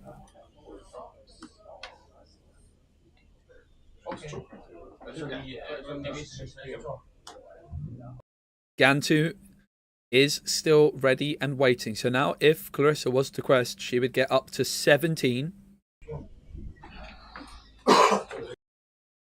And it would leave Samir being able to quest for a total of 4 up to 18. But that would mean a friends on the other side would be all Samir needs to get there with the Jafar.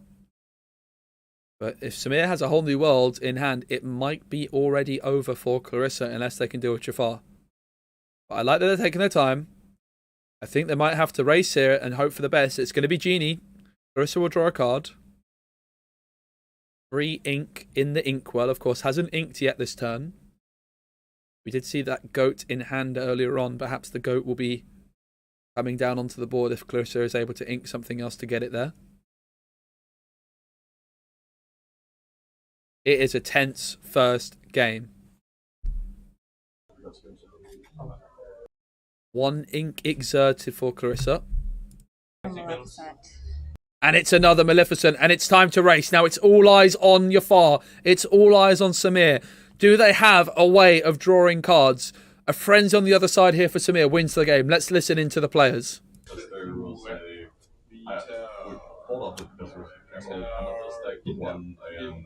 Well, Samir doesn't look too happy.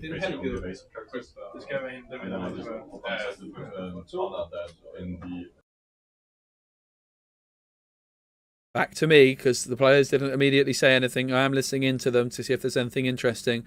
Currently, Clarissa is questing for 6, 8, 10 in a single turn. No whole new world for Samir. No friends on the other side.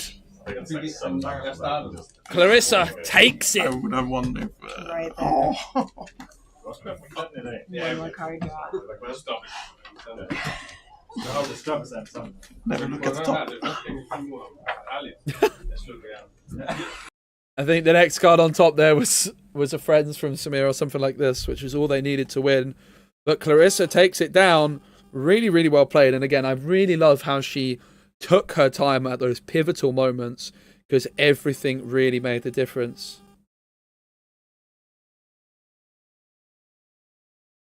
And I know most of you won't care, I've just checked my football team score. That was a mistake. Hey Jack, the app we're using is the Lotus app. I like it because the numbers are nice and big for the stream. You do have to fiddle with the settings a bit to get it working like Lorcana, starting from 0 and ending at 20. But it's pretty nice once you have it all set up. It doesn't take long to set up either. But just have to be aware that you have to kind of change the settings and stuff.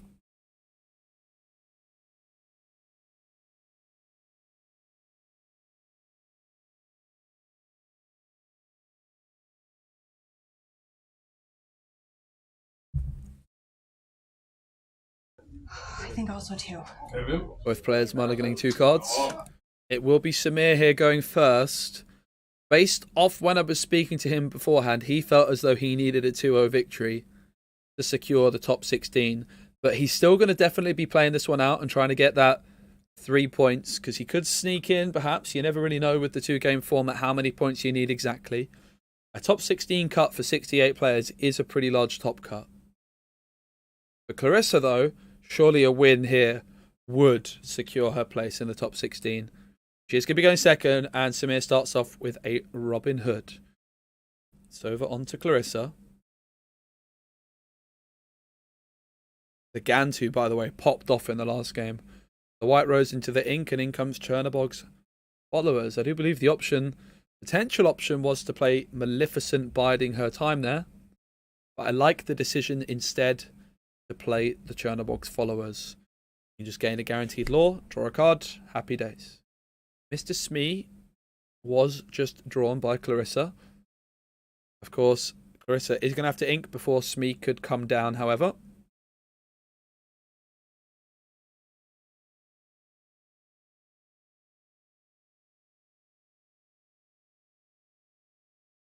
Oh, not Gantu. But on a serious note, that's part of the beauty of Gantu. It can be a great card in the late game, but in the early game, it's just an easy card to put into your inkwell. No quest of Chernobog's followers, which is pretty interesting. Perhaps suggesting to me that Clarissa might be lining up a well-timed Madam in Fox. No quest either from Samir with either Jafar or Robin Hood, perhaps suggesting that he might be looking to shift onto these cards with the respective set 3 legendaries. In fact, Samir's got 3 cards on the board, and they're all posing a shift threat. Hey Persian, great to see you, mate. What's up? Persian, have you played Lorcana? It's a Gantu from the latest set. It is a quest for 1 with Clarissa, and it will now be banished to draw. Genie, the card drawn. Actually, Clarissa's deck is very, very similar to ones that I've been playing, with the Gantu in there as well. Definitely something I'm a big proponent of. So each player is trying to get to 20 lore. You can see at the moment it's 1-0. The first player to get to 20 wins. And you gain lore by going on a quest. So this Chernobog's followers just quested and gain 1 lore. And the Chernobog's followers ability is when you quest, you may banish this card to draw a card. So it's going to be Friends Inked and a quest for 2 with Smee. You can see at the bottom of the card to the right of the text, there's 2 lore pips. And there's the Fox for 3. Bouncing back, Mr. Smee. No characters to challenge, though. You can only challenge exerted characters in Disney Lorcana. So the Jafar, Robin Hood, and Tinkerbell are all unable to be challenged by this Madam in Fox. Yeah, blue won game 1. Clarissa winning, being the player going first, but it's Samir's turn to go first. He's going to quest with the Tink. Clarissa saying, yeah, it's absolutely fine, you can quest. Really showing the spirit of the community here. Feeling some pressure? Well, yeah, some pressure is definitely happening now. Thank you, Mr. Sweeney. I'm going to pay 4 for a Janie and draw for it. And pass turn. Yeah, this is a 2-game format, but it's pretty much it is the last round of Swiss, so the pressure's really on for both players to try and win, to try and either sneak into the top 16 for Samir, or to try and secure a higher seeding if you're Clarissa. In comes Jafar! Do you want to see them or? Yeah. I had a Captain Hook on hand. Yeah. Oh, that's a lot of card draw.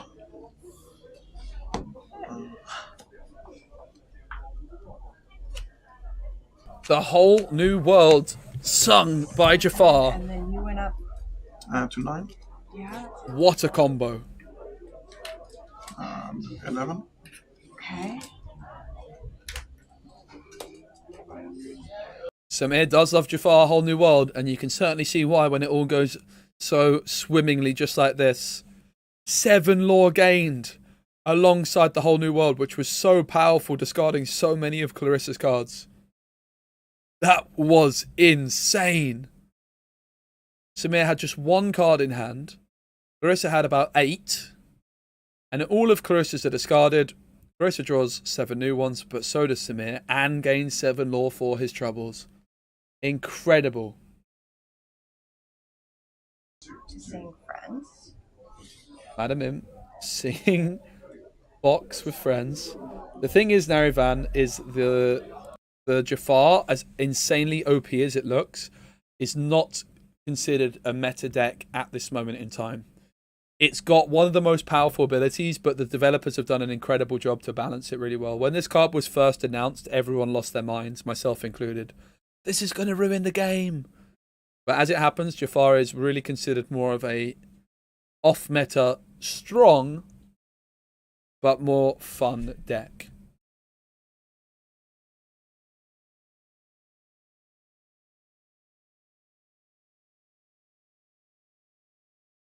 A Whole New World is a very good card, Persian. You're not wrong. You're not wrong, mate.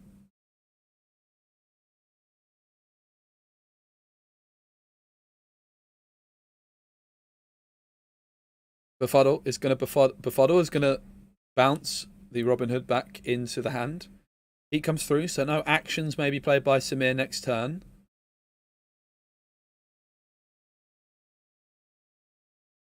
The White Rose comes through, and 1 ink for Maleficent. A nice wide board developed here by Clarissa. The concern is that Jafar is still ready and waiting. Can Samir do the impossible and put off the dreamy Jafar combo?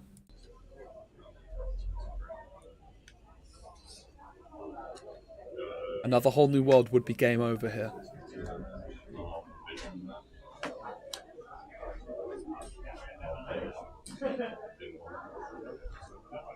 Jafar is, of course, evasive, so was unable to be challenged by the Fox.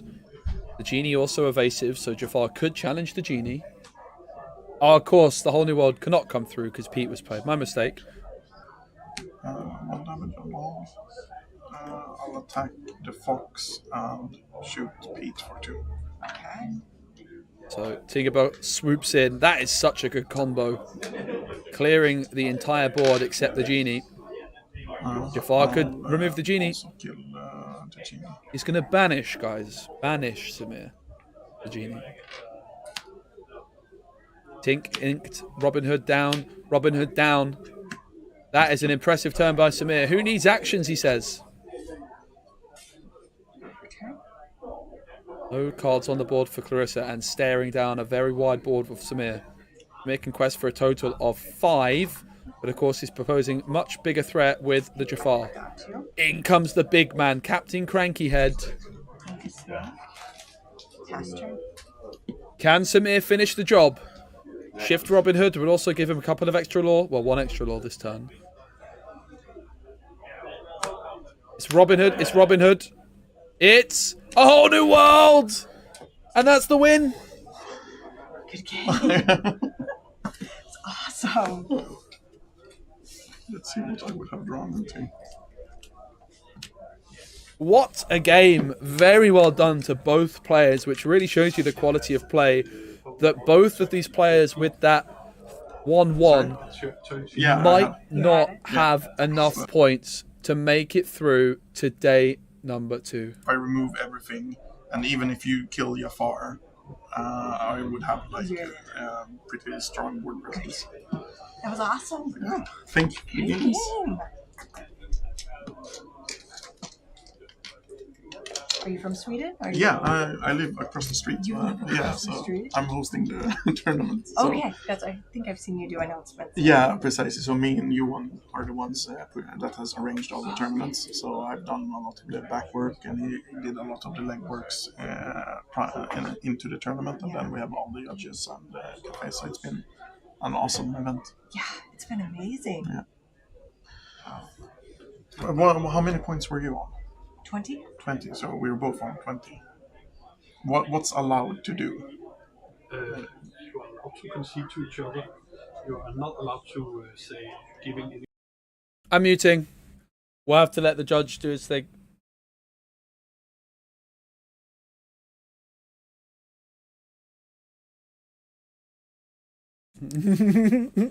I'm muting.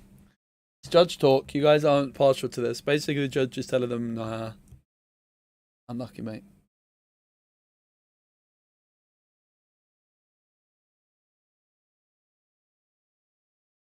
Yep.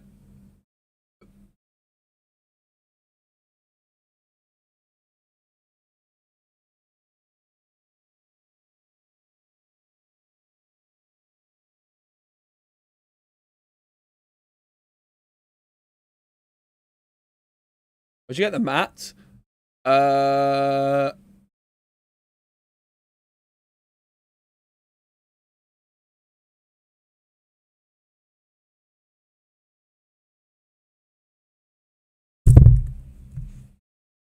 Okay, there's been a concession.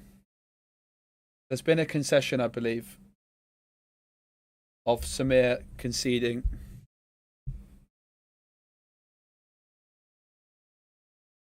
There's been a concession. Been a concession. So that's pretty wholesome.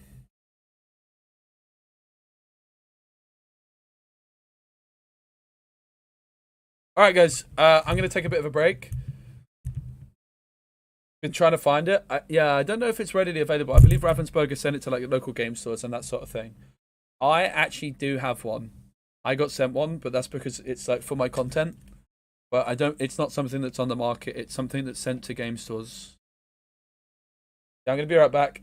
I'm gonna get some more grub. I'm actually pretty damn hungry, and we're gonna have the top 16 pretty soon. So don't go anywhere. Do you guys like my headset? See you soon.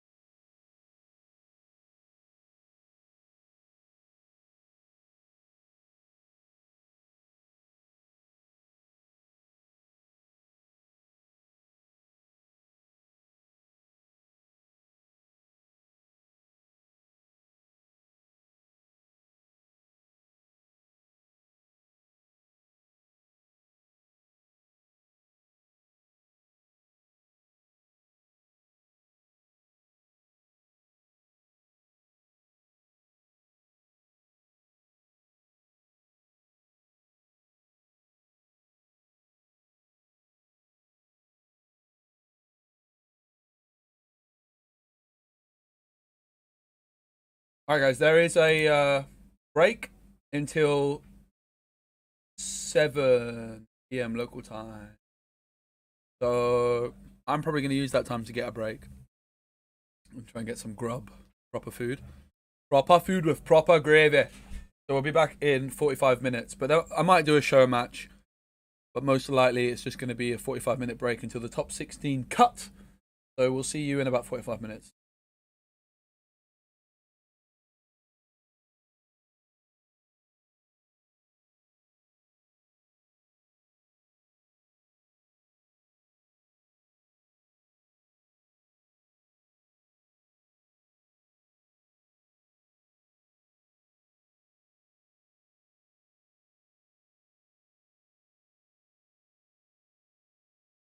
I actually had meatballs yesterday, Alexa. They were so good. Probably not meatballs.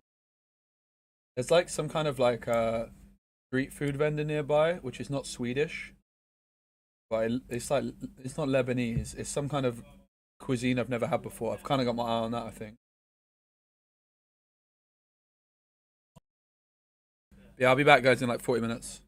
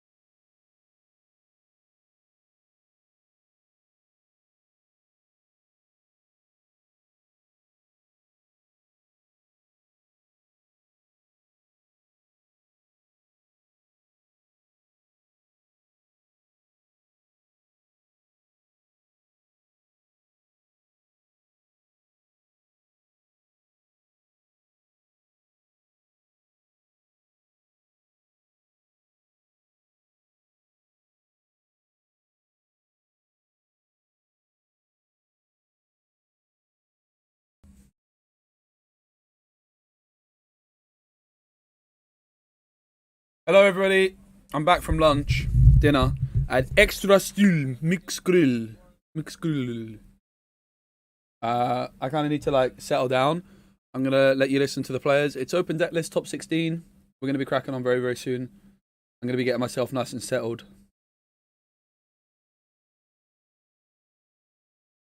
I thought about running in with these two to Spacey quickly. So Oh, we yeah. have them for the match. Oh, yeah, nice. Else, I think it's a good idea they give their own deck list. Yeah.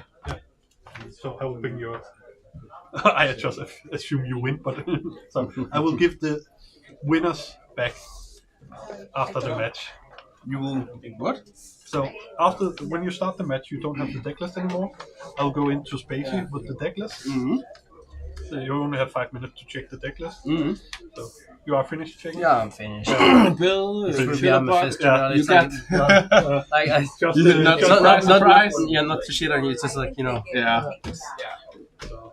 It's so sad I didn't got to deck check your deck because it seems spicy. It is spicy. Yeah. I made something like it. The only thing that I wish I had another big Elsa. Yeah. It was like the only thing my gripe today. But then like I think the ink count is perfect right now. Yeah. He's running like super fucking smoothly. So. Yeah. I made a list that when every matches I want start. Yeah, he's on the play now, so it's like, you know, I'm gonna get crushed probably. Har du bytt Do you kort? remember Vincent har hållit på att göra en kod så det blir omöjligt. Och nu kan inte stå och göra min kod. And he is.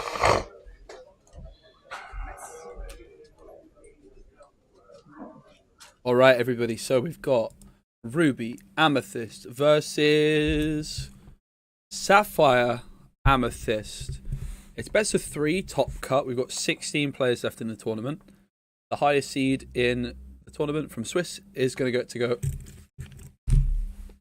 first in game number 1, which is obviously a pretty big advantage. Hope everyone's good. Let us know who you think's going to win. Who would you like to win? Would you like to see Ruby Amethyst to the left? Or would you like to see Sapphire Amethyst to the right? I just say a big fat kebab, and I kind of have got a bit hiccup. So I'm going to let the players do the talking while I just get myself ready to cast. Long old day, but really excited for it. Such a nice place to be, man. I've just been chilling, having a lot of fun with the community here. Is so awesome. It's super nice. Yeah, push it, mate. Push it.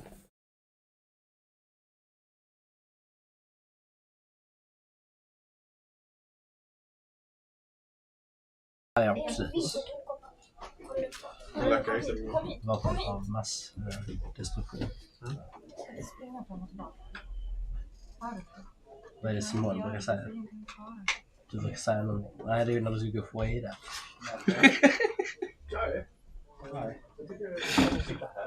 You're still shuffling? Yeah, not mine. That's like intimidation factor 10. Like when someone starts riffle shuffling. It's like the guy in my 5th round is like just start like really going ham shuffling, and then like you drop them. It's like boom, 0 immediately.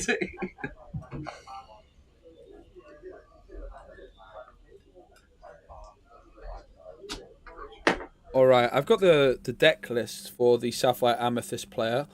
I'm just going to try and put it up for you on stream. Just sending it to myself so I can pull it up.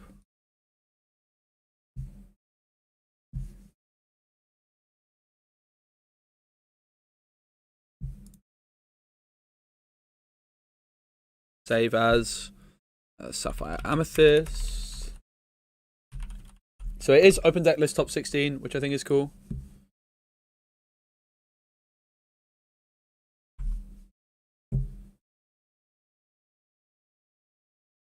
Quite a lot of rustling going on with the chocolates.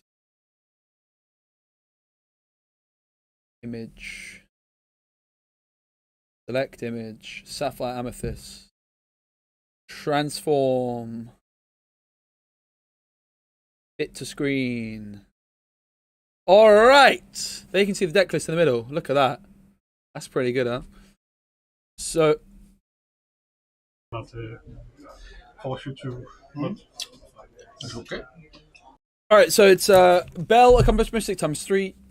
Chernabog's Followers is in there. Diablo Raven. Donald Duck Focused Flatfoot is in there, which is the 5 cost card which ramps up. 2 Finest Keepers, 4 Friends on the other side, 4 Genie Wish Fulfilled, 3 Hades, 4 Fox, 4 Snake, 2 Magic Brooms, 4 Crabs, 4 Goats, 4 Rabbits, 4 Sail, 4 Tipo. We also heard Max saying there that they wish they had another Elsa, but it didn't arrive in time. I like the list quite a lot. It's actually very similar to the list which I shared on my meta report yesterday. And I have a feeling that Sapphire Amethyst might be pretty underrated. I think it's a lot better than people realize. I think Amethyst, if you look at this deck, it's mainly just Amethyst cards with Donald Duck added in, with Hades added in, Sail and Tipo, right? Like the reason you play Sapphire is for the Sail and the Tipo. That's going to enable you on turn 2 to ramp up, and then on turn 3 you can play a Genie, and on turn 4 you can play an Elsa. That's going to be really, really powerful in Amethyst Mirrors, giving you a potential edge. This is top 16. It's a top 16 cut. I think it's the 2nd seed versus the 10th seed, the 15th seed. And really excited for this one. It's really nice to get Sapphire Amethyst on stream. Max has played Sapphire Amethyst a lot. He is a local player. And I'm very much looking forward to it. Yeah, there's just the one here. Yeah, will I get the last one? That's the problem. No. Time started? Yes. Yep.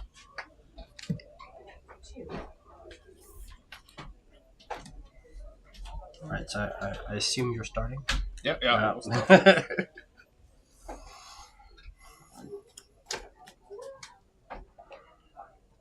Yeah, of course, the higher seed getting to decide who goes first. I'm going to try and pull up the other deck list on the screen for you as well. There's 2 Bella. It's Ruby Amethyst with 2 Bell Accomplished Mystics, 2 Tremaines, 2 Medusas, only 3 Rabbits, and 4 Genies. So it's 4 Genie, 3 Rabbit, 2 Legendary Sisus, 4 Chernabogs, 4 Brooms. Oh, you want to shuffle? Oh, okay. Need 2, but a half cut is fine. Alright.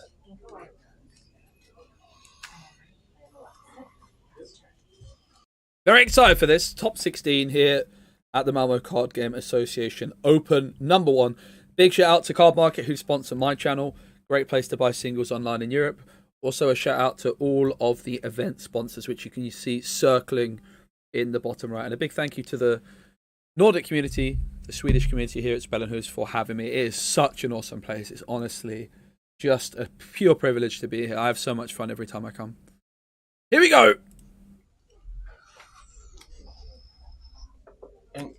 And I'm gonna play Chernabog. Pass.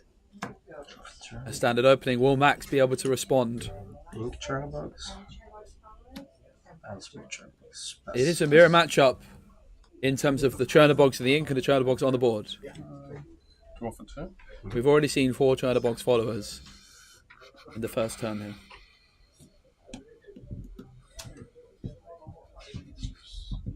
Ink. The brawl into the ink. And now quest for 1. In comes the Flynn Rider.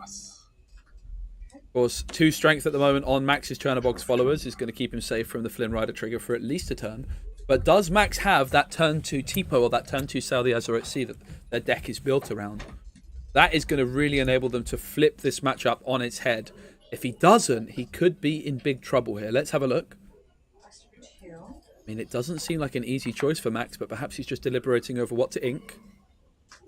Snake. Snake it's going to be. Play Tipo. Does have the Tipo. Sail probably a little bit better, I guess. But Tipo does give you that 1-2 body down on the board. The next question for Max is, does he quest with the Chernabog's Followers? You would wager. Trait. Yep. Ooh. Draw for turn. And +3 Flynn Rider trigger. Yep. 1, 2. Interesting decision there.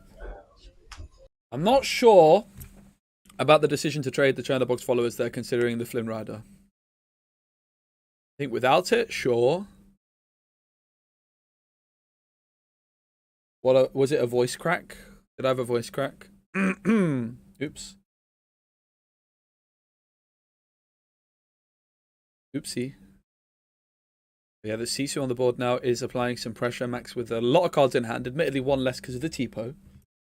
Yeah, that Chernobog's followers trade lost Max 3 lore, so I think it was probably an oversight forgetting about the Flynn Rider for a moment there. It is definitely a high pressure game.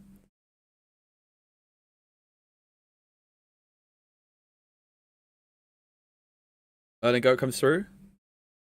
And Tipo will crest for 1. Now the Goat is stopping the Sisu from triggering Flynn because Max has 3 cards in hand. This is when I trade it. So yeah, it can happen. Yeah, Max was saying they forgot about the Flynn Rider trigger with the earlier play. Happens to the best of us, especially when you're in a different environment. You're on a stream table, the pressure's on.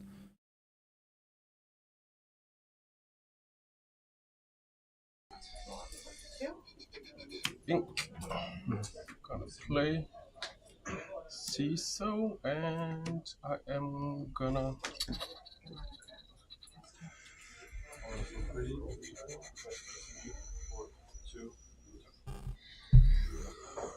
kill 1 damage. Tarek trades the Flynn Rider out for the Tipo.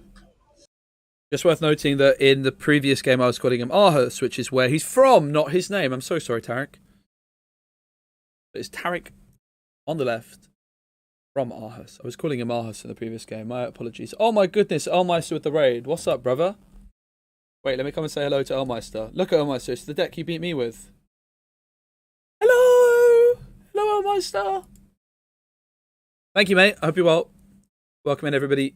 You're joining us at the top 16 of the Malmö Card Game Association Open. Let's just been passed some badges or maybe some sweets. I hope it's sweets. The sweets in Sweden are to die for. They're unbelievable. It's a fox into the Inkwell for Max. The Goat is going to take out Flynn. Currently, I think 3 cards in hand for Max, so that's Sisu's 4 strength.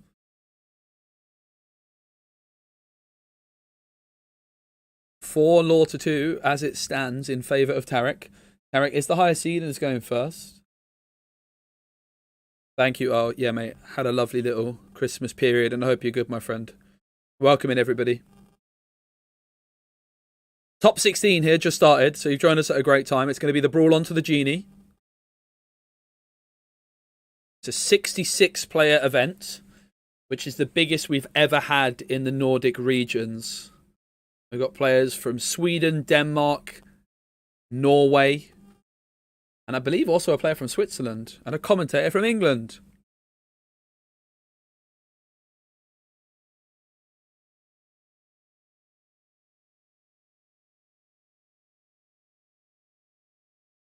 Eight lore to 2.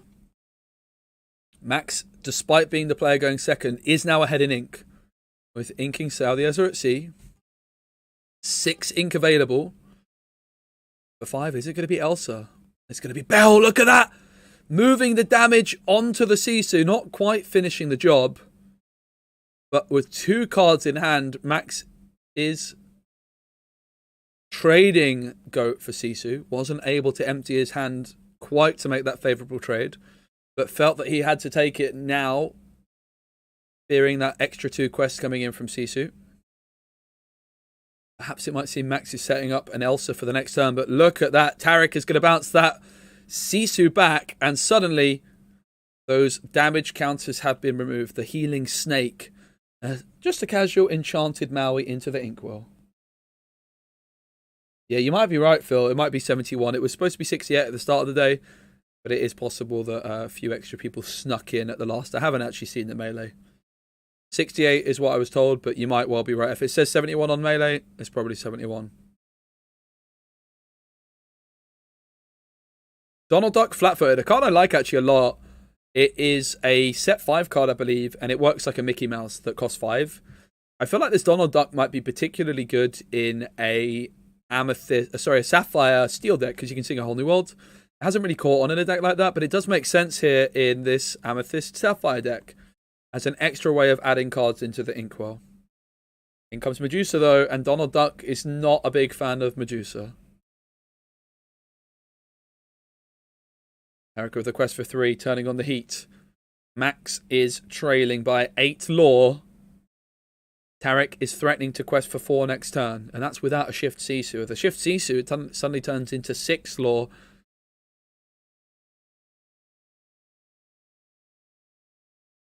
Bell is going to challenge Sisu. 2 cards in hand for Max. Oh my goodness, it's the Bell show. Bell moving 2 damage counters onto the snake, finishing it off. And then it's Crab entering the board. I actually didn't catch when this snake had the damage counters onto it, but I guess it was 3 damage counters put onto Bell with 2 cards in hand for Max, and then the Bell moving those 3 damage counters onto the snake. Bell on Bell action. It is a trade from Tarek. Tarek phrasing that I have to banish you, and it's a pass from Tarek with 1 card in hand. It's clearly an uninkable, you would imagine. Perhaps a big red uninkable. And suddenly Max, despite being the player going second, thanks to that Donald Duck, the sail, the Tipo, has been able to stabilise here and in a position with more ink than his opponent, but it's also no cards played by Max. Neither player finding their rabbits clearly at this moment in time. Oh, in comes the Lady Tremaine, the fine old enchanted Lady Tremaine. Back on over to Max. It is a really, really fascinating battle here. Who can find the rabbit first? Well, that's going to be Sail. That's going to allow Max to draw a card. Could ink an extra card this turn, but you would imagine it's just another Sail for Max. At least he's cycling his deck, though, right? Like you're getting closer to finding those rabbits. Let's try to. Did you do that?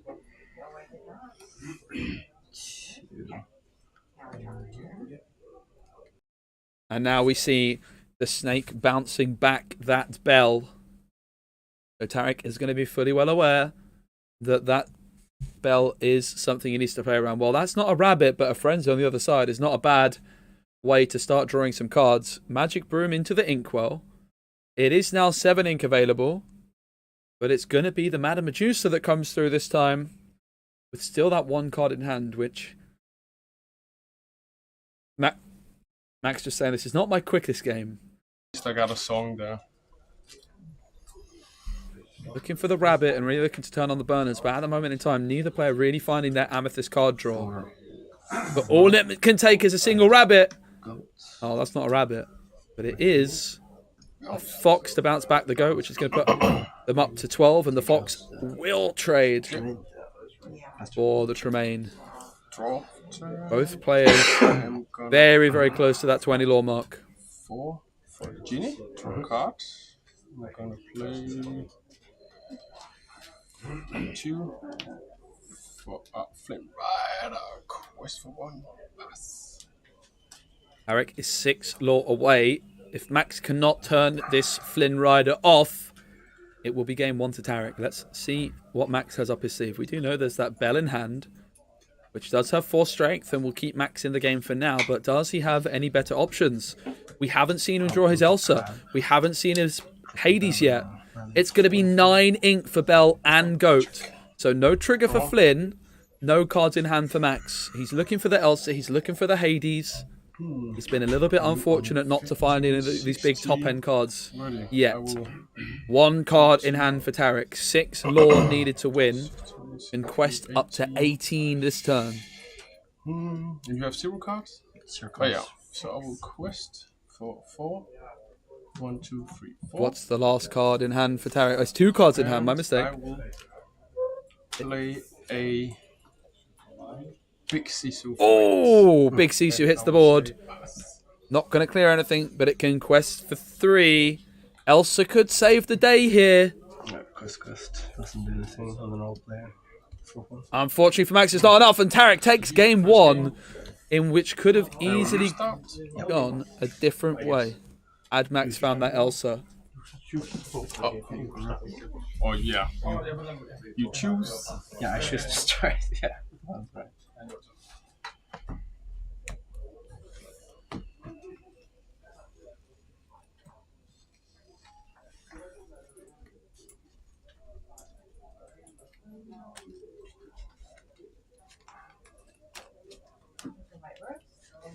You've played. How long have you played Lorcana? When did you start? Season 4, like set 4, like me? Yeah, start of Season 4. Similar. You played other TCGs? I'm muted. I used to play competitive. Oh, I'm not muted. Like, oh. a long time ago. Okay. I was never good, so. I think it's hard to learn Magic, but it's the first TCG, like the Godfather OG, so... I mean, I've dabbled in other games too, right? But it's like, Hearthstone, it's like... I don't know, I think this is the most fun I've had in a card game. So. Me too. I think it's super enjoyable, it's like very easy to grasp. It's also good, like, because people bond over both characters and just the enjoyment of colors, like, you know. Today I've had like every single game start with like, oh, purple, how fun, you know. So it's like, for me that's fun. Yeah. It's so addictive. I like this game as well.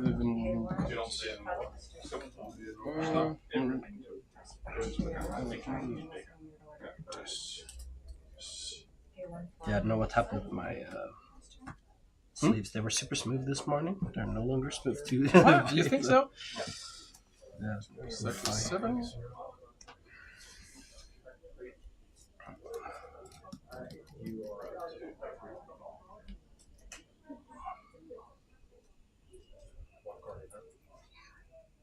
Oh my god, I will...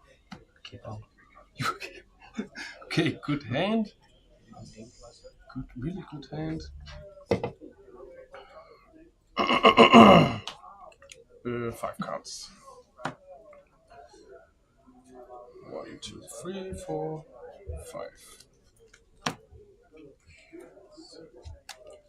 1, 2. Is this first TCG too, or? Yeah. All Play a right. lot of physical sports and League of Legends, World of WoW, you know, all that. Also Valorant and. I've been deep into Marvel Rivals recently. Marvel, it's yeah. It's fun. Nice. It's like, you know, Overwatch almost, but not really. It's like, you know, everyone's broken. So it's fun. I am loving the player listenings. I don't know about you guys, but I'm loving it. I was just posing for some photos there. It's probably my favorite addition, actually, to the stream we've had this weekend. I'm always trying to improve the production quality I can bring you guys, and I think having the player listen-ins for me has been really fun. Certainly for me as a caster, to be able to listen to the players as well. You get some pretty interesting insight at times.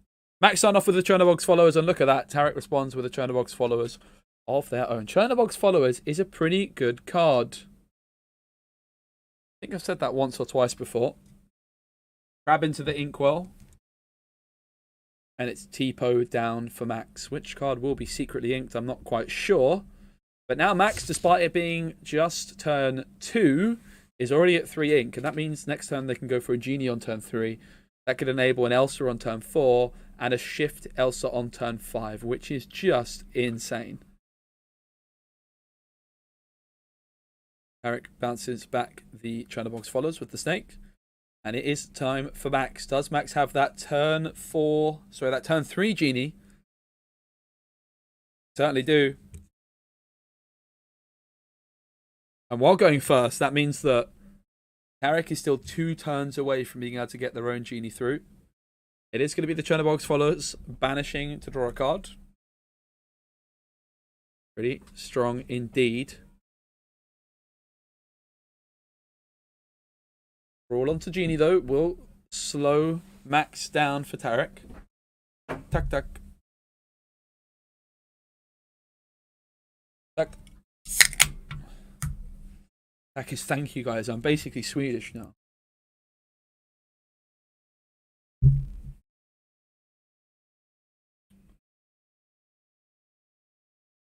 Friends into the Inkwell. Nice little sing song by Tarek. Last turn. Yes, I'm draw for turn. Look at that Elsa just coming through. Now I have 5. I am gonna play a Jinny, draw a card, and I'm gonna say pass. I will say, I think Amber Amethyst, by the way, I think Lantern is actually a much better card than Tipo, for example. Maybe Sail the Azure at Sea, you could argue, is better than Lantern, with it being inkable. But I think that like Lantern, Amber, Amethyst is also a deck which is massively underrated. The big problem is you only have access to 4 Lanterns, so it's going to struggle for consistency. But if Amber, for example, was to get another turn 2 ramping option, I think it could be insanely strong. The Bell moving the damage from Elsa onto Genie.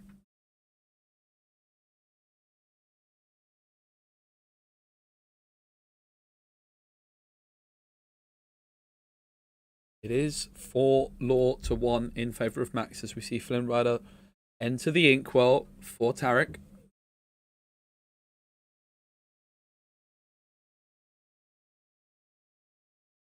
Going to be Elsa rushing in.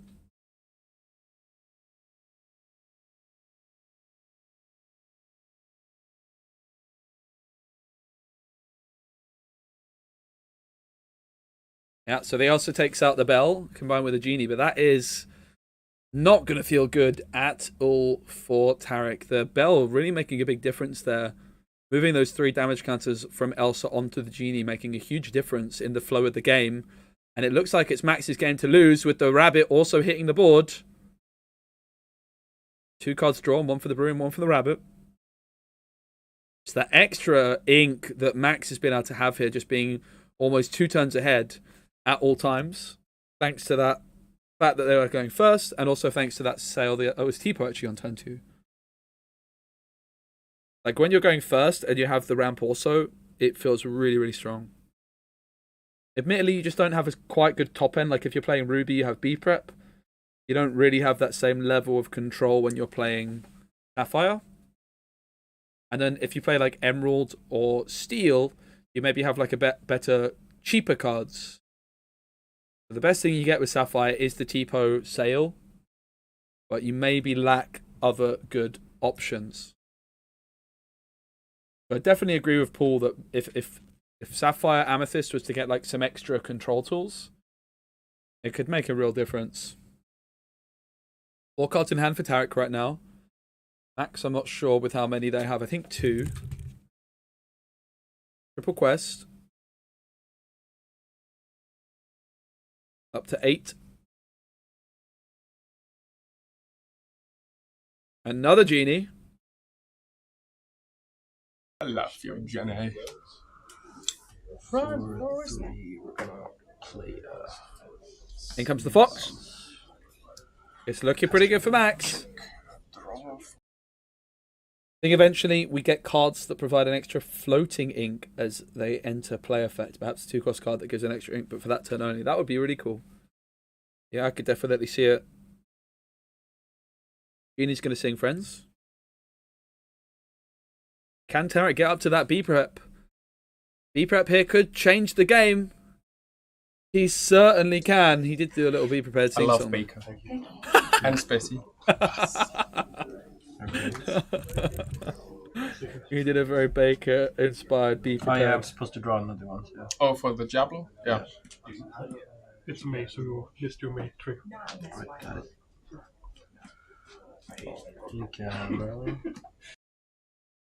Big shout out to our judge there, just checking the text there on Diablo. So Max did forget the Mage trigger on Diablo from that Be Prepared. Tarek's Be Prepared sing-songing, maybe just that distraction. And there we go, the Sisu. Yep. Remembers the Mage trigger this time. Draw for turn. Tarek's just done a really good job of controlling the board. But it's still anybody's game. More ink for Max. But Tarek with that big Sisu on the board.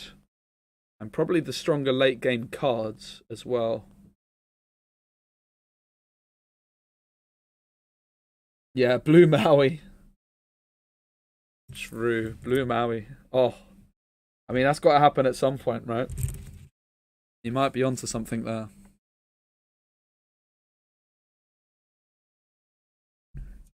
Elsa is kind of like a Maui type card, right? Oh, there we go. That's a clean play. Elsa exerting Sisu, and then the Fox bouncing the Elsa back to take out Sisu, essentially trading a Fox for a Sisu. Admittedly, it was 8 ink for the Fox, but still, it was really, really strong. I like that play from Max a lot. Friends on the other side is played for 3 ink. Yeah, the big rush scar is uninkable and quite understated for a 6-cost card. But you've got some interesting control options. I think the Elsa and the Hades are the best, and of course also the legendary Elsa and the Bell as well. That is what Bell can do pretty nicely, moving 2 damage from the Elsa onto the Genie. You can see the control cards from Max's deck working quite well. Bell, Elsa. We haven't seen his Hades yet, but that's in there as well. The Fox. Maybe there is enough rush cards already in Max's deck. Maybe you don't need a Blue Maui.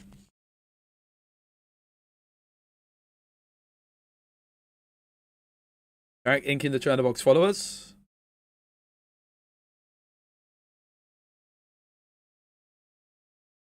It's another Elsa. It's just Amethyst cards everywhere right now.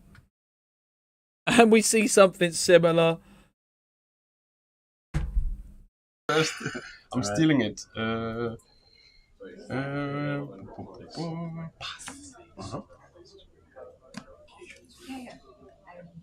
Really, really cool to see both players utilizing that little combo.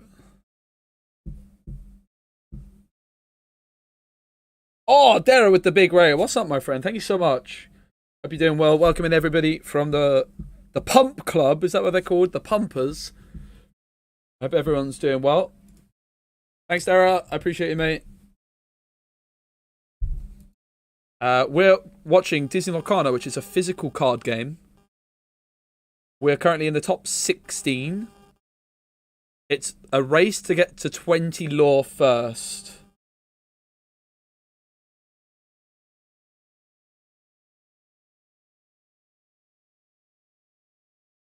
Currently it's 10 lore to 3 in favour of Max to the right. So in order to get points, you have to quest.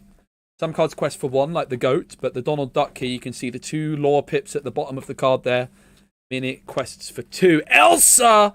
The legendary card from set 1, an iconic Disney Lorcana card, enters the board, and it's going to exert both of those Merlin goats, and they will not ready at the start of Tarek's turn.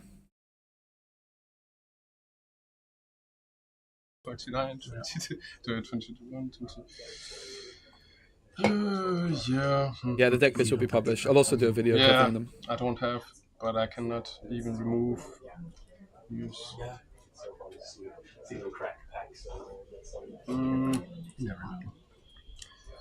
Can ink this one. Yeah. And I have 5 from both. Yeah, I cannot do much. Let's just say game. You won. We're going to be going into game number 3. It is a best of 3, and we're going in the game number 3. I switched the scene too soon. Friends and both my finder keepers in my opening hand. So yeah. So, or sorry, in the first 3 cards. So I was like, wait, I hate this. I don't want to ink these. yeah, understandable. Yeah, finders keepers in Max's deck. Let's take another quick look at it. You've got the 3 copies of Belle, which we've seen putting in a lot of work. 4 Chernobog's, 4 Diablos, 3 Donald Ducks, 2 legendary Elsas, 4 Spirit of the Winters, 2 Finders Keepers. And then the Finders Keepers is really fascinating because you have an abundance of ink. I wonder if Max should even play more than just 2. Like, honestly, I really like the idea of playing the card. It costs 5 ink and you draw 3 cards. Yeah, Tarek does have game 3 advantage, but I think Max was in a really good spot to win game 1 if he just drew his top end a little bit quicker. Like, if he found the Elsa, if he found the Hades, these kinds of cards a little bit sooner, I think it could have been his game. Because while Tarek has the advantage of being the player going first, Max has that advantage of playing the first Genie and the first Elsa, almost reversing the coin flip. Not exactly, because obviously you're playing cards like Sail and Tipo, which are slower than something like a Flynn Rider on turn 2 in order to achieve that. But if you can get the first Genie down, the first Elsa down, that can make such a big difference.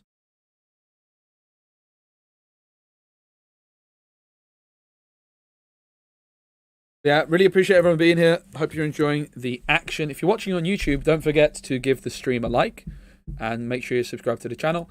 And if you're watching on Twitch, did you know that if you have Twitch, you get a free, if you have Amazon Prime, you get a free Twitch Prime sub once a month, where you get 0 ads. If you have Amazon Prime, you can connect your Twitch account to it. You can subscribe to the channel for free. And you'll get no ads. And I get a little bit of money too. And I like a little bit of money, mate. I really do.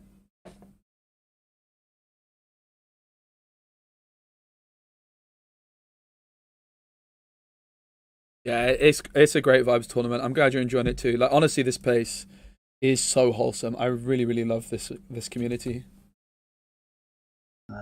Factor if the opponent saying like, I'm not yeah. I will hold my hand. Okay, so you have 7 cards that you can use. The only thing I miss is that Stinks that the game is dying. My friend, the game is most certainly not dying. I will say that in terms of viewership, there is a little bit of a lull at the moment. But I think that is absolutely inevitable. The game's been out for a year now. And yeah, let's not forget we've got Pixar coming next year. Like, if you think that's not going to be unbelievably huge, my friend, let me tell you something. Lorcana finished this year as the 5th biggest TCG, and we don't even have Pixar yet. Think about that. Think about that. Oh my goodness, is Silver Foxy Louise? Yes, I was actually going to message you and check in. I hope you're good. I really hope you are. Yeah, the game came out in China on the 1st of January. It's not out in Japan yet, but later in the month it will be. Disney Lorcana is a tremendous game. And we get Pixar next year. We've also got the North American Championships coming up next weekend, which is going to be a monumental event. And of course, the Disney Lorcana World Championships at Disney World. Oh, I really hope I can go to that.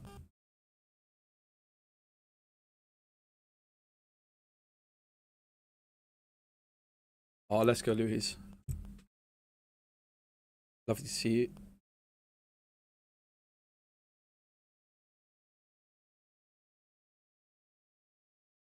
I think the slowdown in content is more on the creators than it is on the players. Yeah, I mean, that is true, but what I will also just tell you for free is that, like, if this stream was to have happened 6 months ago, for example, because we did do a stream 6 months ago, I mean, the viewership 6 months ago was maybe double what we have now. So there is also an element of that, but I think it just also makes sense. Let's not forget, in fairness, also, the stream 6 months ago from Malmö Game Week was right at the start of a set, whereas we're like a month and a half into this set, nearly 2 months, right? So it makes sense that that sort of thing happens. I think the game's in a great spot. I really, really do.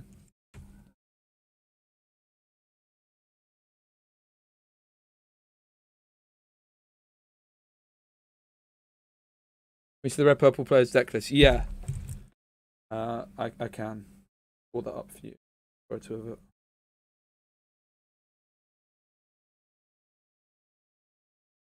So I've just been told by our judge, bit of extra intel from the judge here, that Max currently has 4 copies of Friends in hand. Some might have been inked already. I'll pull the Ruby Amethyst deck list up after the game. Yeah, it's also just after Christmas. We've had I've personally enjoyed a nice little break and excited for the set championship season. Going to be a double quest from Sisu. It's 4 Lords 2 as it stands.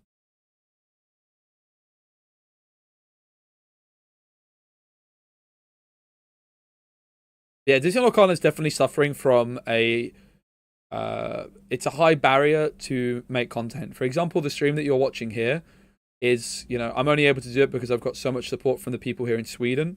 But it's also like, in terms of just raw equipment, you're looking at like multiple thousands of pounds worth of equipment, right? We've got I got 2 computers, 4 cameras. So it's a high barrier of entry to make content, right? Oh my goodness, a digital client for Lorcana. Poof. It'll be the biggest card game in the world, and it won't be close. Mark my words. If Disney Lorcana gets a digital client, it will be the biggest card game in the world, and it won't be close.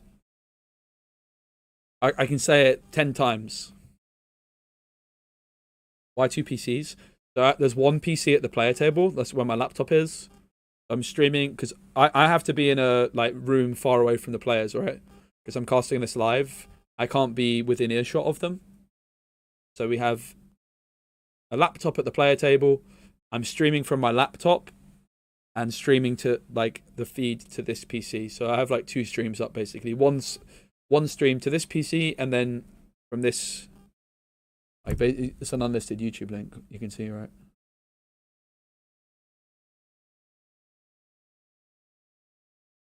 Don't think that's true, but sure. What true, Mr. Phil? Oh, the Disney Lorcana would be the biggest card game in the world if it got a digital client. My friend, it absolutely is true. I know a thing or two about digital card games. That's where my background's in. I know a lot of digital card game content creators, and let me tell you, the amount of massive card game content creators that would absolutely leap on this game immediately if it got a digital client is through the roof.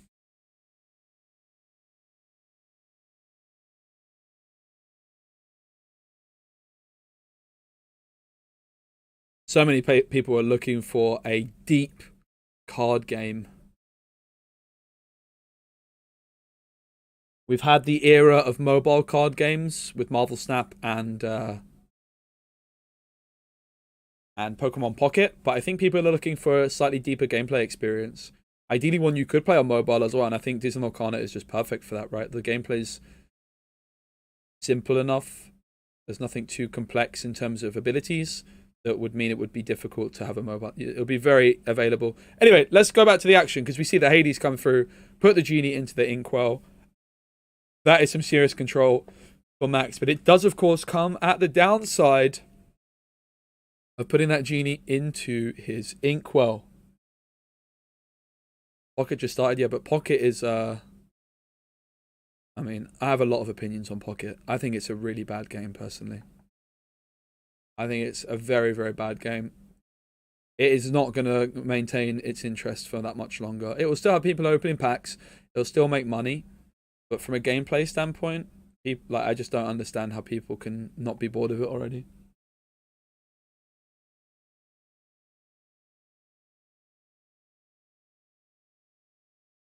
Yeah, it's fine from a casual point of view. Well, Snap made a lot of money, and I'm sure that Second Dinner are working on another card game, which will also make a lot of money when that comes out.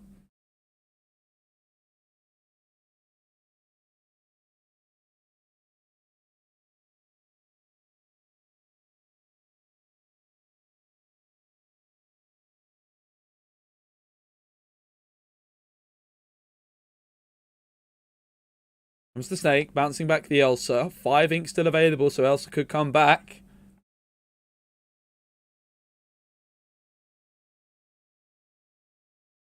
Yep, definitely agree with that, Phil. Most definitely.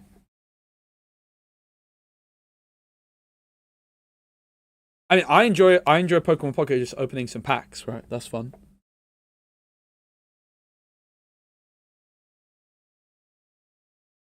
I'm a Snap player, and Second Dinner's bad management and monetization killed the game. Oh, I know. I have a video that's nearly a year old of why I quit Marvel Snap on my other channel, and all of that is still relevant. I'm actually planning on making some more videos talking about what's gone wrong with Marvel Snap. It's something I've been wanting to do for a long time. I've just not really been interested in making any content that's not Lorcana. But I recently revived my old channel where I used to post Marvel Snap content, so it's very likely I will. Fun fact, I was actually the first ever Marvel Snap streamer, technically. I was the first ever person to be in the Marvel Snap Twitch category. Because Marvel Snap sent me a box like the day before the game got announced, saying, oh, we're announcing the game. And as soon as I saw it, I was like, yep, I'm hopping on this. And I went pretty much all in, but then got very bored of the game. I was a beta player, beta streamer. Yeah, not inking with Donald Duck. I think Max is forgetting about the Donald Duck ink here.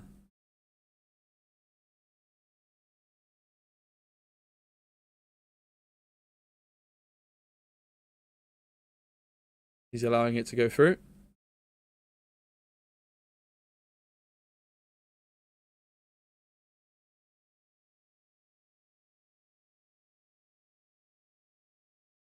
Yeah, it was me, Ed.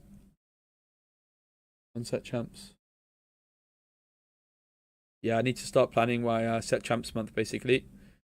It's a big Sisu coming through. It's not going to clean up Donald Duck. 3 willpower on it. Max is going to draw 4 Diablo. Triple quest for Tarek.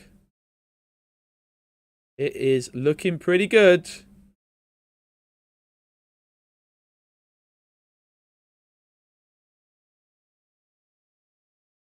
Here comes the genie. 5 ink available.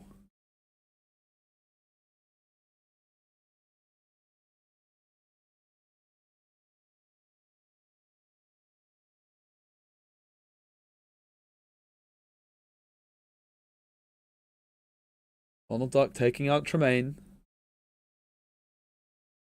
And remaining in play. Going to be the snake. Bouncing it back.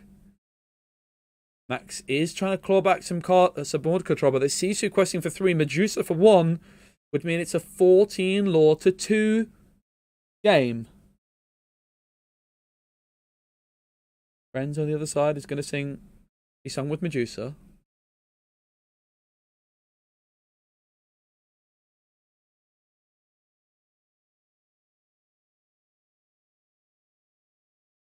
Yeah, ultimately a digital client will just bring in a whole different group of players to the game. Be prepared, sung by the Sisu. 0 ink spent to clear the board, which means that Tarek still has all his ink available to develop some more questing threats. Perhaps a rabbit, perhaps a goat. Could be a goat.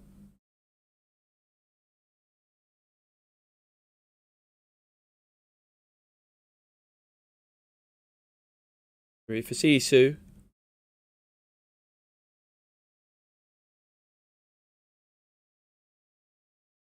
Awesome, Ed. Yeah, thank you.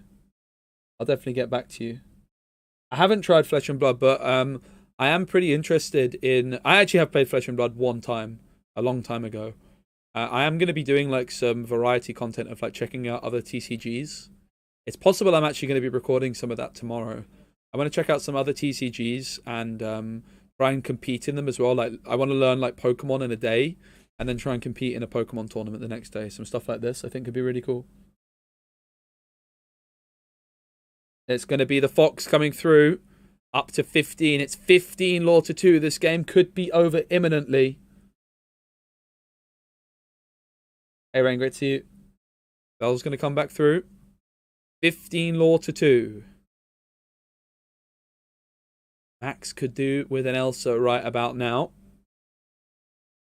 Could make a big difference. Being able to exert the Bell and the Fox with an Elsa would be a big deal.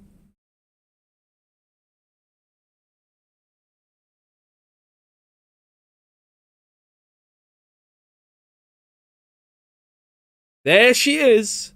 It's going to exert the Fox and the Bell. And those 2 cards are not going to ready at the start of the turn. Bell's going to challenge the Sisu, taking back 3 damage because he has 2 cards in hand. And suddenly Max has stabilized the board. The Fox and the Bell are not going to ready at the start of the turn because of Elsa. But is it too little too late?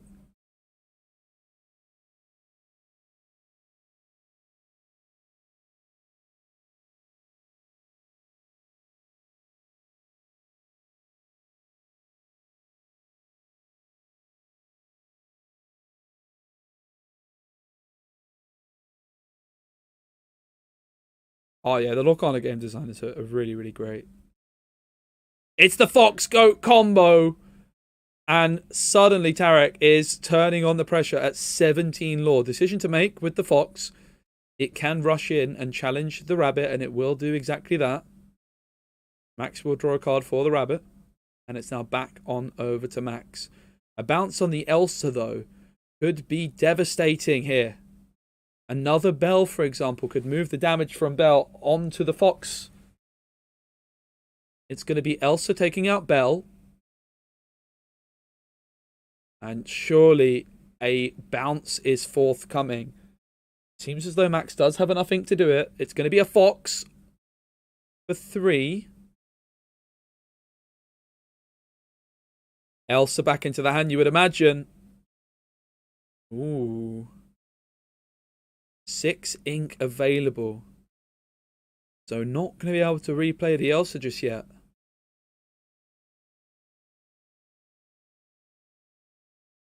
Fox for Fox.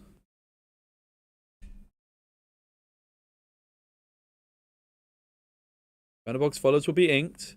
Is it another Bell?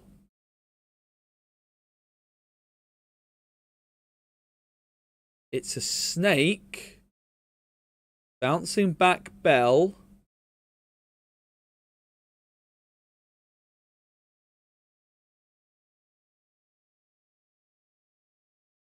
Now the Bell could come down, but the damage counters from Elsa have been removed from the board. Not utilizing the Bell to its full potential there. And it's on over to Tarek with a goat in hand and a Fox on the board.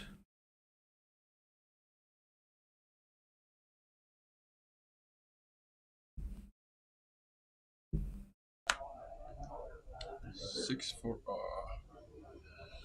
what am I doing? No. Yeah, 13. I'm gonna play the goat. 19, the goat comes back. And I'm gonna say pass. But no bounce forthcoming. Eddie Candy, you're good to see you, mate. I hope you're well. I'm not thinking totally. I'm messing up completely. Yeah, it's late. Yeah. It is late here in Sweden. Okay. It's 8 p.m. already. Meh. Okay, also free spoof. Quest for the 3. Yep. For 3. Crab. So the Elsa comes through. The Fox and the goat will not be able But to. I have something else. Oh, is he about to do it again? Because I was thinking to play the Tremaine, but I was like, I can quest 18, 19, so I'll just be prep. Yeah. Well played to Tarek. It's the second time today. I was like, brain aneurysm. Oh, I should. Oh. yeah, it's not only you. It happens to me. The 6th game, I was completely shut up the brain that did so many mistakes because Emerald Chromicon and bounced that back. Yeah. Congratulations to Tarek going through into the top 8. Second time today we have seen him win the game with that be prepared on his own go. Big congratulations, and we'll be moving into the top 8. Commiserations to Max, who put on a great showing today with his Sapphire Amethyst deck.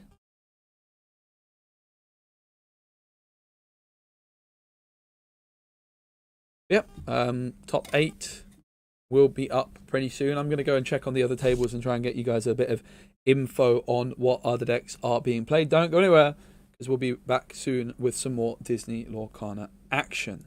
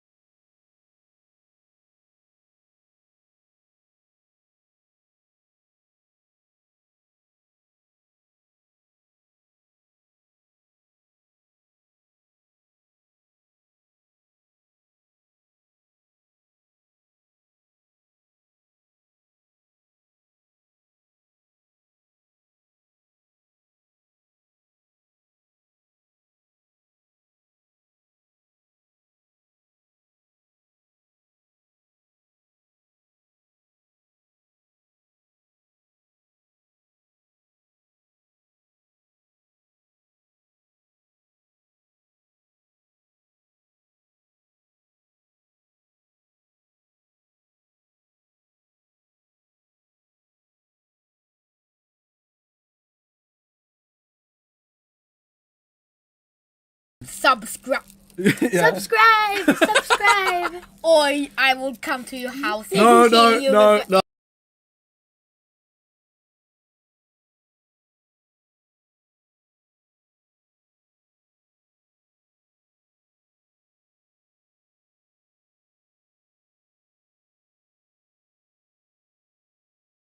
And it's No. just a table. Yeah, it's just a table. We don't have hand. So we don't have. Yeah, Yeah. You We can don't show think the about to, to the camera if you want to, but there was a player before that showed me his hand. Those kids are actually hilarious, mate. They're so funny.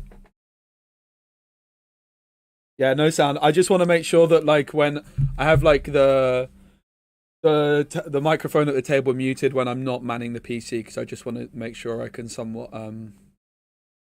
ensure what is going on, if that makes sense, right? I don't want to leave an open microphone on when I'm not listening to what's being said in the room, right? Because people will forget that there's a microphone on in there and not be aware. So, also our two players here are Swedish.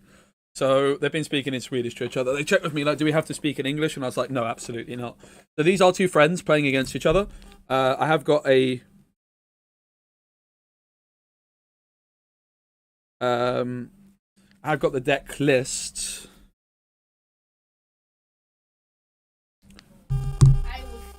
No, you're banned. You do not come in here anymore, please. Vincent, do not come back in here, please, without me telling you you can. Is that okay? Thank you. Oh, I wasn't muted. I thought I was muted. I had to go teacher mode. He's hilarious. I thought I was muted when I was going teacher mode.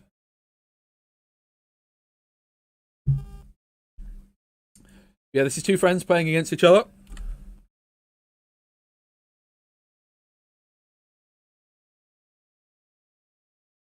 But he's a legend. I was really excited. I hung out with him before, last time I was here, and it was the highlight of my trip before.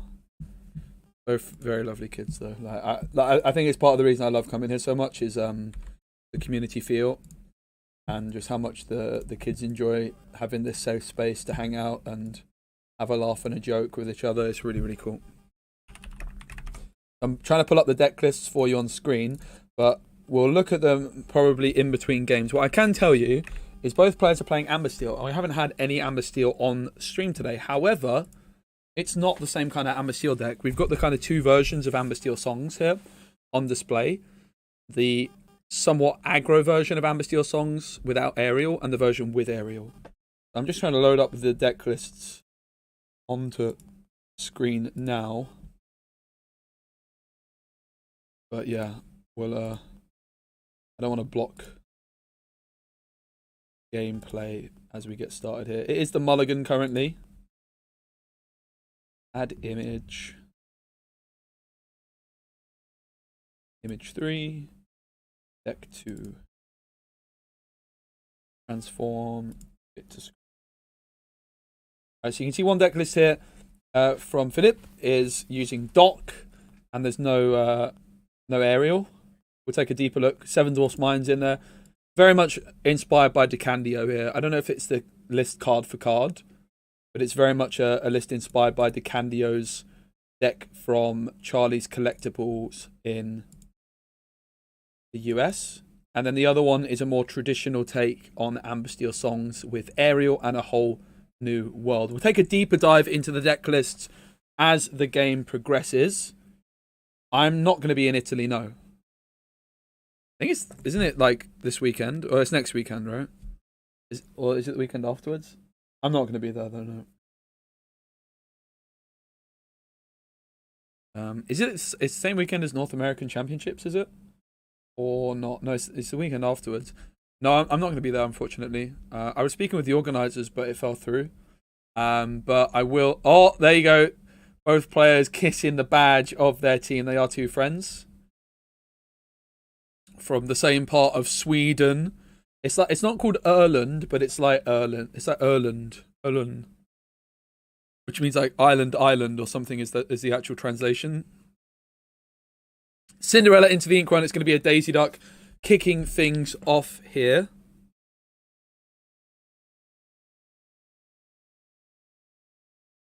Got Philip kicking things off there with that Daisy Duck. And then Siggy to the left, also with a Daisy Duck of his own. It's a battle of the Daisy Ducks. Donald Duck date. Robin Hood into the Inkwell. In comes a Mr. Smee.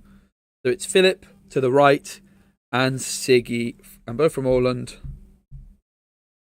which is an island just north of Malmö in Sweden. And yeah, both friends, they travelled down here together. They've actually organised tournaments in their hometown before as well. I wouldn't call it Steel Song when it's almost no songs and no aerial. Well, it is still playing songs, right? It's got Cinderella. I think Cinderella Ballroom Sensation is actually the more, I mean, the Storm Rage On. There's also the Strength of a Raging Fire combined with the Cinderella. So it very much is still, when we think of Steel Song, we think it's Amber Steel. I actually have always called it Amber Steel Songs rather than Steel Song. So it is a different kind of deck, but it is ultimately very similar as well. It's a more modern take on a Steel Song build. Cinderella Ballroom Sensation being the key card there. It's going to be Calhoun for Siggy on turn 2. And it is going to be the Daisy Duck Donald Date going on a quest. Oh, it's actually going to challenge the Daisy. Putting that 1 damage counter down. Now, that's really interesting because that does mean that Daisy could be removed by Mr. Smee here. But it also means that the Daisy Duck is vulnerable to a potential Calhoun challenge. Really, really interesting moment. It is going to be Aerial onto the ink and Aerial Spectacular Singer onto the board. Will a whole new world be found here? It certainly will. A whole new world going into the hand of Philip. But of course, they might not want to play it. With only one player having a whole new world in this game, it is going to be Philip on the right here, who's very much in control of, obviously, when the whole new worlds happen. And that puts Siggy in a position where they have to try not to give their opponent too much value from the whole new world by playing into it too heavily. As we see Smee challenging Daisy. And it's then going to be the Daisy Duck taking a quest for 2. Trigger's going to come through. And it's going to hit Pluto into the hand of Siggy. But yeah, Siggy's got to play around the whole new world somewhat, while also ensuring that they don't play in a way where Philip can just not play the whole new world. Being the player with the whole new world, I think, is a slight advantage, probably, would be my gut feeling, right? Like this aggro version of Steel Song with the dock instead of Aerial has a lower curve, and it's a stronger matchup into Ruby Sapphire. But you would think in a mirror matchup that the deck with Aerial should have a slight advantage. The Smee did take a damage, by the way. They just put it through before the end of the turn because it challenged Daisy Duck. So 1 damage from Daisy and then 1 damage for the end of the turn. It's going to be Lawrence for 3. And it is going to be Calhoun either taking out Smee or either taking out Daisy. Daisy's the decision, which makes sense after that challenge with the Daisy a turn or 2 ago. Lawrence is ready. It's just come in this turn. But Calhoun, of course, gaining that 1 ink. So that 2 ink when challenging. That Lawrence is ready. It is not exerted right now. Mr. Smee and Aerial on the side of the board here for Philip. It's going to be Strength of Raging Fire into the Inkwell. Are we going to see the whole new world? That's going to be a really interesting dynamic in this one. What do you guys think is going to win? As we see Rapunzel come through, healing up Mr. Smee. Rapunzel, let down your hair. 2 damage healed, and that means 2 cards drawn. Do you think it's going to be the Aerial deck or the Dock deck? Let me know in the comments below. Not in the comments below, in the chat.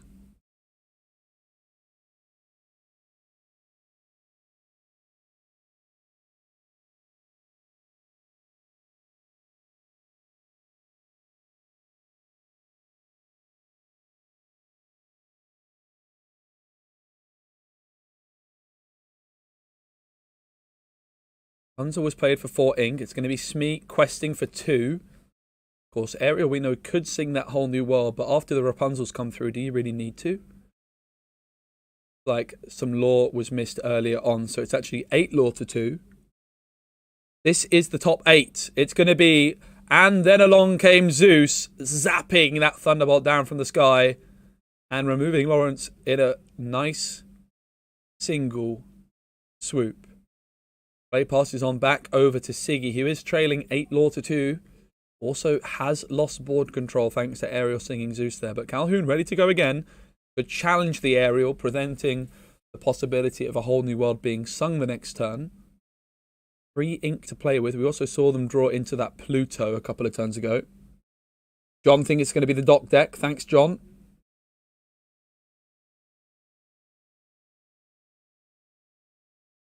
Don't forget to give the stream a like if you're watching on YouTube.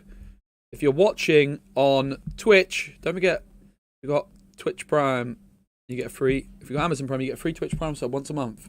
You get no ads.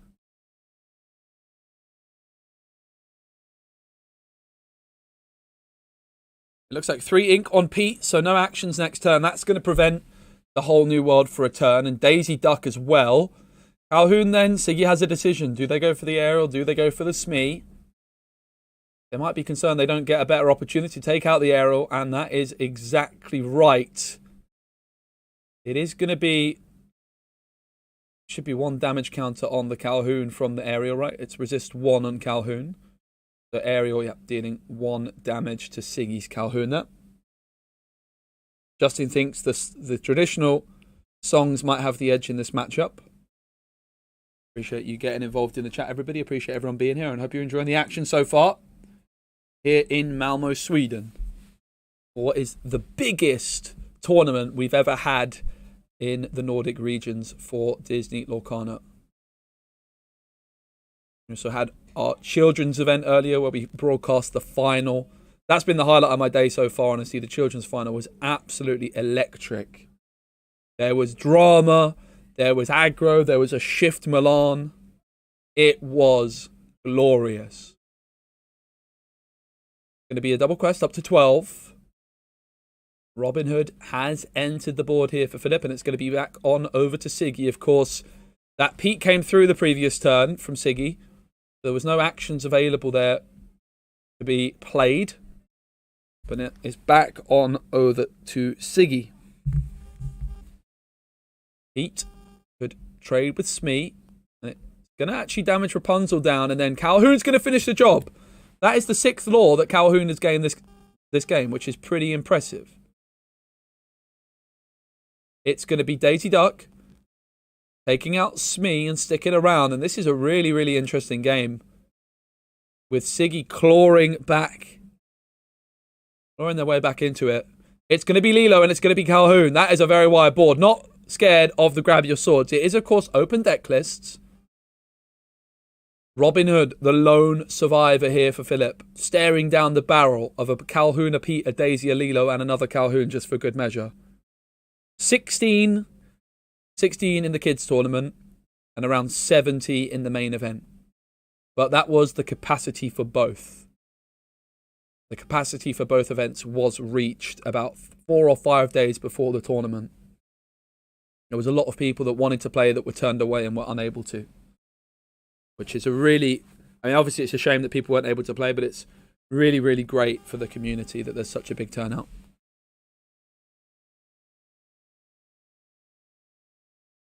It's going to be Let the Storm Rage On, which is going to finish off the Calhoun. Philip is going to, of course, draw a card, but that was 3 ink spent. 2 still to play with, but can ink to have a 3rd available for the remainder of this turn. In testing, Calhoun has been a powerhouse in the mirror. Nice one, Terrace. Yeah, I can definitely imagine it. I think Calhoun's a great card. A lot of people are surprised I'm not using her in my Amethyst Steel deck, but that's simply because in Amethyst Steel, I want to go double 1-drop on turn 2, and the uninkable count that I have, I want to be very low, so I can mulligan very aggressively. I think she's an incredibly good card. Particularly in a deck like Amber Steel Songs, which doesn't want to play a double 1-drop on turn 2.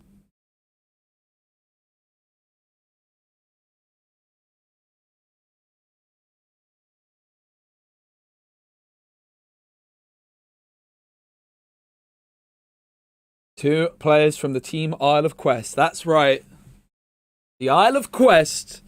It's 2 friends battling it out against each other. When you do that double 1-drop and call it a Shinmeri, where does that term come from? Great question. So Shinmiri is a friend of mine who is a streamer from Gwent the Witcher card game. And when he was watching me play Disney Lorcana, and I had a hyper aggro deck, he said to me, your most aggressive opener is Lilo on turn 1, and then on turn 2, 2 more Lilos. And then I started doing that a lot, and I started calling it the Shinmiri line. Shinmiri is one of the best Gwent players around, and heavily inspired that setup. So that's why I call it the Shinmiri line. To pay homage to a good friend of mine. It's 14 Law to 9 currently, with that Robin Hood and the Lawrence down on the board.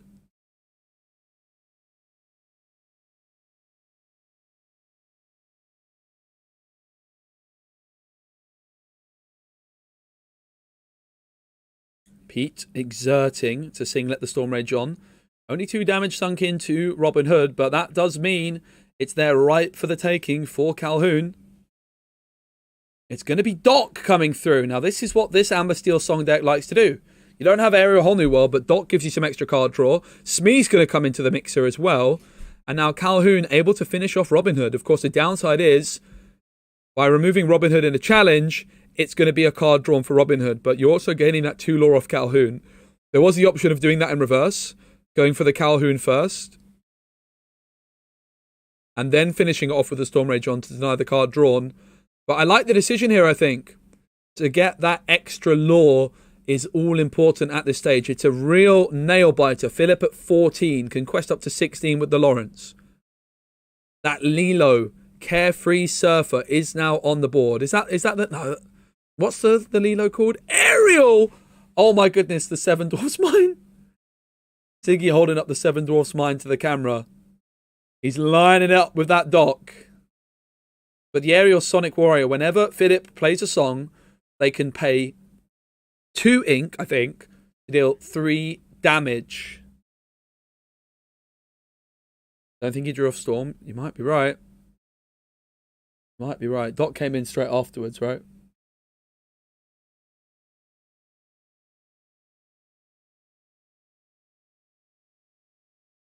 I didn't catch it. Remember our judges here. We do have a judge at the table, but they've also got another table in the room that they're over. So it's natural that things will get missed. I didn't catch it myself, but chat has 100 eyes, so I'm sure that you're right.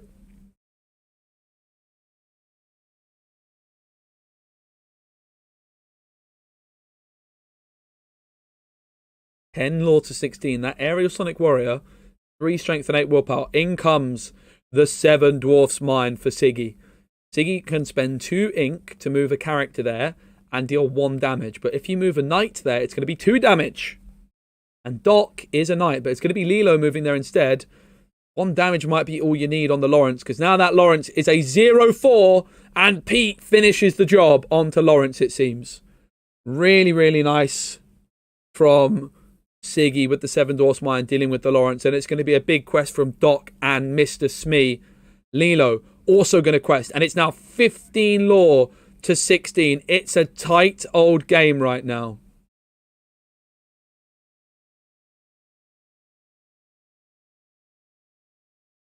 It looked like it was Philip's game to lose, but Siggy has bounced back in a big way.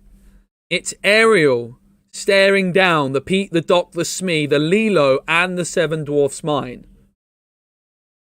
Of course, every time a song's played, you can spend some ink to deal 3 damage with Ariel. I believe it's 2 ink for 3 damage.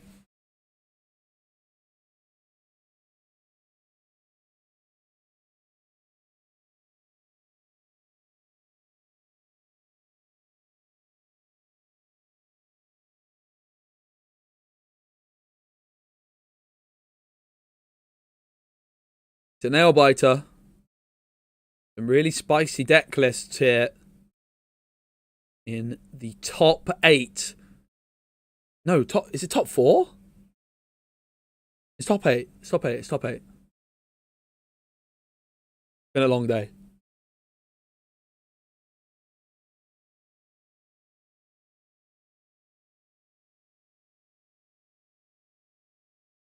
Gonna be the Zeus and the aerial ability taking out Smee, as well as, was it the, what was the other card on the wall? Was it Calhoun? I was reading chat.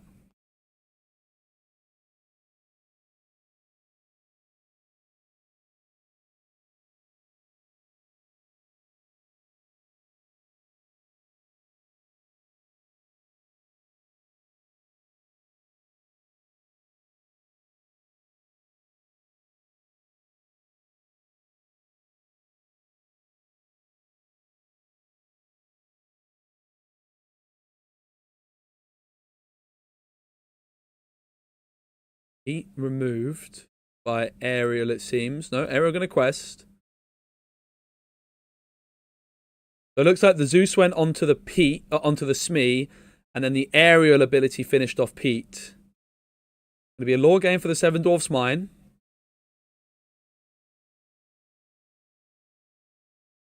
Sorry, message our judge because there's a few mistakes creeping in here.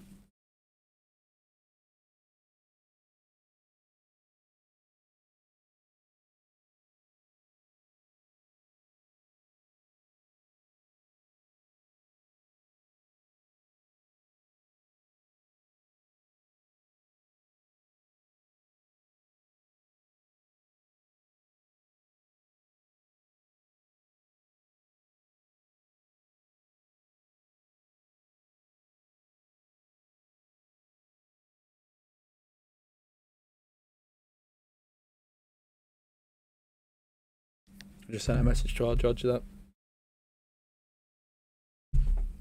nothing can be done at this point, but it's going to be strength, dealing 2 damage to aerial. Doc's going to move into the mine to deal 2 more. Lilo and Doc will quest up to 19.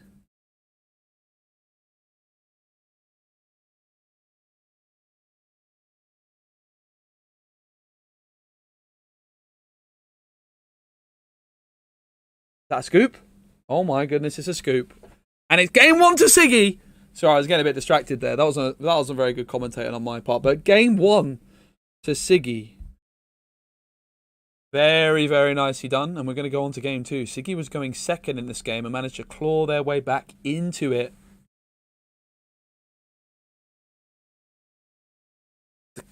The Calhoun in particular, I think, was the key, right? A card which allowed them to win while going second because they were able to gain lore while taking some challenges. Siggy lost? Wait, what? Alright guys, I'm sorry. I looked away. I was trying to read chat.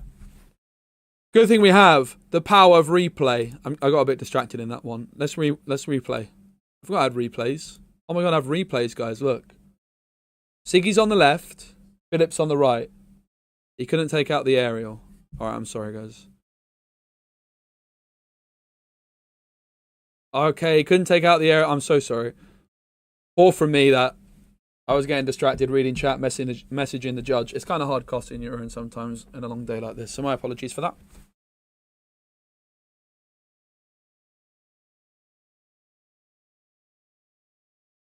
Philip is the left one. Huh?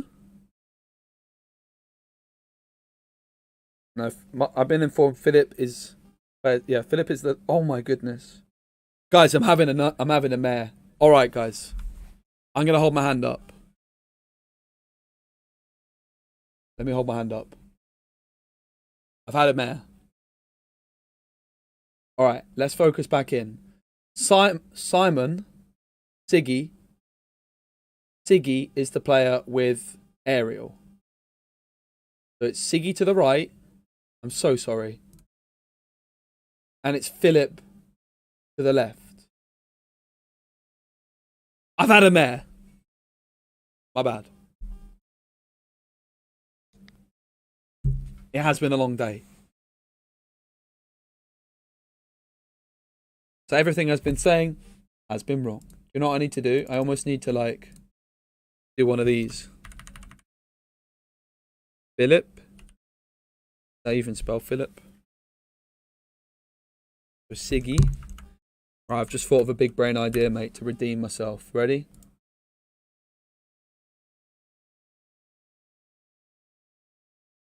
Siggy.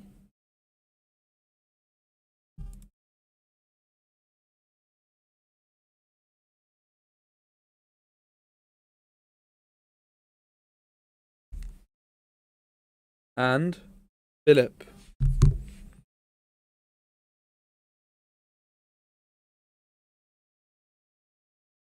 They're both Siggy, guys.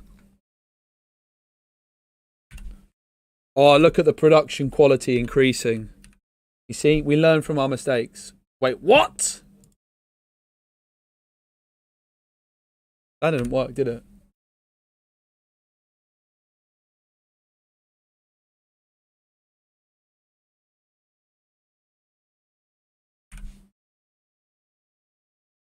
Oh, what the heck?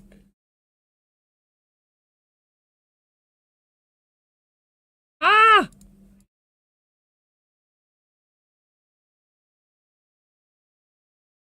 Mate, I'm so confused. Alright. I think we got there. I think I didn't spell Siggy right. I think it's got 2 G's. Yeah, it has. We're almost there. One more G and I've done it. Oh my goodness, that was so simple. That was smooth as you like.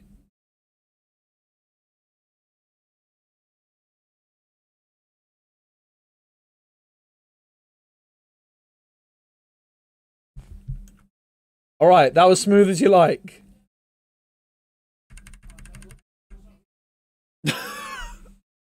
My apologies, everyone, for the confusion. We've got Philip and Siggy.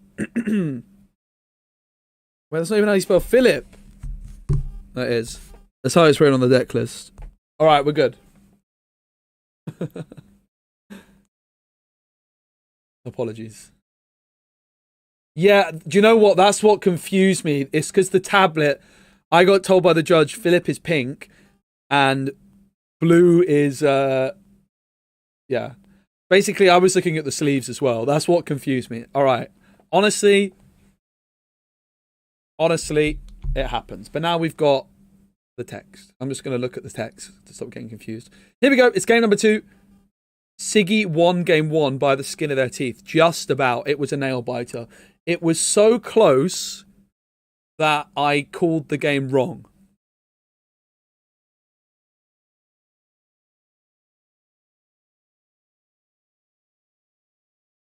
It's Siggy, not Siggy.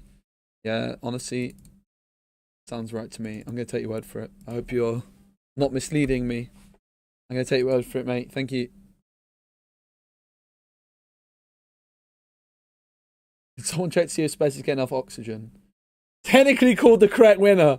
That's true, Jack. I had the wrong player. I called the wrong winner, but I had their names wrong, so... That's probably my biggest stinker casting ever, but never mind. It happens to the best of us. I appreciate you guys understanding. It's Lawrence into the inkwell, and it's going to be Ariel hitting the board. Going to be looking at the top 5 cards of the deck. Top 4, in fact. No song cards. Unlucky, mate. Unlucky, Siggy. Philip is going to be happy about that, though. Yeah, I think that's just a symptom of casting on my own and casting all day on my own, right? It's going to happen, like these kind of little slip-ups. I am a little bit out of it at this point. The font size difference is... Okay, I can fix that for you. Can I? I actually don't know how to fix it. I'm going to be honest. I don't know how to fix it. Font size 100. Let's try that. That's a bit small, mate. 200. Kind of small, but it'll do. Font size 200. Look at the production quality on show here. Do you know what? We can go one step further. Let's get a scoreboard, shall we? While we're at it, let's get a scoreboard.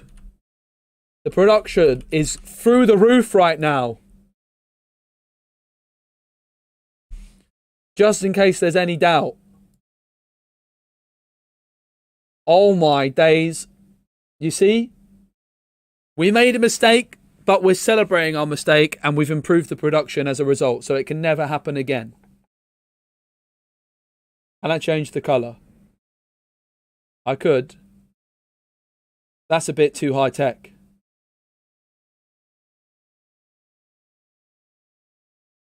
Wait, there's a Lorcana match happening. Yeah, allegedly.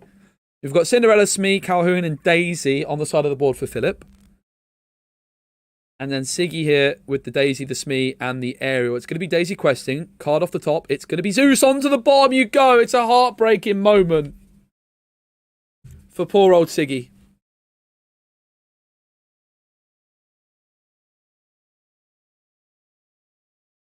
Smee's going to quest for 2. Up to 7. 7-0. Philip still with Cinderella and Calhoun ready and waiting. 3 ink in the inkwell, yet to be spent. Is it a sing-song from Cindy?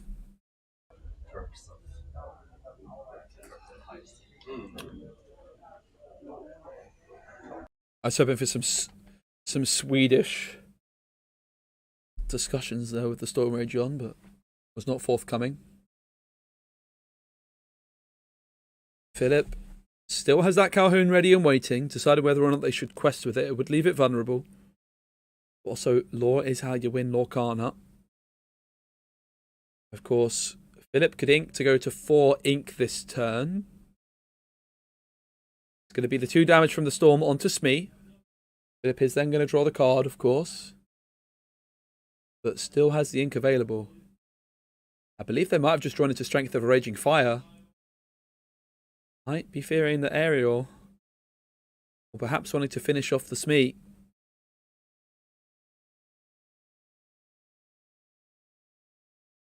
Strength 4, yeah. Strength Aerial.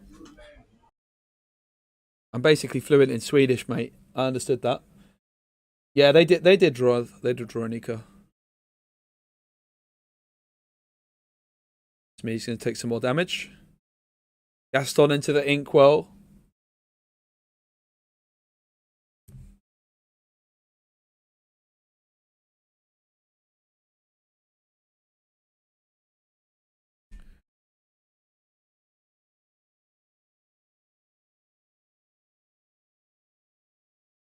Seven Lore lead is pretty big at this stage. Of course, it was Philip going first in this game. It was Siggy who went first in game number 1. And barely won, but was just able to cross the finish line. A big gulp of water. I could do with doing that, honestly. I'm a bit dehydrated. That's what I'm going to blame it on. Rapunzel let down her hair. And it's a couple of cards drawn here for our friend Siggy. It's going to be Daisy Duck taking out Mr. Smee. It's going to be Mr. Smee questing. No, challenging Cindy. See you later, Cinderella.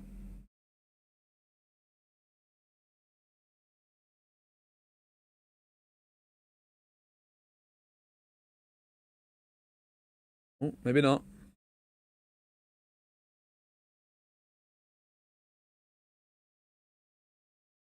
It's Daisy that took out Smee.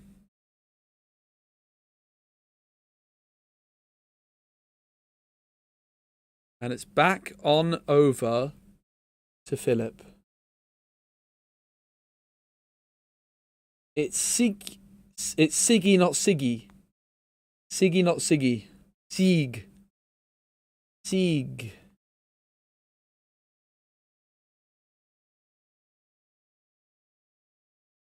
I was sent to it as Siggy. So I think it might be pronounced Siggy. I don't know. Going to be Calhoun taking out Daisy Duck. It's going to be a couple of lore gained. All right, how about this, guys? I got a great idea.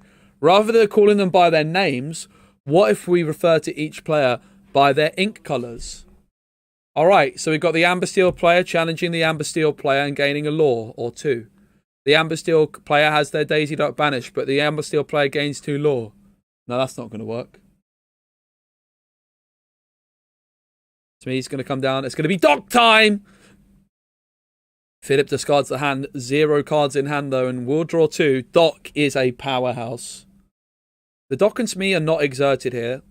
I think it's just Philip's style that they put them slightly to the side to show that they're drying in ink and not ready to be played again. Going to be Cindy questing for 1, and back on over to Siggy it goes. Siggy with 2 whole new worlds in hand. Cindy into the inkwell.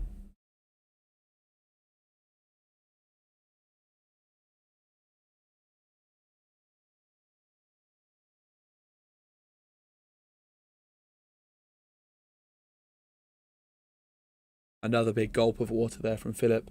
This is a top 8 game in a big tournament here in Malmö. 2 Swedes who are good friends fighting off. Rapunzel sings Zeus and takes out the Smee. Robin Hood comes in for 5. It's going to be Smee taking out Calhoun, but for his troubles will also be banished. And it's back on over to Philip. Philip with Cindy, Doc and Daisy down on the board. 4 ink to work with.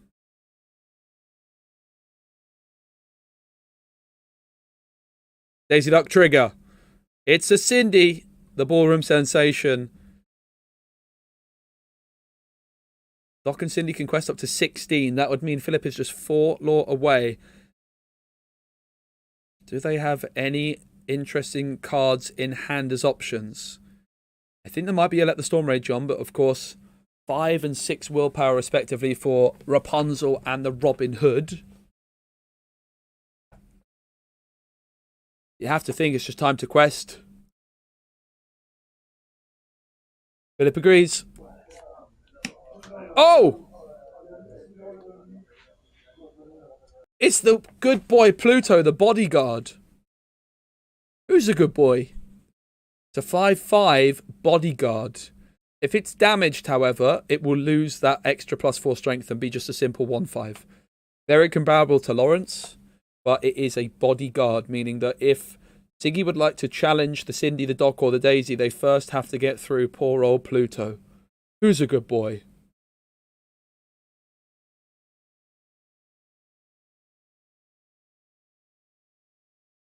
Who is a good boy? It's Pluto. When I was in Disneyland Paris, I met someone in a Pluto costume. And I'm not going to lie, it gave me the creeps. Just a little bit.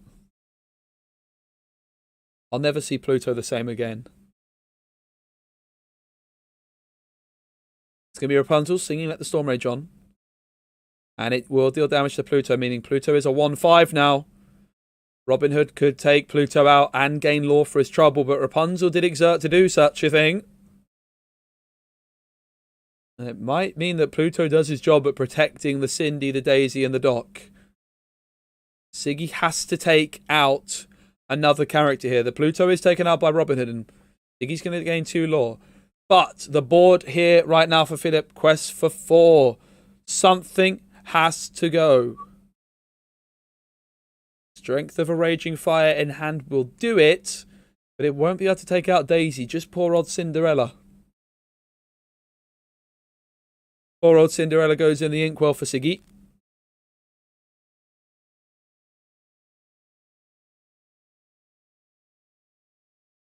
In comes Lawrence for 3.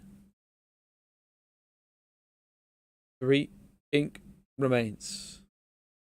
It's going to have to be the Storm Rage on. It's going to be Cinderella. Doc was also an option, but decides to go for Cindy to deny the singer threat. Now, if Philip... You'd imagine it's just going to double quest. Up to 18. Trigger time. It's Robin Hood. Doc is also going to quest. Philip inks Cindy. And for 5, it's Keita! Keita's going to lower every character on the board by 3 strength, meaning that Doc and Daisy are suddenly somewhat immovable objects, and it looks like Siggy can't do it, and it's going to be 1/1. We go into game 3. What a game that was. Philip just closing it out with that Kida, but it's going to be Siggy going first in game number 3. And Philip is going to look to tie it up 1-1. Please, can we get an update to our scoreboard production? Good job, production. Så väldigt bra. I want to give a big shout out to our production team here doing a fantastic job. They're working really hard. Let's show the production team on camera for a second. Good job, production. Vi får försöka spela snabbt, Sigge. Men jag håller med, det är jäkla fördel till mig. Hope you guys are enjoying my jokes. Problemet är att det finns ingen bra lösning på det. Nej. Antingen kör man ingen timing eller timing. Då kör vi bara. Ja. Du börjar. Yes. Let's go, Magnus. Enjoy the hockey, mate. And I'll definitely see you after the finals. Det blir en annan typ av mulligan här då. Det är det.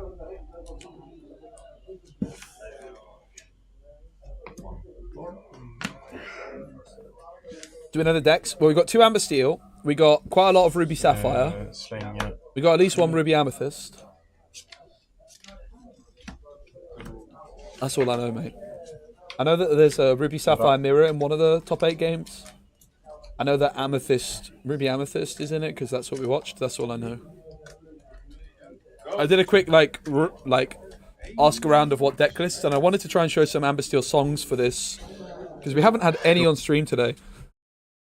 And the fact that this match is 2 of the 2 different Amber Steel song decks, and it's 2 friends. It had to be a good one. Thanks, Flaunting. I'll pass on your kind words to the production. Here we go. It's game 3. Amber Steel songs with Ariel versus Amber Steel with Doc and no Ariel. Cinderella Ballroom Sensation is a menacing opening because if you're Philip here and you have your own Cindy, you might play a Cindy and it could just be gone from Siggy singing Let the Storm Rage On. So going first with the Cinderella Ballroom Sensation is scary to play against if you're Philip. So how do they maneuver their way through this one? It's going to be Lilo and it will be Daisy. That's a pretty good way of maneuvering your way through it. Play a character with 4 willpower.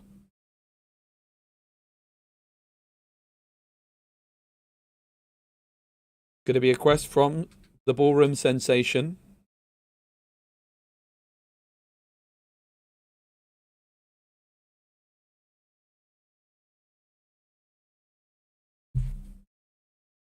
Nej, jag gör inte det. Nej, jag sjunger Let Storm Rage On istället. Jag gör 2 damage. Let the storm comes through. 2 damage onto Daisy. Poor old Daisy. But a card drawn for Siggy.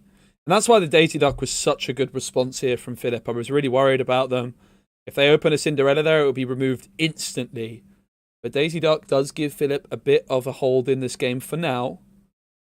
But Siggy has found the good curve. Cindy on 1, Smee on 2. Hard to go wrong with that.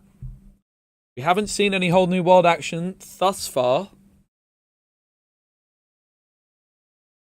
Heat into the ink. In comes Smee. Is Daisy Duck going to go on a quest of her own?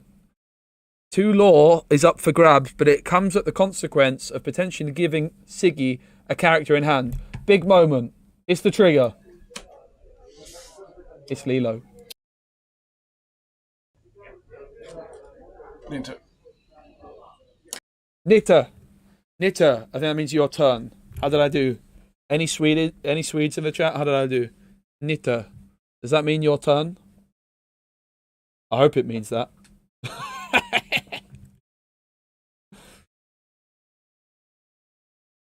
Dinta. Tack.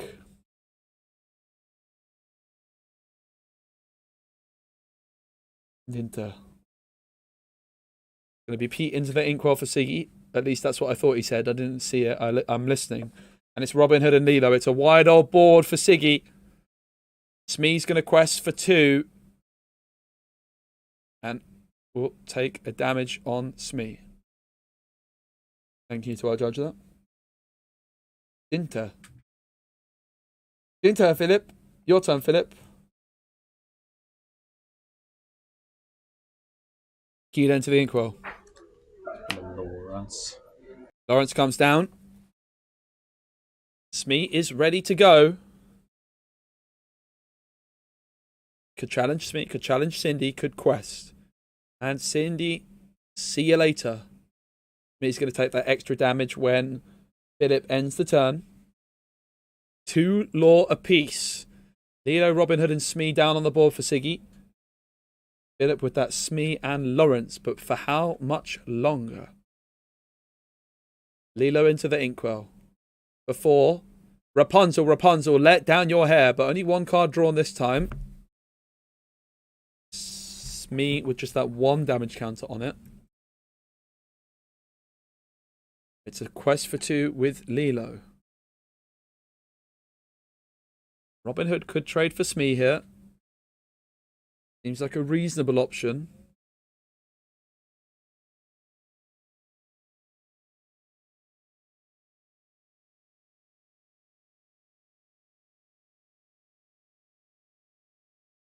Of course, Rapunzel was just played. So all ink has been spent. But Robin Hood and Smee are still available.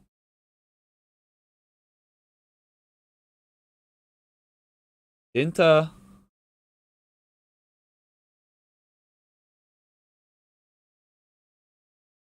Thanks, Joe. I appreciate it. Nah, I'm from London, so it's not far at all, actually. It's pretty cheap to fly here as well. It's actually my 3rd time here in Malmö in the last like 4 or 5 months. Just trying to come over and support the community. I've been really looked after and welcomed here in the previous times, and so I'm lucky enough to have been invited back for a 3rd time, and I just couldn't turn down the opportunity to get some meatballs and some falafel here in Malmö. Going to be a quest for Smee and a quest. Well, it's actually, is it a quest with both? Yeah, Smee taking out Lilo. Did I have meatballs for breakfast? I wish. I did have meatballs. I kind of had meatballs for breakfast yesterday, actually. So I flew in from London on an early flight. And I didn't have anything to eat until I arrived in Sweden. And the first thing I ate was meatballs. So yes, I did have meatballs for breakfast yesterday. Although it was like 2 p.m.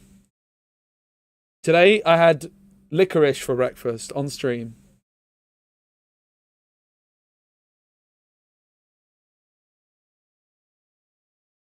It was so salty. It was unbelievable, mate. The Zeus came through and polished up the Lawrence. Robin Hood is going to trade into Smee.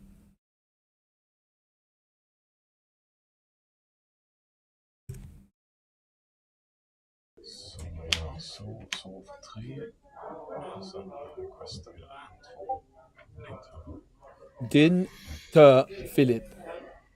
Your time, Philip.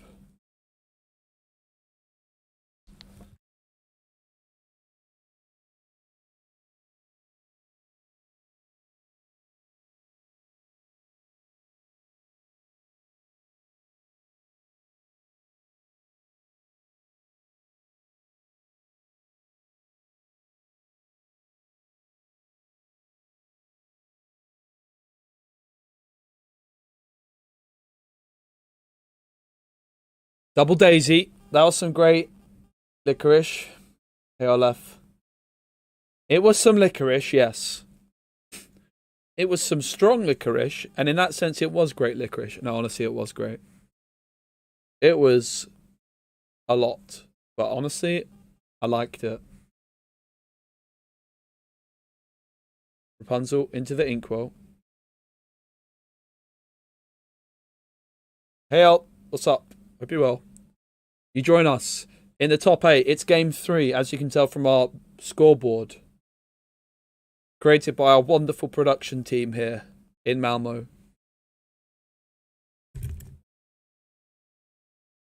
Det questen med diesel inte, det är ju en tidsfråga. In comes Robin Hood. Lite så, ja. De 2 in i Rapunzel. A little listening there from a conversation between players for our Swedish viewers.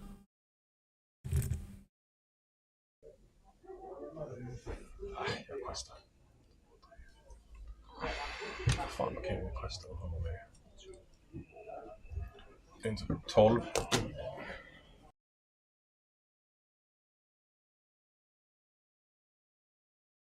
12 law to 4 is the score on the door.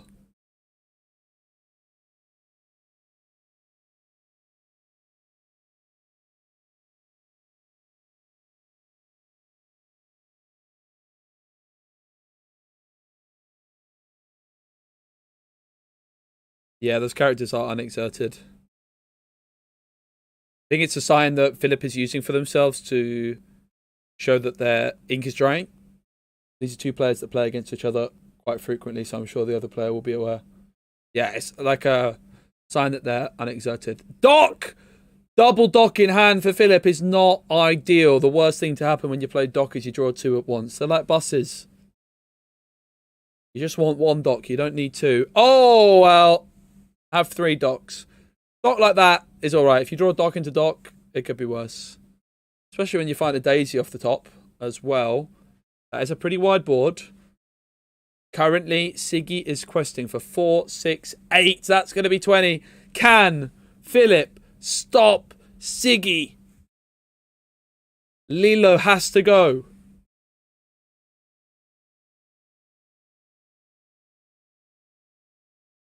And it will be Lilo taken out by Philip with the double daisy. 1 damage counter on each.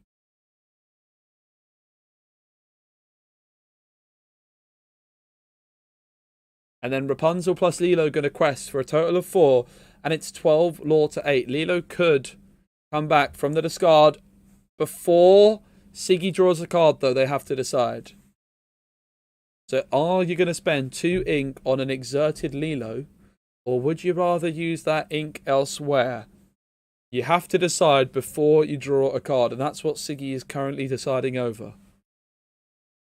Lilo, Lilo. Will you return? Press 1 if you would return Lilo here. Press 2 if you would leave her in the discard. 1 to replay Lilo for 2 ink. 2 if you would rather not. Siggy presses 2. We have 5 minutes left, roughly, in the round.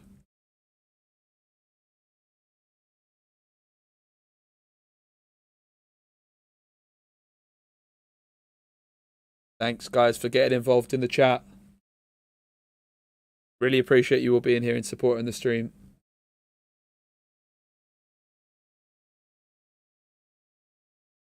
Oh, big moment off the top, but they don't look too happy. Slamming the table.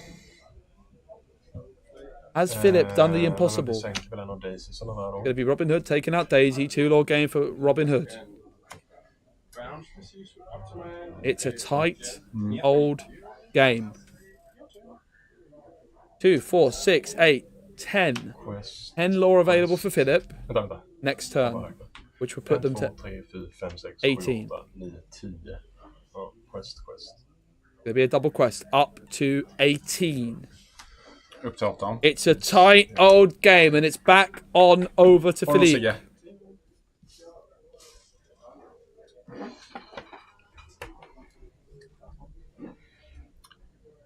Now, for Philippe, they can't quest to 20, which means they have to take out every one of Siggy's characters this turn, or it's all over. 6 attack, enkel matte här nu. Jag kan sänka din Robin Hood, det är typ det jag kan göra.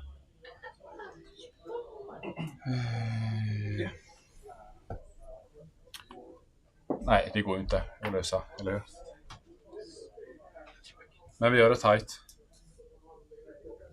Maybe there's a chance. Pluto bodyguard. Lilo, it looks like it's not going to be a possibility for Philip to stop Siggy getting to 20. Ja. Nej, jag har ju förlorat. I think Siggy was a bit worried there. But it's just a quest from Philip to get to 18. And then it's going to be Siggy taking it just about. Siggy gets to 20. What a tight game. Amber Steel with Ariel taking down the Amber Steel with Doc. Siggy did have the advantage of being the higher seed. They went first twice. And in both games, they barely made it. Och jag tänkte så här bara, Lawrence drar kort med pulsen. Nej, jag kommer inte hinna det. Bara, ut med allting. Och sen bara... Jag slängde ju Calhoun för jag tänkte att hon bara, jag behöver questa. Hon hade varit fin i... Great game from both players. Congratulations. Sorry I messed up a bit earlier, but hopefully you guys enjoyed the game. We're going to have the top 4 very, very soon. I'm going to go have a little break. Because after that, we all know I need it. But the next round starts very, very soon. Very soon indeed. In fact, I think you can already see the deck list ready for the next round. So, I'll be right back.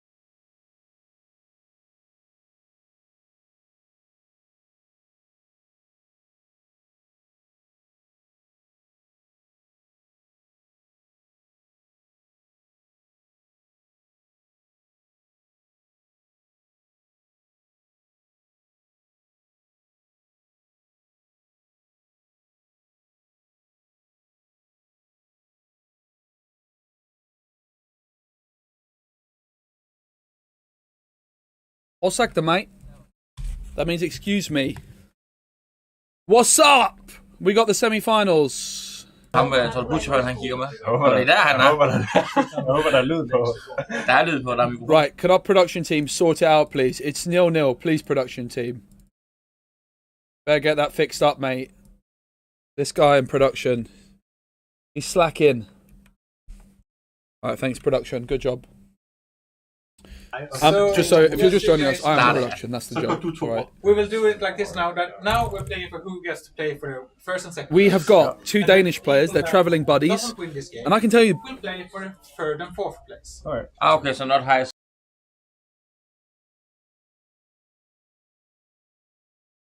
We have Aarhus and... No, we have Pierre and Jeppe. Pierre and Jeppe.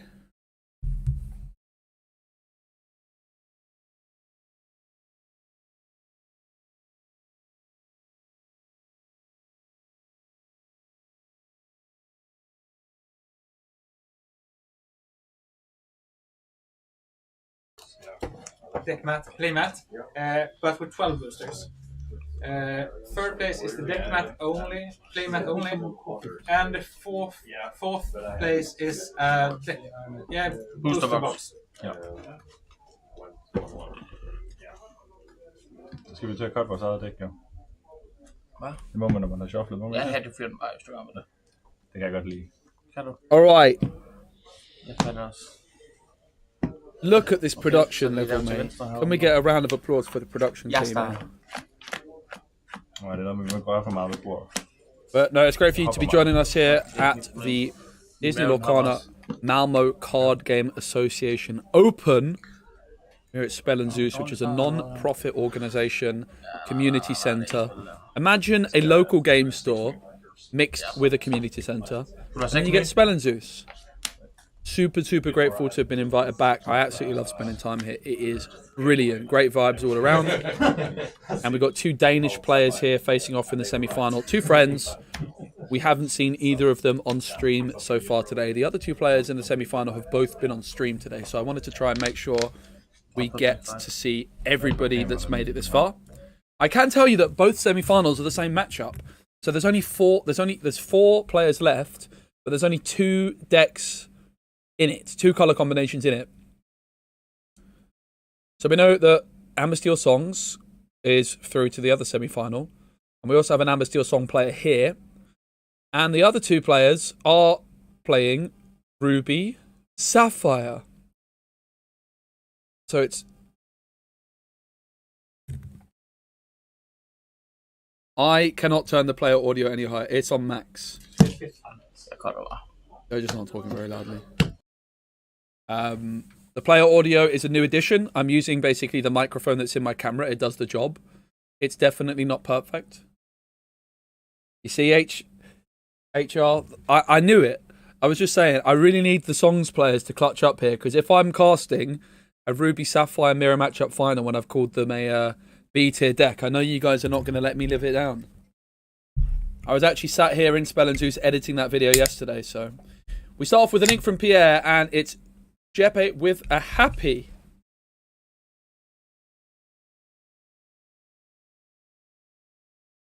Now, happy would suggest that Jeppe is playing the more aggressive version of Amber Steel with the docks, with the daisies, but doesn't find that turn one daisy. Excuse me. And it is Pierre with the higher seed, so we'll be going first in game one. We're all into the inkwell.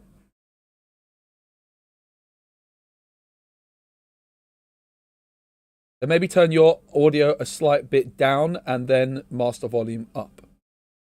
Master volume's on max, mate. I've got the player audio as high as it can possibly go. They're just not talking very loudly.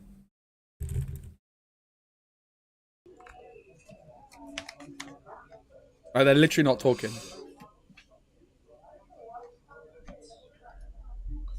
Piglet comes down on the board, happy to the quest for one.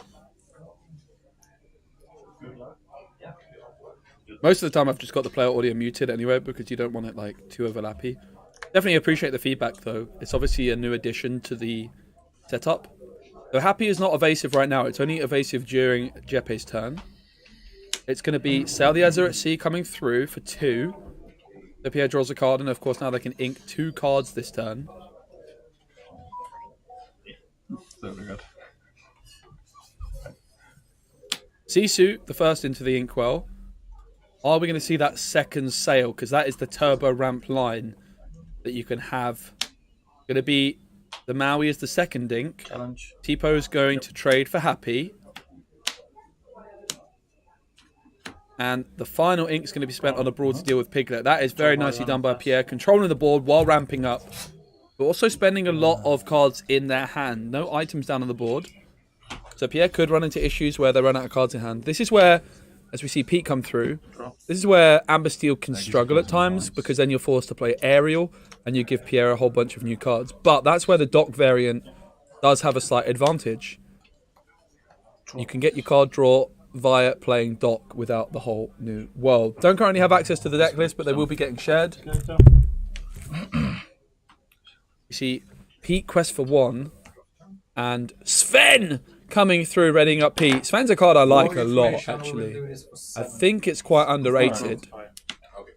And we see it come through here for a little bit of extra lore, but you have to think it's too much of a slow start here for Jeppe, and I think Pierre's done fantastically well to remove all of the questing threats in the early game here. The Happy got taken out by Tipo, and the Piglet was brawled. But again, if it was a Dainty Duck on turn 1 by Jeppe, it couldn't have been taken up by Tipo. But look at that, Pierre not liking what they're seeing right now.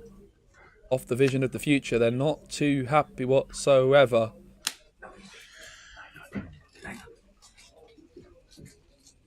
Alright, I appreciate it, Phil. No, definitely in some of the games they are talking a lot, and it gets too much to have both me and them. But this is not one of those games. But in some other games, like, they are talking a lot. I guess also now it's like at this stage in the tournament, there's not many other players in the room. Earlier on in the day, there was often 10, 12 people in the room, and there's a lot of background noise. Whereas at this stage in the tournament, there's only 2 tables left playing.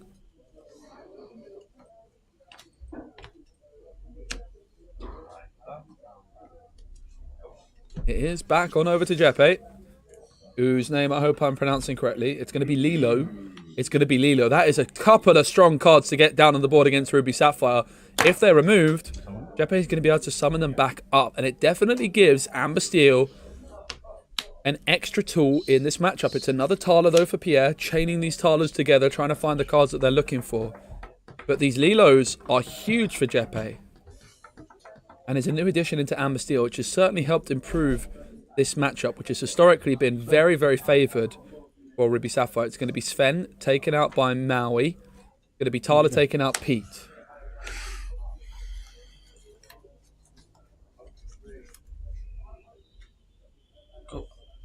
Back on over to Jeppe, though, with those 2 Lilos ready and waiting. And quest up to 9. Jeppe is going second here in game number 1. Don't forget your phone charger, mate. Edo. He's going to come through. It's going to be Smee as well for good measure. Bye, mate. All yours.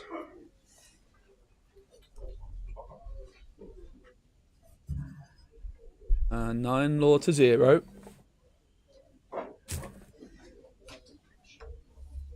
Challenge. Lilo is going to be a challenge.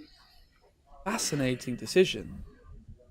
Not sure about that. Oh no, my mistake. That makes a lot more sense. It was Pierre. Sorry, I got distracted by someone leaving. Blavasham's going to come through, but not a single item for Pierre right now. Now, interesting moment here for Jeppe. This is the power of the Lilos. Are they going to come back? They certainly are. They may have been removed, but they're back in the mixer, and it's going to be Kida into the Inkwell. Questing up to 12. 1 damage on Mr. Smee. Those Lilos are posing a big, big threat right now, because if they're taken out, they're also going to be removing the Maui from the board and going to be leaving Pete and Smee standing. Yeah, this is actually exactly what happened to Reese in the top 16 game. He got top seed, as a Ruby Sapphire player in the European Championships, but in his top 16 game, he had Flavisham but no items and just ran out of cards. I think he was only playing 4 Popsicles. And I do think that the lists from Pierre, I could be mistaken, but I believe it's somewhat similar to what Reese was playing. There's a Popsicle, though! Vision of the future found what he needed. Popsicle draws a card. And this is where things can get spooky very, very quickly if you're Jeppe. But maybe these Lilos are just doing enough to help him stay in the game. The Flavisham Toymaker will quest for 1 and banish that Popsicle Jerome Pierre a couple of more cards.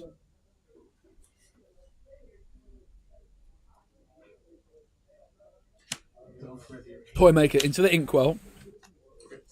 Especially you, because you have. For how far I'll go. How far I'll go? Yeah, continuing to ramp up. Den skal i sit inkwell, skal den ikke? Sorry. No worries. 1 card into the Inkwell. I read my. Thank you. Before I played it. Yes. Of course, it just went into the bottom, but Jeppe pointed that out. 2 friends, of course. They travelled here together from Denmark. Tala and Maui are ready to challenge. Of course, Maui must challenge, unless it sings. But Pierre had the opportunity to sing How Far I'll Go, but of course wanted to take the challenges instead because they need to stop as much lore as possible. Tala takes out Lilo for the 2nd time.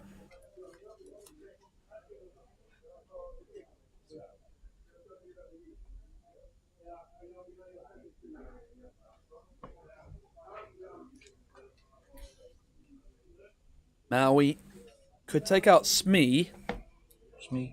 And will do so, meaning that Lilo is going to stand tall for another day for now.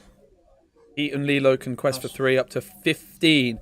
Will we see the recursion on this other Lilo? We certainly will. This is why some people in the community call her Zombie Lilo. Doc right now would be great. A Piglet's not terrible either. Piglet plus Lilo is a menacing combo. Even if you deal with both of these Lilos, they can both be summoned back. And Piglet could quest for 3 immediately.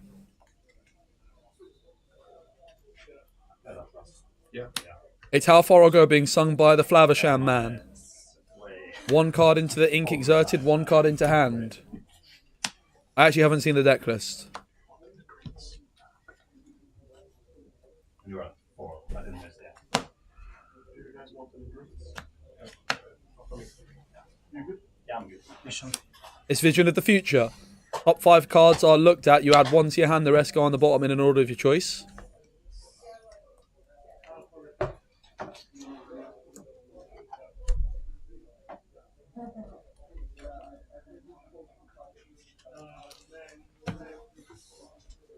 Carla has already taken out 2 Lilos, and I have a feeling there might be a 3rd Lilo with her name on it. Queen of Hearts into the Inkwell, big, legendary Sisu, and actually it's the Pete that's got the name on the Tala. Tala taking out 2 Lilos and a Pete. The Lilos are in the discard pile and they're banished, but you have to imagine they're going to be coming back out in any moment. Now, there they are. But 4 ink spent, 1 card off the top, and it's a 2-cost character. Smee might have been the perfect draw off the top there for Jeppe. Perhaps a 3rd Lilo is even better. But that is a great top deck. It's a Popsicle, though, for Pierre. And with a Flavisham down, that cannot be bad at all. Another Sisu would be good here, but it would leave Smee still standing. Flavisham going to quest for 1. The thing is Pierre is starting to get board control, which means even if these Lilos are summoned from the discard, every turn as Be Prepared comes through, sung by Sisu. And this means that Pierre is going to be able to develop another big threat. It's the big Maui shark. Wow, he's actually a half shark. 1, 2, sail. Sail the Ezra at sea. Gain 1. Oh. Oh! Yeah, that's good. Go to 3. Yep. Draw. Oh! Sail the Ezra at sea comes through, draws a card. Gains a lore with the half shark. 2 more on another sail. Draws another card. Gains an ink for. Gains a lore for Maui half shark. It's like 4 or 5 cards in hand right now, but Flavisham's gone. And only 1 character on the board, which means that these Lilos could override the control of Jeppe here. 2 Lilos going to come back, you would imagine. He has to do it before he draws. Certainly at least 1, you would think, but you've got to think it's just both. Another Lilo off the top here, or another Smee, or a Doc is exactly what Jepe's looking for. Only 2 ink to spend. Is it going to be an immediate pass back on over to Pierre? This is a huge moment in this game. The card has not been played immediately. He might be considering whether or not he inks it. Realistically, no point of inking it right now. You can draw a card next turn and then decide which to ink. 2 Lilos stand tall against the Half Shark. It's the battle of Lilo against Ruby Sapphire. Big Sisu cleans up both of them. And it's going to be a Queen of Hearts as well. The Half Shark's going to quest. I will say there was a law forgotten about there for Pierre on the Half Shark when an action was played. And the Lilo's not summoned this time. But there you go. Rapunzel and Calhoun played down instead. Fascinating game here, everybody. It's a popsicle. It's okay. I'm just looking at my friend. The colors. Yeah. What does it mean, Mr. Bill? Rule takes out Rapunzel. And it does mean that Pierre gains a law from the Half Shark. It's going to be the Vitalosphere. This is the semi-final Heart. First semi-final. We're only watching one of them. But both semi-finals are a Ruby Sapphire deck versus Amber Steel. And it's a big old board from Pierre, which can quest for a total of 5. But of course also with the Half Shark, a law gained every time. Jepe wondering whether or not they do the recursions on the Lilos. They decide not to. What is it they draw? It's going to be a Lawrence.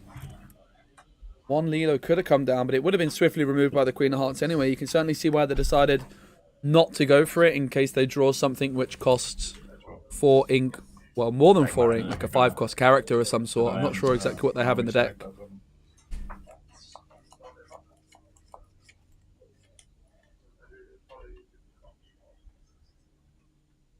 Yeah. At 10 law, can quest up to 15.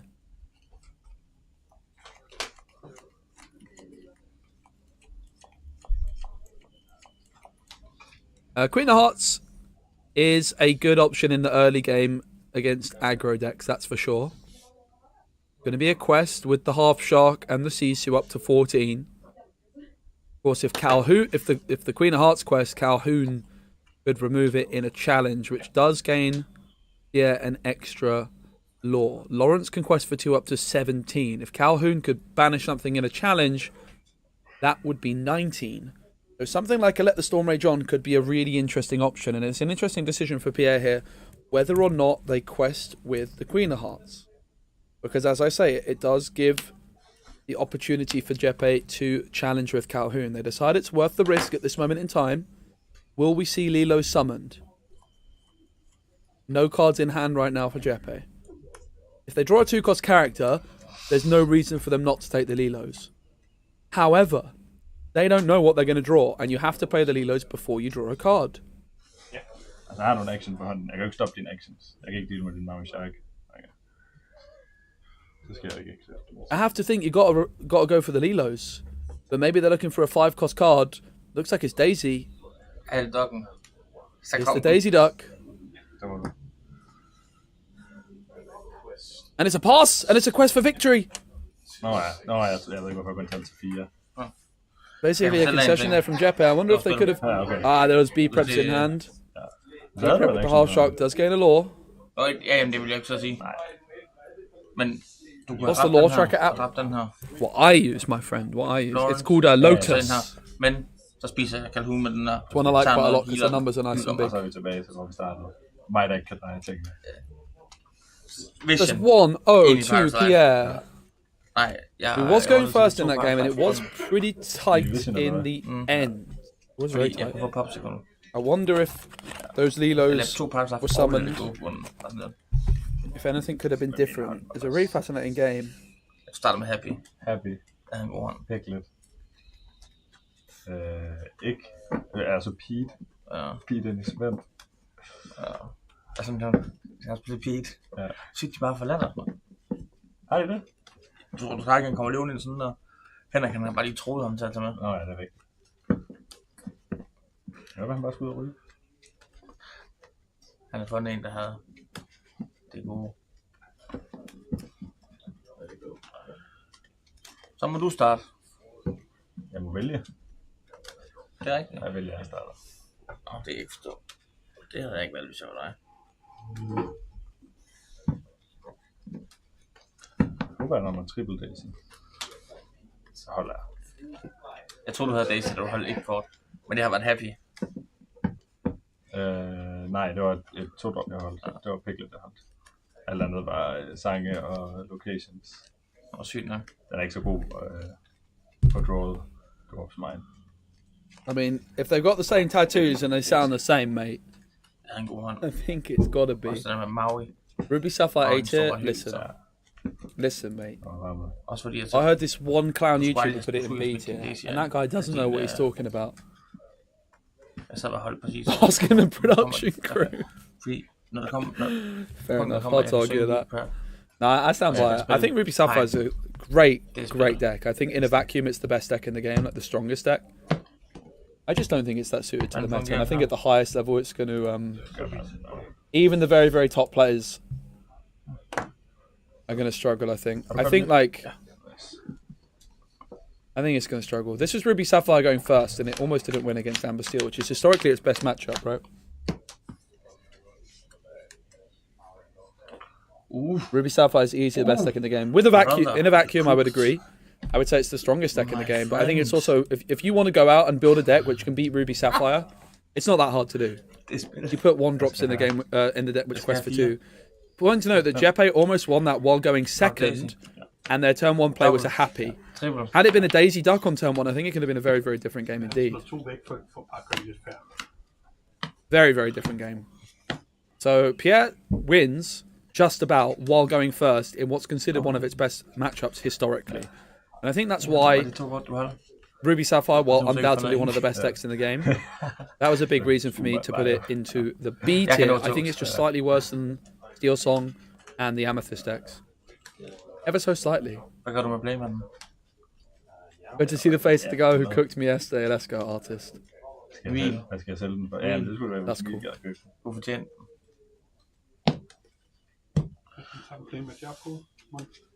Det er ikke den der convention playmat. Hit the same.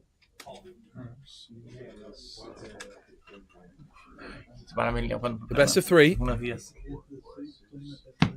Who will be Jeppe going first in game number 2. No, they get the convention. Go ahead. Here we go. The mulligans begin. Jeppe going to be looking for that Daisy Duck, which was evading them. I should have seen if I could pull up the deck lists here. I think I got sent them. I did. Yeah. Let me pull up these deck lists on screen. Sorry I didn't do it before.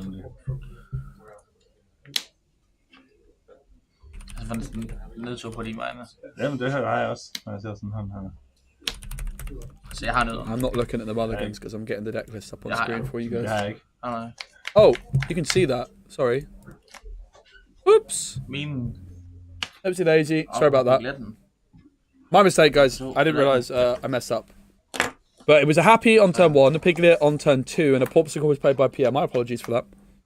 See, this is why I just need to stick to focus on the games. And I pull deck lists up mid action. It's a bit messy.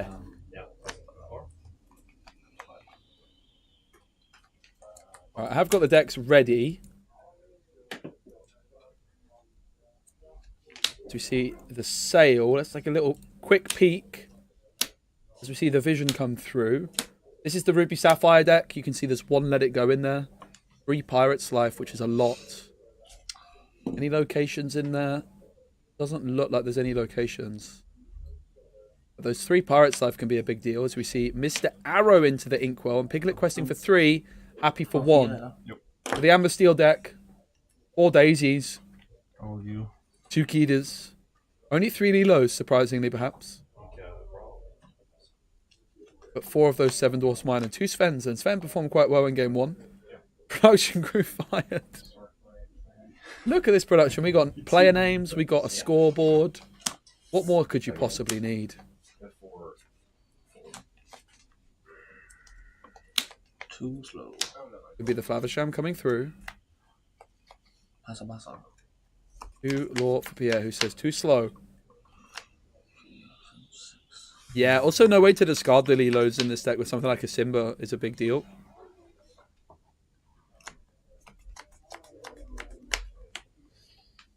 Sven is going to be inked and the Pluto Guard Dog will come through.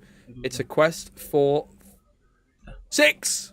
Taking it for 3. Happy for 1. Lawrence for 2. The Pluto Guard Dog. Good old boy. Good boy, Pluto, being the bodyguard. It's a 1-5. But look at this. Ruby Sapphire, the B tier deck, sorry. What that one YouTuber said is a B tier deck. Getting absolutely cooked while going second. And this is why I put it in the B tier. It's clearly a great deck. Take the thing off the screen. SMH. Can't please everybody, can you? Spessy, give me the deck list. Spessy, take the deck list off the screen. Skal jeg lige en med parti på...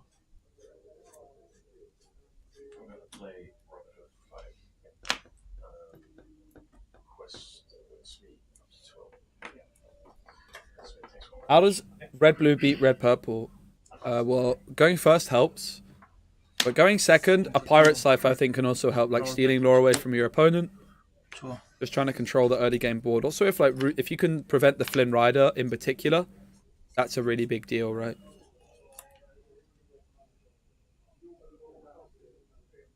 And there's only 4 Flynn Riders in the deck, so if Ruby Amethyst misses the Flynn, they miss a 1-drop. That's going to give you a big leeway. Toppen.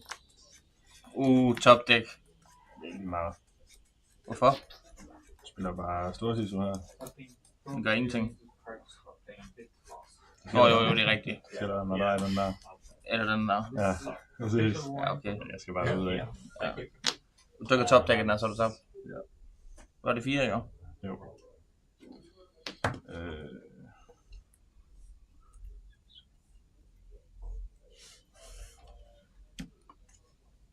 Lilo into the ink, Calhoun onto the board. Så er det sindssygt topdæk. Okay. Yeah, happy with what he's drawn.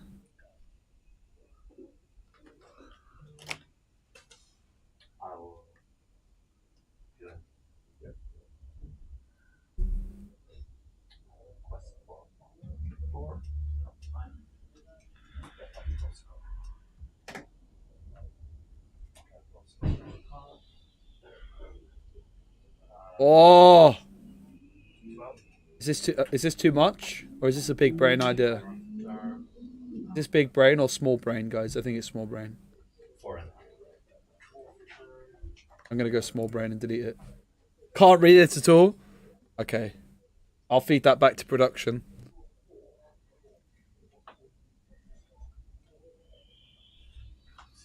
I will play Sue. Pluto. Yep. Quest up to 16. Pluto.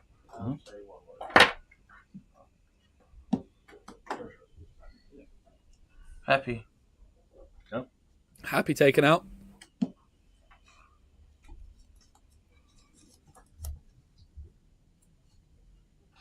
Calhoun, Pete, and Lawrence still on the board, but you can quest for a total of 4. Roll into the ink.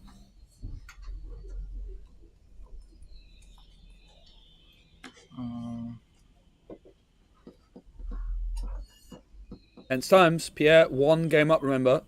This was Jeppe's opportunity to go first. Strength. Wanted to see the discard pile there. Har du nogen Lilos i diskarden? Nej. Jeg har Happy, Pluto og Piglet.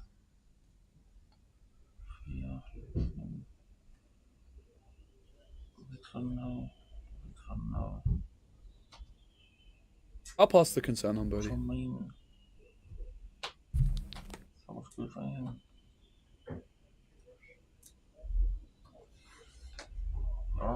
Det giver det samme.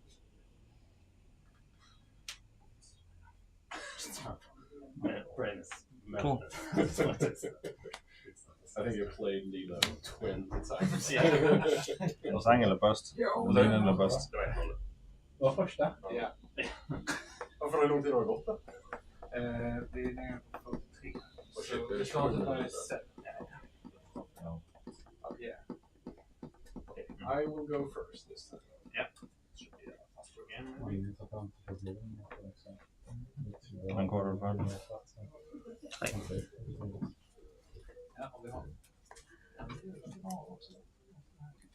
Det är ju match som Brus. Så det är, jag kommer spela en match. Ja, just det. Jag tänkte att men det ska inte jag spela. Du kommer ta min plats.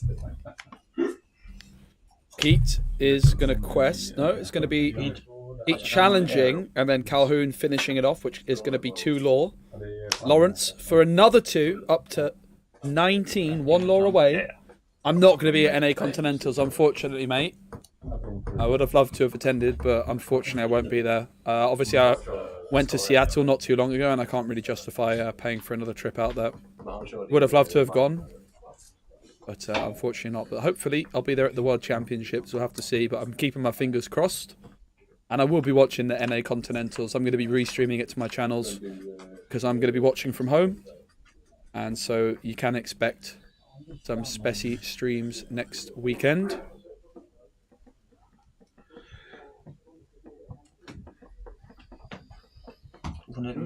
Jo. Öppna. Ja.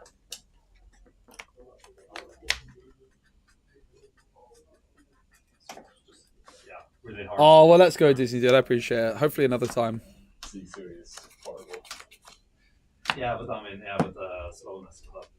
Yeah, it was the one where I had to let it go in the Brotherhood. I'm not sure if it was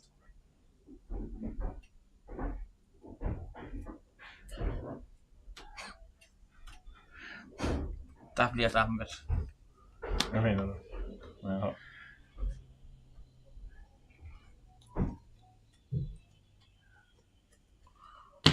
I'm not sure, Andrew. Unsure. I don't even know when Worlds is, so. B-Prep comes through, cleans up the board. No Lilos for Jeppe in the discard. One's in the ink, but that's not going to help in this case. Storm on no target. And then Daisy. That Pete might be curtains for Pierre. It's only a Medusa or a Tremaine which would be able to stop it.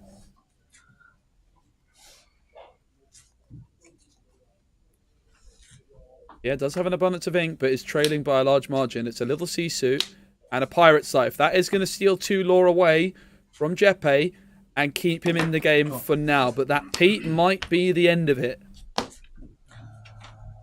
It's going to be Pete. It's going to be a Daisy quest. And yeah, the reaction from Pierre, almost like a goat. And it's a let it go onto the bottom as well. Yes, Phil. Don't think there's anything that Pierre can find apart from Medusa or Tremaine. Do they have it in the deck? It's only 1 card in hand for Jeppe as well. Big Sisu will clean up Daisy. But the Pete is the difference maker. And it's going to be a victory for Jeppe. And we go into the 3rd and the final game in this semi-final between 2 Danish friends. Game 2 is up next, everybody. Excuse me. Game 2 is up next. You guys want to see my enchanted card? Bam! That is a pretty enchanted, no? That is a cool enchanted. Oh. Oh. I love it. Starter.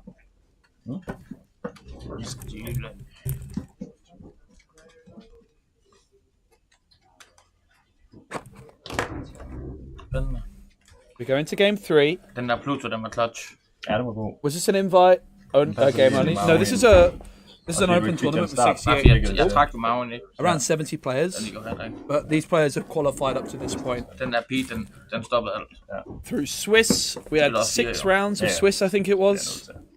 And a top 16 cut. Thoughts on both blue Tashilis? They haven't seen any play, but I think they have potential.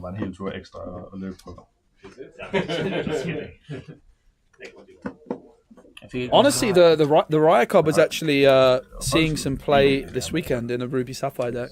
I quite like the look of it. I think the Riot Card's a lot better than people realise. Så skulle jeg, fordi jeg selv trader ind i noget, og det virker aldrig godt i det her matchup. No, it wasn't an invite tournament. It's an open participation. It did sell out, however.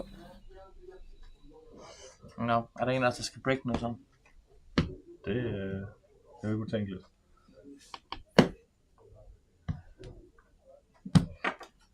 Hvis du kan lade mig at starte Daisy. Let's cut the decks. Som jeg ikke har gjort nogen af gamesene. Ja. Men du fik sæt Here we meget go. lov på den der Piglet. Ja. Væk. Måske. Væk.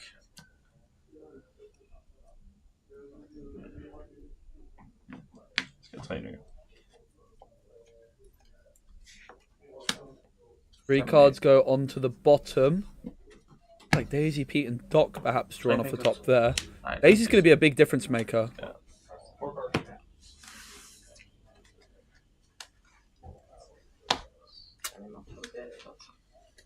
Nederst. Jeg har også den nuts den her gang. Jeg har den nuts. Shift Ursula på 2-3. Shift Ursula? Lige præcis. Okay. Fuck i tur 2, Shift Diablo, du er færdig. Ja. Triple Daisy. Quadruple Daisy. I think Amber Emerald discard is better than people realise. I did a whole meta report video yesterday, right? And I definitely put Amber Emerald down as one of my dark horse decks. It struggles against Emerald Steel, but Emerald Steel is going out of fashion a little bit, it seems. Har du virkelig fået nederne?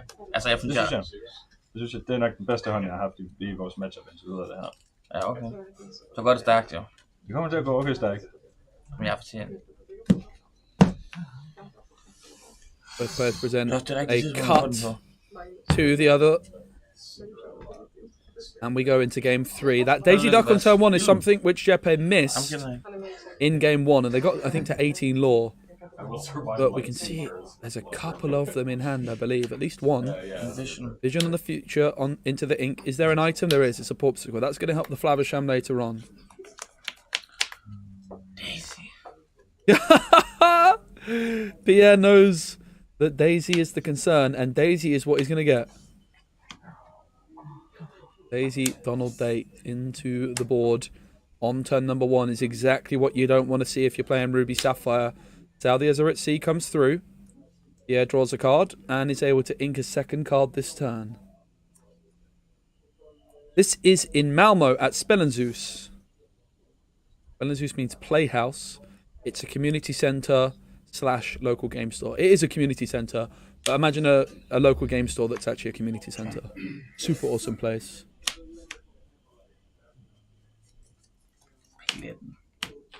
Okay. Yeah, I also see. I've actually shuffled like this in the past as well and been unaware that I wasn't necessarily moving all the cards in my deck. So. But yeah, it's a bit of a Shin Miri special with that double Daisy Duck and a Cinderella down on the board. It is 10 past 10 PM local time here. It is pretty late. Been a long old day for these players. The event started 10 hours ago. The stream was slightly delayed at the start because of a power outage. So while the stream's been live for 9 hours, the players have been going for over 10. Admittedly, there was a little break in between. But it's been a long old day. These players travelling from a different country in Denmark. Okay, it's not that far away. But still, I'm actually not sure whereabouts in Denmark these players are from, if it's a particularly long journey.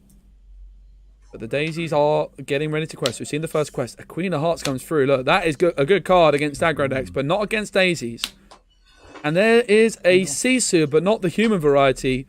Instead, the Sisu, is it Emboldened Warrior, I think? Which is a great card. It's inkable. But against the Daisy Duck, you'd much rather the human Sisu. This is the semi-final.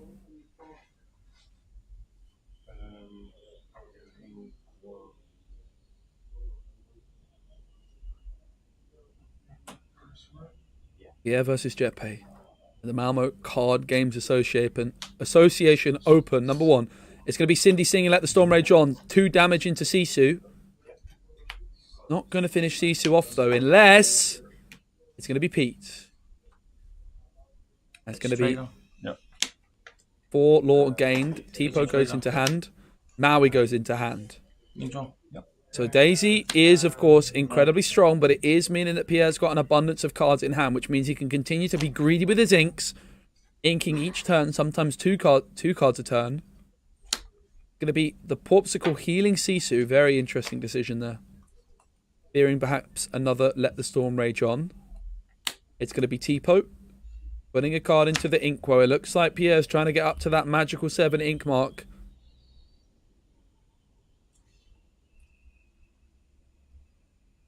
It is very, very tight. I think it's all going to become quite clear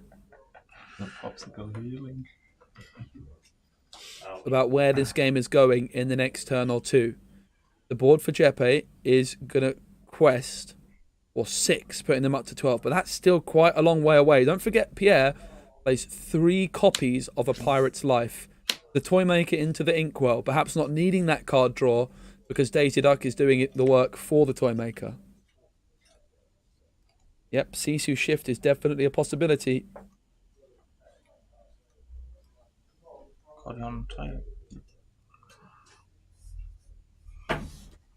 Yeah, definitely not needed, Narivan. But my shuffling skills coming from digital card games are not quite up to scratch.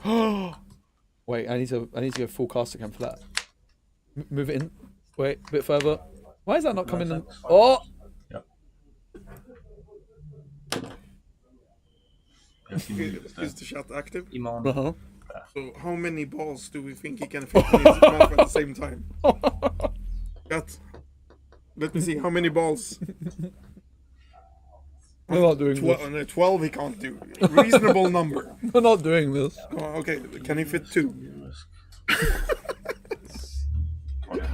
I'm eating too much chocolate. I might spit this one out. Do you remember what they were called? Let's see.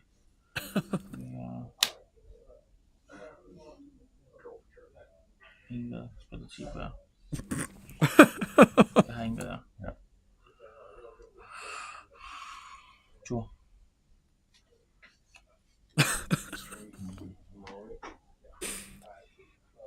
All the Daisy Ducks stand tall.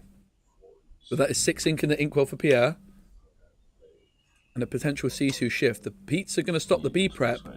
But is it B prep that's forthcoming? Imagine the Daisies betray Jeppe. Oh, we know what Pierre's looking for. It starts with a C and it ends in a Su. The big blow. Sisu, Sisu, Sisu, Sisu. Didn't find it, mate. Or did he? Oh! Oh my days! Hvorfor var det en risk? Strength. Nå, ja, det er rigtigt. There it is. Jamen, så jeg slår Daisy jo. Ja, ja. I know. I thought it was a sigh of anger, but it was a sigh of relief. The Sisu at the last moment. Så hygge. Ja, så. Det var så fucking hygge. Needing the drinks too. Wow. Epo into the Inkwell. Sisu can also challenge this Pete if it so desires as well. Challenge. Yeah. Gonna challenge. And there you Yeah, så hygge. That is a big moment in this game. Nå ja. Du leger vel så. Jeg tager 2 så. Min tur. Where are the Lilos when you need them? 12 law to 1. Pete Conquest up to 13. It's Sven into the Inkwell. Oh, where are the Lilos when you need them? Well, there's one, and there's a Doc. 1 ink still to play with. A Daisy Duck right now could be pretty tremendous. Happy the other 1 drop as well as Cinderella. Have any been found? It's going to be Strength of a Raging Fire taking out Sisu. That's a pretty big deal.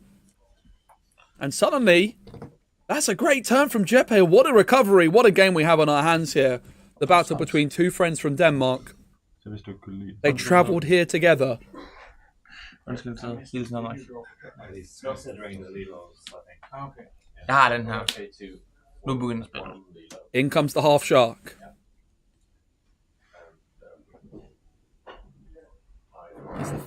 Something Pierre has caught his eye. Yeah, very entertaining to watch. The facial expressions. Pirate's Life is not in the discard. I don't know when it would have been discarded, so no. It might have been inked, but it's not been played, so it can't be in the discard.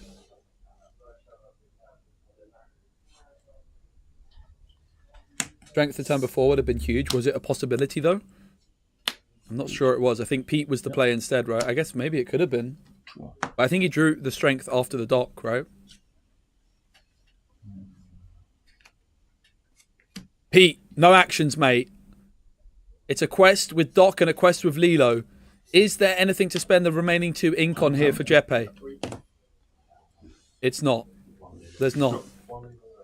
Back on over to Pierre. What a tense game we have. This is the semi-final, game number 2. Whoever wins this is into the final. First place is guaranteed one of the 2024 convention playmats. At minimum. If you lose, you have to play in the third place playoff, and if you lose that, you won't get the convention playmat. One Pirate's Life got milled. Yeah, well, not quite milled, but you're right. I think a Pirate's Life went to the bottom. Tipo comes in. Actually, no locations, the games. Of course, Pete says no actions can be played by Pierre this turn. Hvis du kan have en Pete, så er du tabt nu. Vi kan godt lide Pete. Jeg er træt af at være Pete. Tipo on the board. Maui half shark ready and waiting to go. Of course, when it challenges, it's able to pick up an action from the discard and add it back to hand. It's going to take out Lilo. But that action can't be played this turn because of the Pete. It's going to be Sail that goes into hand. 1 law gained. They will be inked. It's back on over to Jeppe, who can quest up to 17. Will Lilo be re-entering the board before they draw a card? She certainly will. You can't get rid of her that easy. Rapunzel into the ink. Doc comes through again. 2 more cards drawn for Jeppe. Is the Amber Steel player tasting victory with another Doc? Could have gone for the Piglet and held on to Doc. Interesting decision there. Interesting decision. It's a double quest up to 17. What do you think, chat? I think personally I would have just gone for the Piglet and then you can play the Doc next turn. That would have been my approach personally. They want to win this turn, yeah, but Piglet offers more lore. I don't think there's any real reason here to play the Doc and discard the Piglet and not just play the Piglet. I don't think there is any reason whatsoever. I think it is just an objective error. Like, I think there's no advantage I can think of here to play the Doc now. Maybe looking for another strength. Yeah, okay. There you go. I like it, Helsing. You're right. That could be something. I don't think the Pete had quested already, so... Yeah, perhaps finding a song. That's an interesting point. Thank you.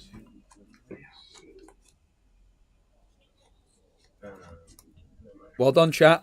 You're right. That was probably the thinking, but is that really worth it? I'm not so sure. It's not even the extra lore that Piglet provides. It's just that it's an extra character that you can play down. If this board's cleared, then you play Doc, and then you can play another character, right? It just basically gives you 1 extra character card to work with to try and get to that 20 mark. At this stage, every lore matters. Like, obviously, Piglet's not going to quest for... Piglet questing for 3 doesn't matter. She's probably just getting removed. But maybe it does, right? Like, suddenly, if your whole board gets cleared, but not the Piglet, you can bring the Lilo back and you play the Doc, and then Piglet just quest for 3. I think discarding the Piglet and playing the Doc there is it's certainly not what I would have done personally. But it's an interesting discussion point for sure. Hello from Spain. Hola. This is the semi-final pusher. We have a final still to look forward to after this. The other semi-final is also Ruby Sapphire versus Amber Steel. Going to be a vision of the future. One lore game for the Maui. He doesn't look too happy. He's a big Sisu. But it's not enough! And it's Jeppe! Out of nowhere, the Amber Steel Songs takes down Ruby Sapphire. Despite being the lower seed. Pete. Pierre is going to close his eyes at night later. And it's going to be Stinky Pete staring back at him. Jeg havde stadig med Let It Go, Brawl, How Far I'll Go. Jeg var nødt til at smide How Far I'll Go et parti på, bare lige for... Historically, Ruby Sapphire's best matchup and Amber Steel's worst, but Amber Steel taking it down 2-1 despite being the lower seed. That is the power of Daisy Duck. That's the power of Doc instead of going for Aerial. That's the power of Lilo. Really, really well done. Great stuff. Absolutely fantastic stuff.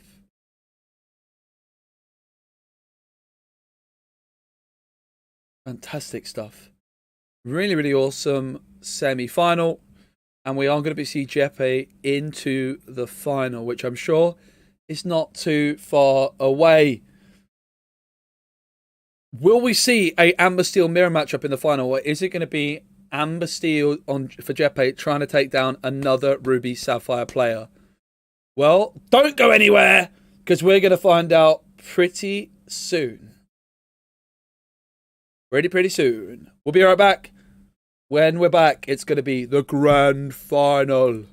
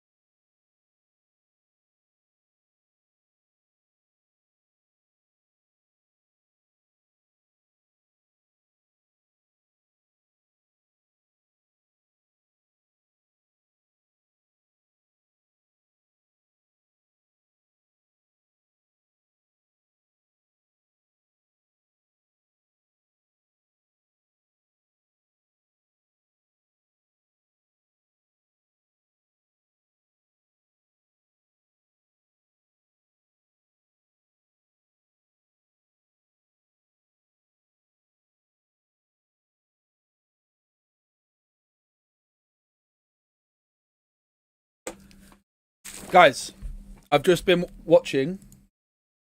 We might be able to pull game 3 of the other semi on. I've just been watching.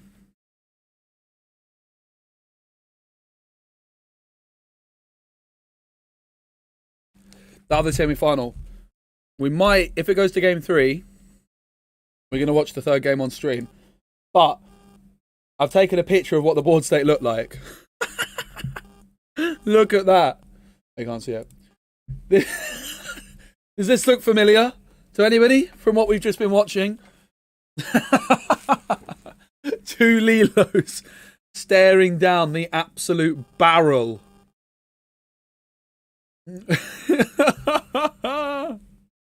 It just looks near identical to what we just saw.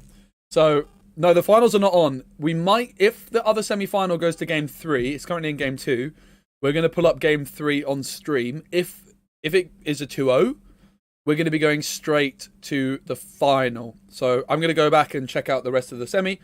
But basically, we'll either be watching the semi-finals next, or we'll be watching the final. As in, we'll be watching game 3 of the semi-final, or we're going straight to the final.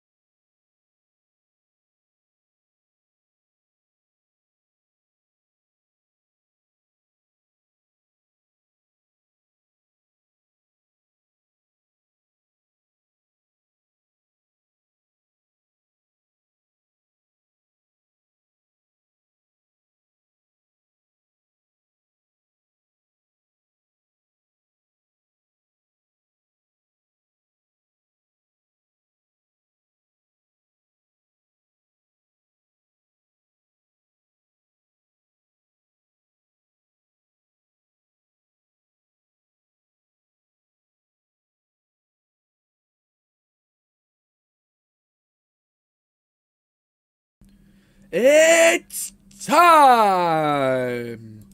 3 rounds of the Malmö Card Game Association number 1 finals. It's time for the main event, the moment you've all been waiting for.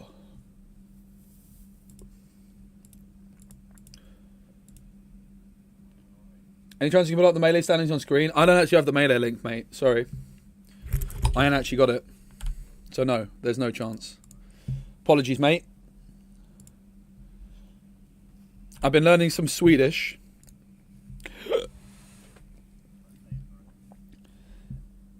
Ursäkta, mate. It means excuse me. Apparently. So I'm told. Ursäkta, mate. I remember it because May sounds like mate. Ursäkta, mate. Ursäkta, mate. That's all I got. It's my new Swedish for the week. Oh my goodness. Whittaker with the prime. Thank you so much, mate. I really appreciate it. That was 8 minutes ago, but thank you. This is the finals. It's a best of 3. It's not. It's Amber Steel versus Ruby Sapphire.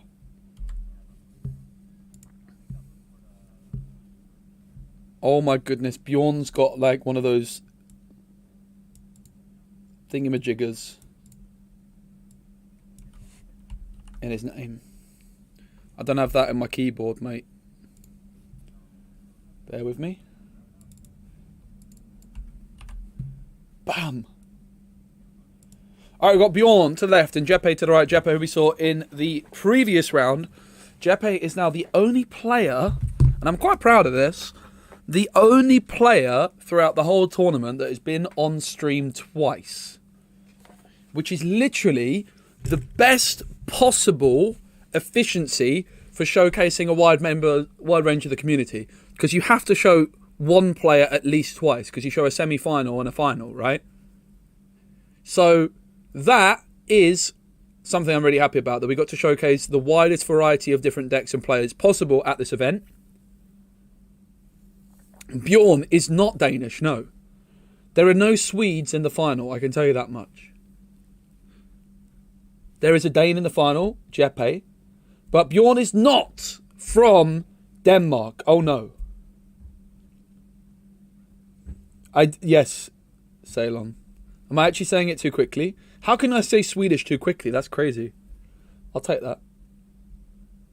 Tarek, was he on? Oh, Tarek, okay. Tarek was on stream twice. Damn it. Okay. So we almost had a clean sweep. Yeah, you're right, Hans. That's a good point.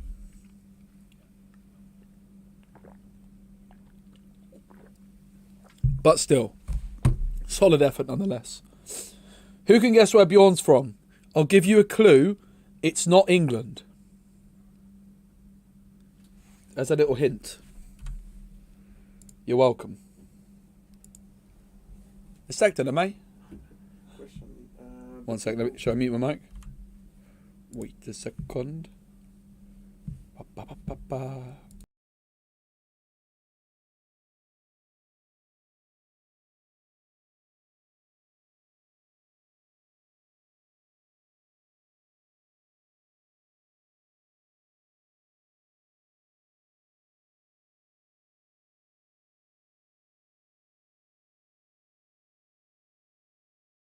Exactly, mate. Oh, that's the wrong mic. That's the right mic. Whew. Yeah, Norway. Correct. Who got it first? MJ. Congrats, mate. So it is Ruby Sapphire against Amber Steel.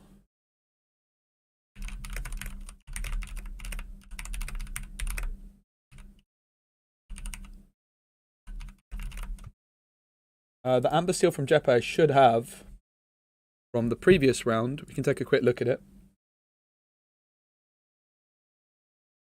Is it this one? Whoop.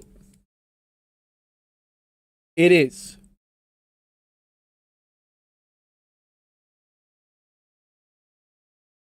So Jeppe's list, Calhoun times 4. Cinderella, Daisy, Duck. 4 Docs, 3 Happies, 2 Keelers, 4 Lawrence, 4 Storm, 3 Lilo, 1 Mr. Arrow. There's Resist. 4 Smee, 4 Pete, 3 Piglet, 2 Pluto, 4 Rapunzel, 4 Mines, 4 Raging Fire, and 2 Svens. This is the final. It all comes down to this. This is it. Witness me. Anyone seen that film? Pretty good. I watched it over Christmas. Yeah, so it's Norway versus Denmark for the final of the Nordic Championship, which really highlights the wide range of nationalities being represented here at the Malmö Card Game Association tournament here, with around 70 players. 2 remain. Just 2 remain. And that's not many. Just looking and awaiting the Ruby Sapphire deck. Been sent it, so I'm going to try and pull it up on screen as quickly as I can.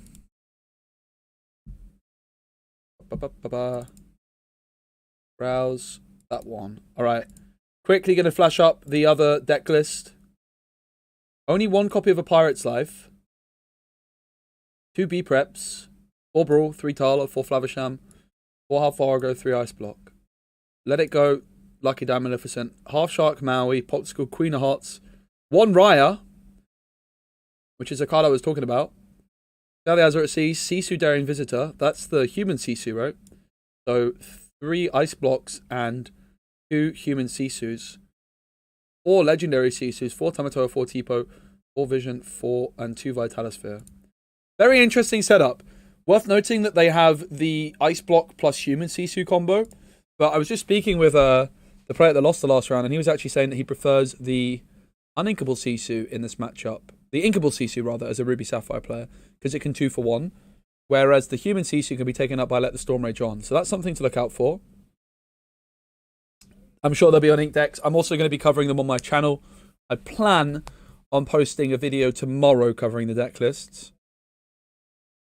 Probably like this little setup area will be left, and I could record a video here tomorrow covering the deck list. Because by the time we're finished here, it's going to be approaching midnight. Here we go. Beyond the Higher Seed, we'll be kicking things off with a inking of the Vision of the Future and playing a Popsicle.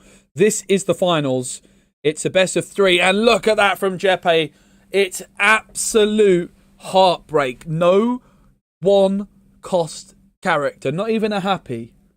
And that can't make him very happy, can it? We saw in the semi-final when he played happy on turn 1, he lost by a couple of points. When he had a Daisy on turn 1, he won just about. But now, without a happy and without a Daisy, it's going to be a real uphill battle for them, that's for sure. Interesting to have a look back on how many cards were mulliganed by Jeppe. If you guys remind me, we do have a little rewind feature, which I've not been utilising enough. So we could maybe rewind after this game and look back at that mulligan from Jeppe to see how many cards they mulliganed, and if perhaps they should have been a little bit more risky, a little bit more aggressive with the mulligan. Perhaps they were and just got very unlucky. Tipo on the board, ready to quest for 4 ink. It's Tala. She's got 3 strength. She's got 3 willpower. She only quests for 1, but she can sing How Far I'll Go.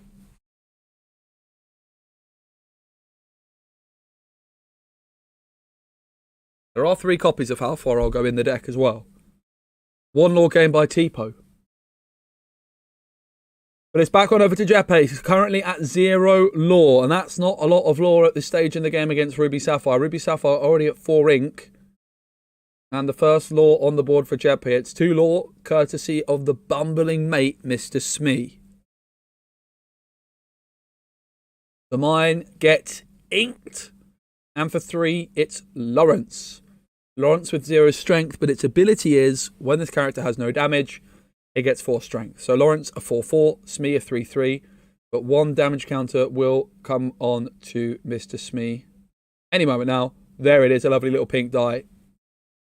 Who do you guys think is going to win this final? Press 1 for Bjorn and press 2 for Jeppe. 1 for Bjorn, 2 for Jeppe. I appreciate you all being here and supporting the stream. Don't forget to give the YouTube stream a like. It does help out. And be on the lookout next weekend for the Disney Lorcana North American Championships, where I will be doing a little watch-along stream both days. The event's going to be live probably for like 20 hours or something over the weekend, and I'm going to be live for all 20 hours. We're going to have guests on. We're going to do some fun things during the breaks, like tier lists and stuff like that. It's going to be a good time. A pretty even split of votes in the chat. Great to see everyone here. I really do appreciate the support, but Smee has been taken out by Tyler. It's a clean trade. Tyler questing for just 1, Smee for 2. And really, your job as Ruby Sapphire is just keep your opponent as far away from 20 as you possibly can. The longer the game goes on, the easier it's going to get for you. It's Let the Storm Rage On sung by Lawrence, which, okay, you clean up a T-po, but look at the shake of the head from Jeppe. I'm not surprised because no lore was gained. Not a single lore was gained by Singing Storm.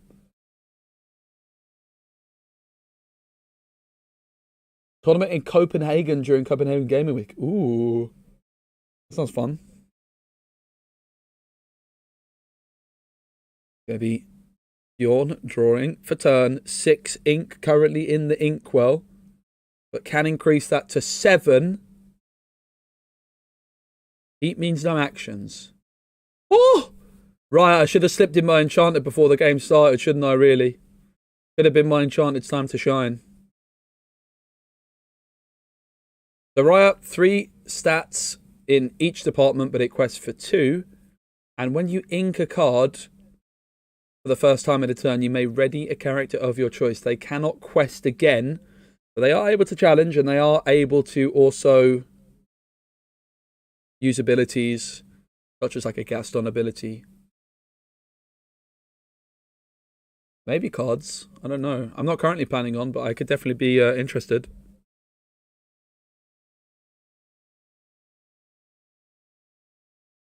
I most certainly could. Another Pete's come through. So no more actions. That is a pretty impressive board from Jeppe after a slow start. You can just imagine the difference if a Daisy Duck had been found on turn 1 instead of nothing at all. And beyond there just saying, that second Pete is annoying. It's the Pete show here from Jeppe. They found 3 in the previous game to win game 3 of the semi-final, and Pete is putting in some serious work here for Jeppe again. Hey Dale, great to see you, mate. Hope you're well. You've joined us for the finals. It's Ruby Sapphire up against Amber Steel Songs.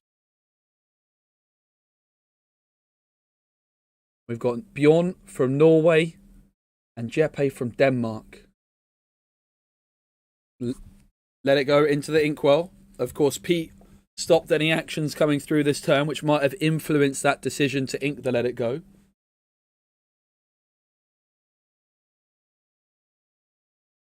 It's a shake of the head. He says, this player's... You're 2 in hand. Is that it? Yeah. Have a little listen with the players.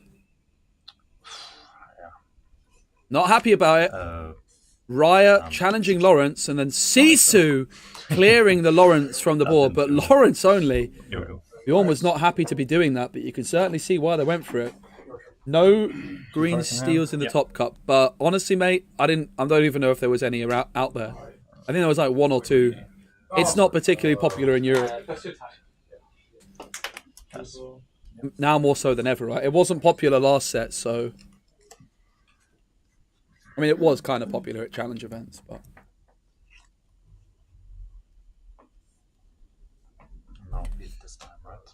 To be fair, there is a chance that some made the top cut that I'm not aware of. I only really focused on the stream table games. It certainly didn't make the top 8, though. This is the finals, yep. Game 1 of the finals. Jeppe going second as the lower seed. They took down Ruby Sapphire as the lower seed in the semi-finals, and they're looking to repeat that feat.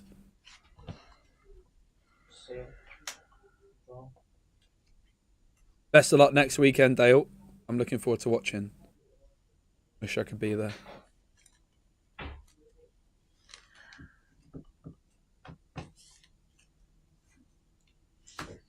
Sisu on the board, ready to go. It's going to be the Hiram Flavisham, the toy maker himself, banishing a Porpsicle and drawing 2 cards. And another Porpsicle down on the board is a menacing sight to see for Jeppe. No Lilo's currently in the discard as far as I'm aware. Iceblock. Is the ice spot that comes through them for Bjorn from Norway. Once again, remember guys, Jeppe missed their turn 1 character. Despite playing 4 Cinderellas, 4 Daisy Ducks and 3 Happies, no 1-drop was found for Jeppe. And that Daisy Duck that they drew in Game 3 of the semi-finals on turn 1 was the real difference maker. But Pete's been putting in some serious work so far. No quest from Bjorn on the Sisu. Perhaps not wanting it to get taken out by a Calhoun. It's going to be another Pete. Are you kidding me? The 3 Pete for Jeppe. It's 3 Calhouns and 3 Petes, mate. Yep. I hope so too, Dale. That'll be fun. Yep. So you're at 3. Or maybe someone else will be able to cast me versus you. Who knows? Probably not. I don't think we can expect that. Couldn't be on quested for 2 and then challenge with right. I believe so, John. I do believe so. I think you might be onto something there. Maybe not. Raya might be an other character. I don't actually know the exact text. Someone's going to have to let us know. I played a 3rd Pete. Again?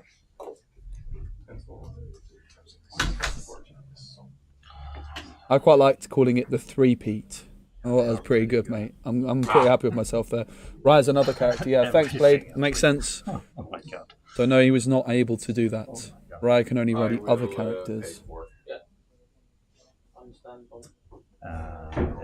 Yeah, she would. Yeah, that's actually true. She would be insane if she could ready herself. But look at the board from Jeppe. A 3 Pete and 3 Calhoun. 3 Pete sounds better than 3 Calhoun. I'm not going to lie.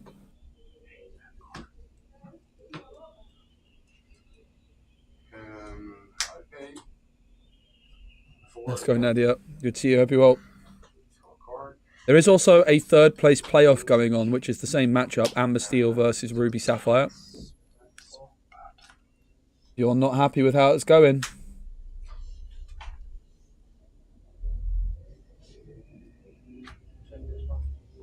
Jeppe, look at that, just waiting, watching. A win here while going 2nd in Game 1 would be a monumental start in this final for them. The Krabatoa So Shiny comes through. Vitalosphere is in the deck for Bjorn, which would allow them to have some rush. Doesn't find it though. It's going to be the Flavisham Ink, the Porpsicle played. Ice Block available. Sisu ready to challenge or quest. You would have to imagine Sisu's going to have to take a challenge here. But the problem is, you challenge with Sisu, and the Calhoun can challenge Sisu back and gain 2 lore rather than 1. So how good is that even to do?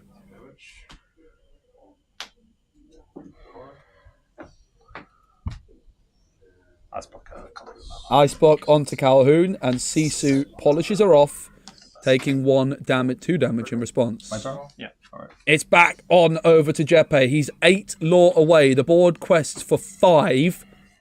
But of course, with the Calhoun challenging Sisu, it's going to be 6 lore possible. Up to 18. They start off with the Calhoun. And then it's going to be Pete, actually, as well as Calhoun challenging Flavisham. Look at the combo.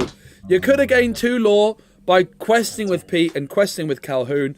But instead, the Pete challenges Flavisham, losing a lore, but then Calhoun gains that extra lore when challenging and banishing a character instead of questing. So with this, Jeppe able to remove the Flaversham and gain the same amount of lore as they would by questing. The only downside to that is that Pete has that 1 damage counter on it instead of nothing. So you're basically taking 1 damage counter on Pete to remove a whole Flaversham. And that is brilliant.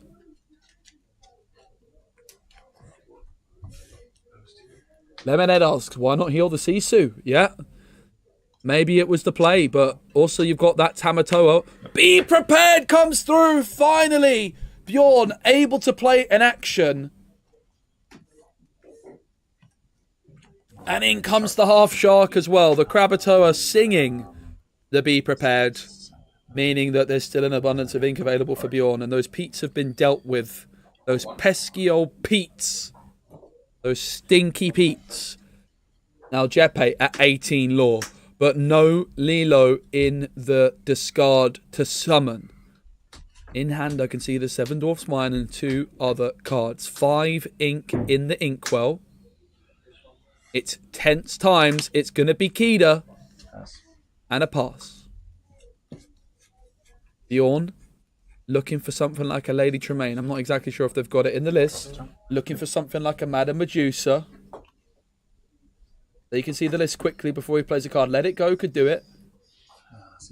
It's a Sisu with the ice block. Wait, what? Does Kida set itself to 0?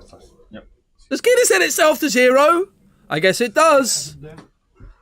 I thought it was other. Gave herself -3. Oh, yeah. There you go. Yeah, okay, yeah. So she's in Sisu range. It certainly does.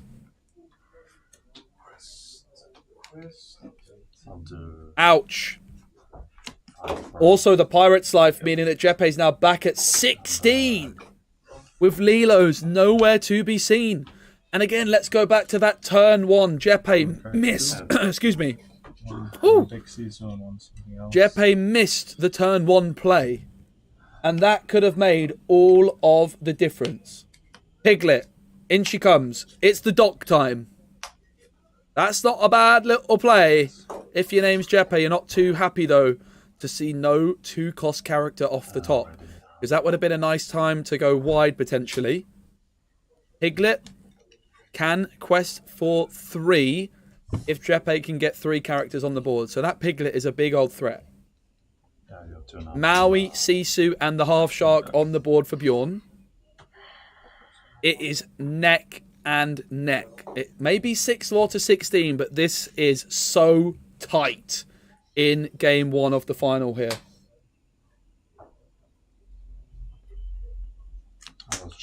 Big Sisu again! Clearing up the dock, clearing up the Piglet, and it's a big old swing with the quest with Sisu and the quest with the Half Shark as well. Jeppe needs some good cards, and he needs them right about now. It's going to be Pluto into the ink, and it's going to be Lawrence and Rapunzel. That is not bad. That's pretty good. Because Bjorn is again left needing to remove at least 1 character from the board here. They've used the Sisu, the human Sisu. They've used the legendary Sisu. Do they really have more removal available? Flaversham is nowhere to be seen. The Maleficent Monstrous Dragon! And it's a scoop! Jeppe scoops. So brutal in the start there. And Bjorn can't believe it. As well. I forgot to quest with the Sisu ones there. And brain is getting cooked. Yeah. It is late here. It is late. It's so, all day long. At that point right there, there's no way for me to get out from this. Like the Calhoun into the Sisus and into the... and when I have... was fine, I guess, but this... Yeah, when I have the double ice block as well. Let's not forget, Jeppe missed a 1-cost character. Totally different game if he finds even happy there, let alone Daisy Duck. But that's... Let's go back and quickly look and see what was mulligan by Jeppe if we can. I'm really curious to see how aggressive the mulligan was. Yeah, I'll have 5 new. 5 new cards were selected. Pretty aggressive as things go, right? 5 cards mulligan by Jeppe and still didn't draw a 1-drop. And that replay was brought to you by our production team. Yeah. This guy. Yeah, and you missed your 1-drop, didn't you, as well? Yeah, I was very surprised I was able to go this far into the game without a Yeah, 1-drop. but you had and with the Pete, yeah, that screwed me so bad. Yeah, because I only had actions, really. So I had nothing to do on those turns. Yeah. Only now it's a little bit late. We had to like train at 11. And I had to hit your Lawrence and play a Caesar to kill only that. Oh, production team, stop slacking. Update the scoreboard. Ever against yes, sir. Bam! Bjorn is 1 game away from victory. You gotta win, but we've so. seen Jeppe do it before. He went 1-0 down in the semi-finals in a close round 1. Like if you didn't Let's go, Tengma. Yes. So I think I had to do it. My only other option was to just pass. Yeah. And sometimes you just have to eventually it was play at what you have. Yeah. Was the right thing. Which is very it is a very you don't want to make that play. No. It feels so This bad. is the Raya card which Bjorn is playing, by the way. Mine is just a bit prettier. As you can see, once during your turn, whenever a card is put into your inkwell, you may ready another character. Whoop. You're wondering why I'm playing Raya? Bam. Wombo combo. Bam, bam, bam, bam. Something like that. And then you go, bam. Pretty cool.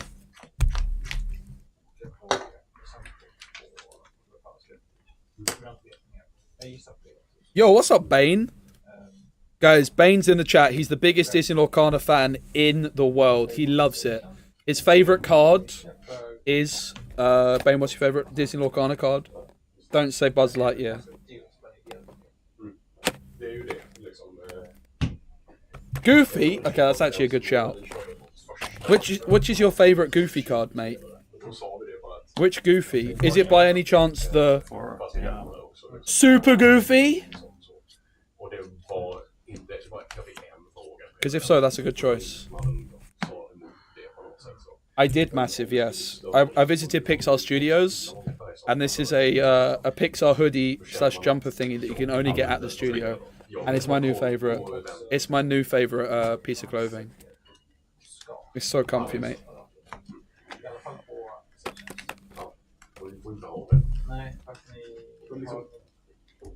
Here we go, game 2 in our final. Bjorn versus Jeppe. Norway versus Denmark in Sweden. Casted by a British man. Yo, Tarek, GG's, mate. Really fun having you on stream. The chat loved you. Guys, Tarek in the chat, who was bringing the vibes when we were watching them earlier. Let's go. Why does no one play cards correctly? You're supposed to. The players cut the deck, and we get ready to go for the second game in the final. Can Jeppe find the 1-drop? Well, they've done better than they did in last game by starting off with the Cindy. I'm an unbound player, that's why. Pass. Yeah. Drop. Oh. Tarek, I'm going to be honest, mate. Bane has never watched a game of Lorcana in his life. He just came here. I'm going to be honest, mate. I'm sorry. I'm sorry, but it's true. Piglet comes through. That's a much better start. Of course, Jeppe going first in game number 2 is able to apply the pressure. What about me, Bane? What about me? It's going to be the let it go, it seems, for Bjorn into the inkwell, but they're second guessing themselves. If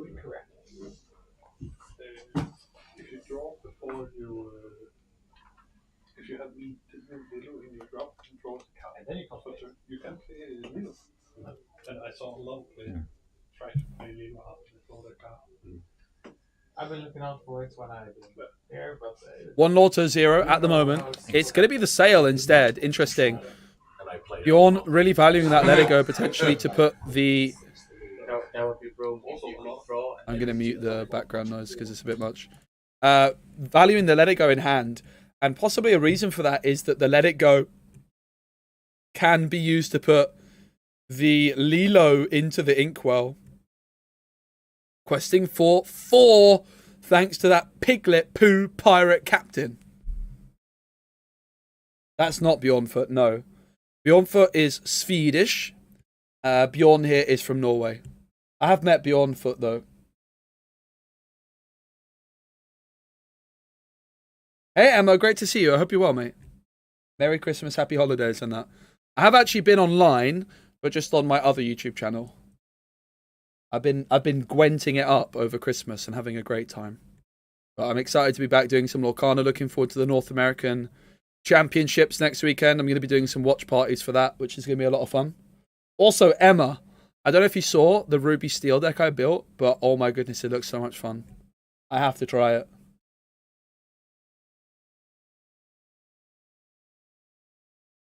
Late passes back on over to Jeppe.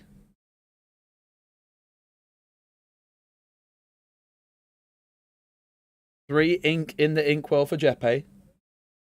And currently quest for 5, which would put them up to 10. Halfway there already. The 7 Dwarfs Wine will be inked, and in comes Calhoun, and in comes the zombie Lilo. As people call her. Not myself, just what some people call her. And look at Jeppe, look at Bjorn. Bjorn is not happy to see a board like that. 4 ink in the inkwell for Bjorn. He did, of course, decide to hold on to that let it go earlier. But at the moment, spending a whole turn to let it go a Lilo is going to feel too slow. Tipo and Flavisham with 1 strength each could combine to take out Piglet. But even if you do that, you're still left with a Cindy, a Pete, and a Calhoun staring you down. Calhoun, of course, then could take out the Tipo to gain 2. It's going to be the Raya. Now, that is not a bad option. At this moment in time, though, it's not that spectacular either. It's going to be how far it goes, signed by the hero and Flavisham. Now, whoa, is Raya going to ready the Flavisham? If only I had the card right in front of me to read the text on it. The text is, okay, I don't know where I put it. Where is it? It's there. Once during your turn, whenever a card is put into your inkwell, you may ready another chosen character of yours. So this Raya is going to be able to ready the Flavisham after it sings How Far I'll Go. That is an insane bit of synergy I've never seen before. Here in the final of the Malmö Card Game Association. Oh! That is so tasty. That is just brilliant. Flavisham unable to quest, but it can challenge. And it will. Look at that. Sing How Far I'll Go and challenge at the same time. Raya, take a bow.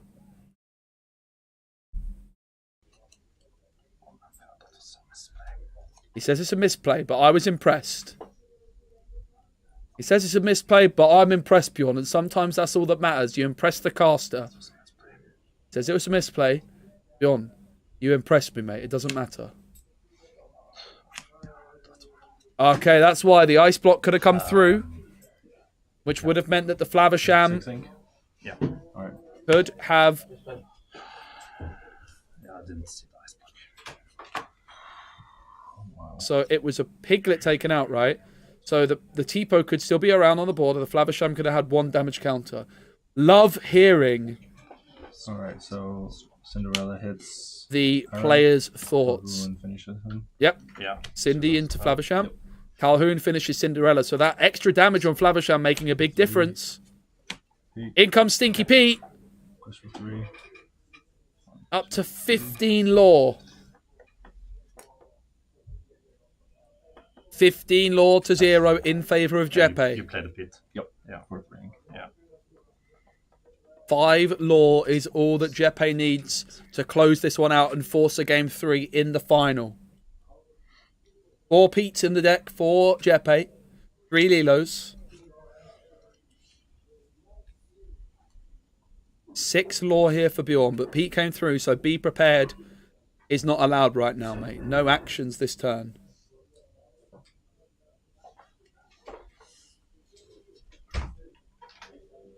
Yeah, maybe Quantum, but even then you could have ice blocked after removing the Tipo, right? You can challenge the Piglet to banish your own Tipo, if you so desire, and then use the ice block to keep a damage counter off of the Flavisham. But it's an interesting point that Quantum Mercury makes.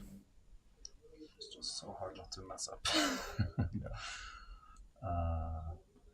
Yeah, and for iron, I'll go 2. In comes the Flaversham man. Going to banish the ice block and draw 2 cards. An abundance of cards in hand for Bjorn. But right now he doesn't need cards in hand. He needs cards on the board.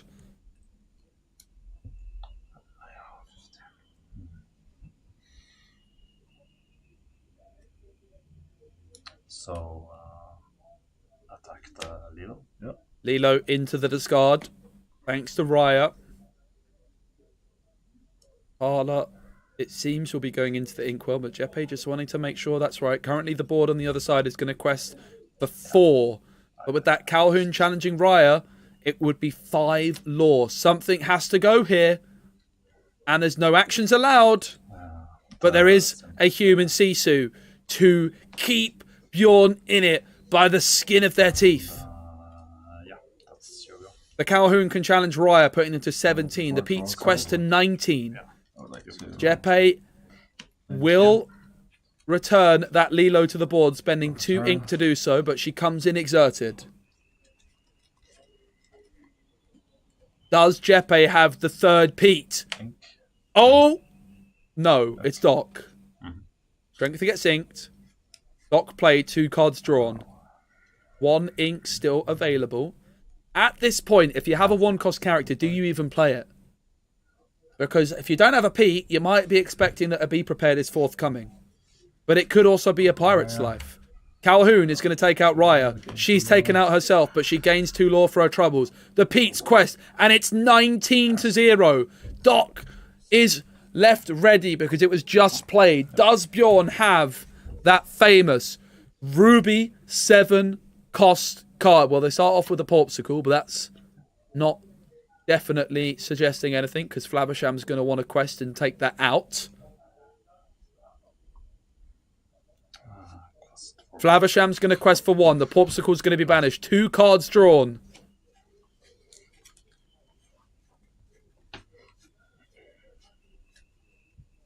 Still has 6 ink available. Can ink this turn, of course, to go to 7. This human Sisu, if it shifts in, the Pete's will not be taken out. Every card has to be cleared here for Bjorn, or a Pirate's Life has to come through. It's going to be a quest for 1. It's going to be an ink, and it's surely going to be a B-Prep. You have no Delos in your discard, right? No, I have a Piglet, Cinderella, and Calhoun. I sense I soon will have one. Yeah. I sense you might be right. There it is. And, it's B-Prep. How did I do? Yeah. Not very well. Lilo comes back onto the board, but she is exerted. What's it going to be for Jeppe? It's not the 3-P, it's the Lawrence. And it's over to Bjorn. Can Bjorn possibly claw their way back into this one? Jeppe can taste the victory in game 2. 2 in hand. Bane, the deck which Bjorn is playing is the best deck in the late game. It's a very greedy control list. It's going to be really difficult from here. But he does also play cards which remove law from his opponent. And it's another B-Prep! Clearing the board yet again. But the Lilo power, it can be returned from the discard, exerted. And this is where Lilo is absolutely shining. In comes the 7 Dwarfs Mine. You're going to need more than a single B-Prep. You're going to need a Queen of Hearts and a Maui. Right about now, Bjorn. But Queen of Hearts Maui would be the perfect answer. It's Maui time. Surely not. It's a human Sisu. And still Bjorn remains in this one. Jeppe's Lilo is being absolutely bullied, but it's back again. You can't get rid of me that easy. 3 ink remains for Jeppe. Ink. 4 ink available now. It's another mine. Lilo moves to the mine, and the 1 damage deals with the Sisu. And now Maui remains standing tall, but again Bjorn needs to remove the Lilo. The 7 Dwarfs Mine popping off, dealing with the human Sisu there. What a game. It's the legendary Sisu, and Maui takes out the mine. How is Bjorn doing this? Continuing to answer the Lilo every single turn. But guess what? She's back. It's a piglet and a pass. It looked like the last card in hand there was a Let the Storm Rage On for Jeppe, which is not what you want at this moment in time. But this piglet is ready. It cannot be challenged. And all Jeppe needs is one lore. But imagine Bjorn finds the Pirate's Life at this moment in time and steals 2 lore away. It's vision of the future. They're going to look at the top 5 cards of their deck and they can add 1 into hand and the rest to the bottom. A Pirate's Life is surely what they're looking for. Or some way of removing this piglet. Something like a Brawl. Something like a Madame Medusa. Maybe even a Flaversham to draw some more cards.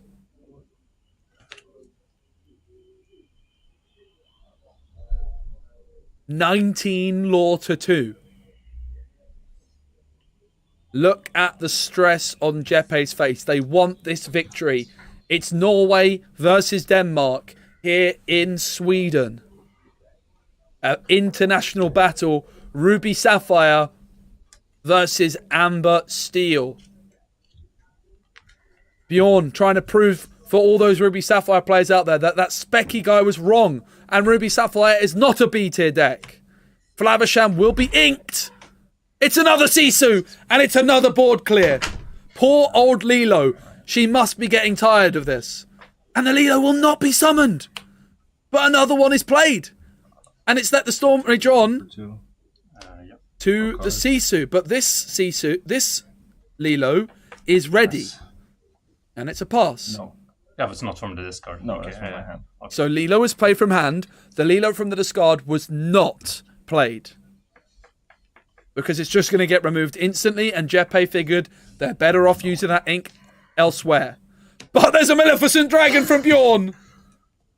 He keeps finding the answer he needs. And Jeppe is stuck at 19 lore.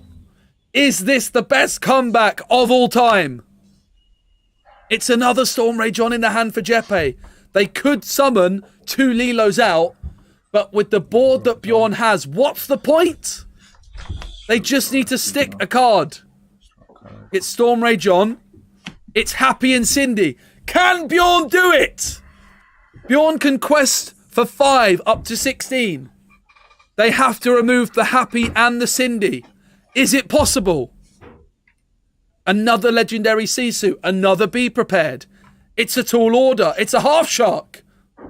Is that going to do it? It's a Pirate's Life. And look at the face from Jeppe. 2 lore lost. Again, at the perfect moment, Bjorn finds what they need.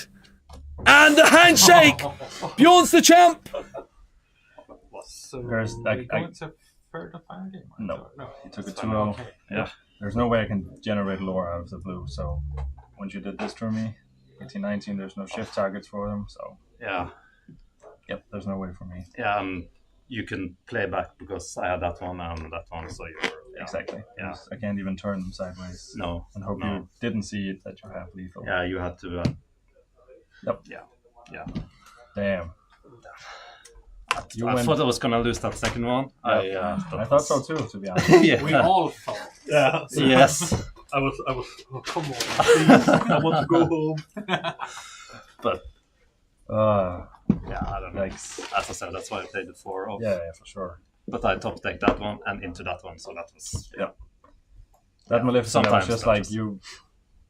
Yeah, it was off. At some point, you gotta run out of. Be prepared or. Do an into with specimen? Or do you want to go home? I would rather not. Yeah, I'm very tired. I'm very hungry. Yeah. Okay. I haven't even asked him, but he usually wants to. I think it would be more interesting to speak to the winner. All right, guys, what a final. I'll go over and chat to Bjorn over at his table. I'll go have a little chat with him. Don't go anywhere. I'm going to go chat to Bjorn. What a game. Mark, 15 minutes past 7 this morning. Wow. Yep. Du skal lade mig vinde. Godt play, both of you. Thank you, Alex. Yeah. Power Damn. of the top decks. Yep. The second one. Oh man. Congratulations. I didn't even say that. Yeah, thanks. Wow, I was very certain we were going to game 3. Yes. Everybody outside was. Yeah. But then he was like, how far will he go? Yeah. Far enough. The vision of the future. Never misses. Nope. It's like, yeah. I do see the future. I'm winning. I see people cutting one of those. It's never. It's a 4-off always. When you need it. How much uninkable you have? 15. I have 10. 10? Wow. Yeah, cut the small scissors. Yeah. I played all the small scissors. Oh yeah, the hand scissor. Or yeah. I was so much rooting to play against your deck. Yeah. Because it was. Oh yeah, you had manners and stuff. Or No, that's not you. No. I just only have 10 uninkables. No. So like never break. 3-peat. Yeah. No win. Nope. Could you see my starting hand? Yeah. Not one daisy. It's crazy, actually. The turn where you didn't play mine, that would have won, and then after, could clear it all. Yeah, exactly. I was debating a lot. I lost my voice in the last round. we could hear it all the way. Yeah. Another page. Yeah, I need to go home. Feats were putting in a lot of work, but yeah, somehow it's a first game I had. I had no idea I could go that far just off of Pete's and Calhoun's, but yeah, but it was all trees. It was like the entire mat. Yeah, tree attack. Did you shoot? Congratulations. Nice try. Thank you. I'll just have a few words with Bjorn. That's okay. Yeah, sure. Yeah. We can just sit here. I'll and get out of the way. Big shout out to big shout out to the event. Amazing event. Amazing commentary, spectators, and big shout out to my local game store and cards. Yes, absolutely. And Bjorn, congratulations. Thank you. Were you expecting to come here and win? No, not at all. Not at all. It's my first big event of this Let's size. go. So yeah, that was. So you travelled from Norway, is that right? Yeah. We flew in yesterday. A couple of friends from Bergen. Awesome. Yeah. Is it a long journey? No, it's just a little bit over an hour flight to Copenhagen and train. So yeah. Similar to me, actually. Yeah. So you played Ruby Sapphire. Yeah. Is that always your go-to deck?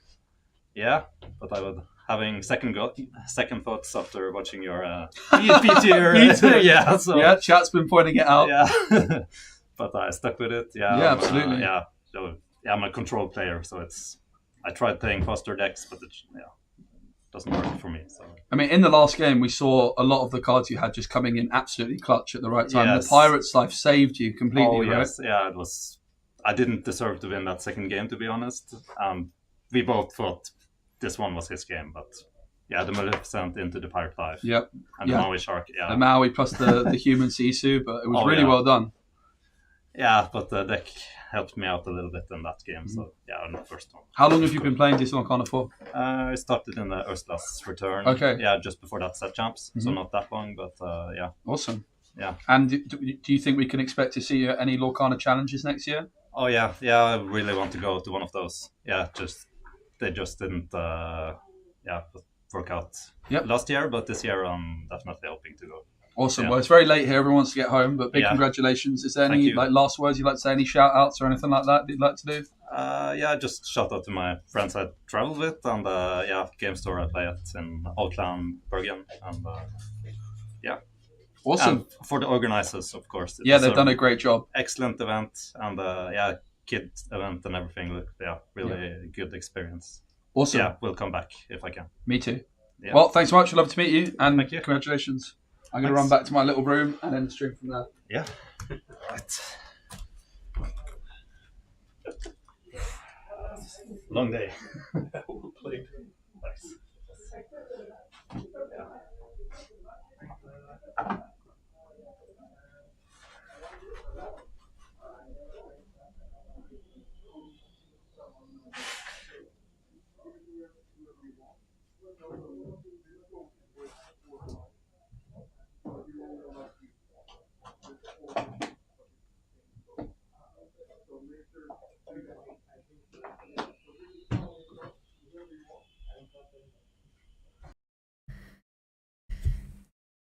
I love him.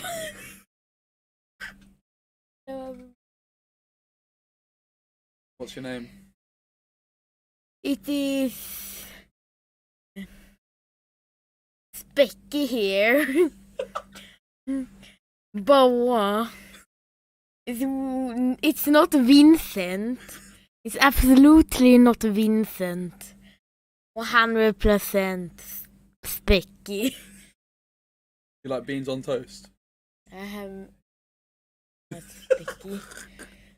I mean Vincent. Alright, we're going to say bye to the stream. Say bye. Bye, stream. Bye. Bye, stream. Have fun. Thanks for hanging out. It was a lot of fun. See you soon.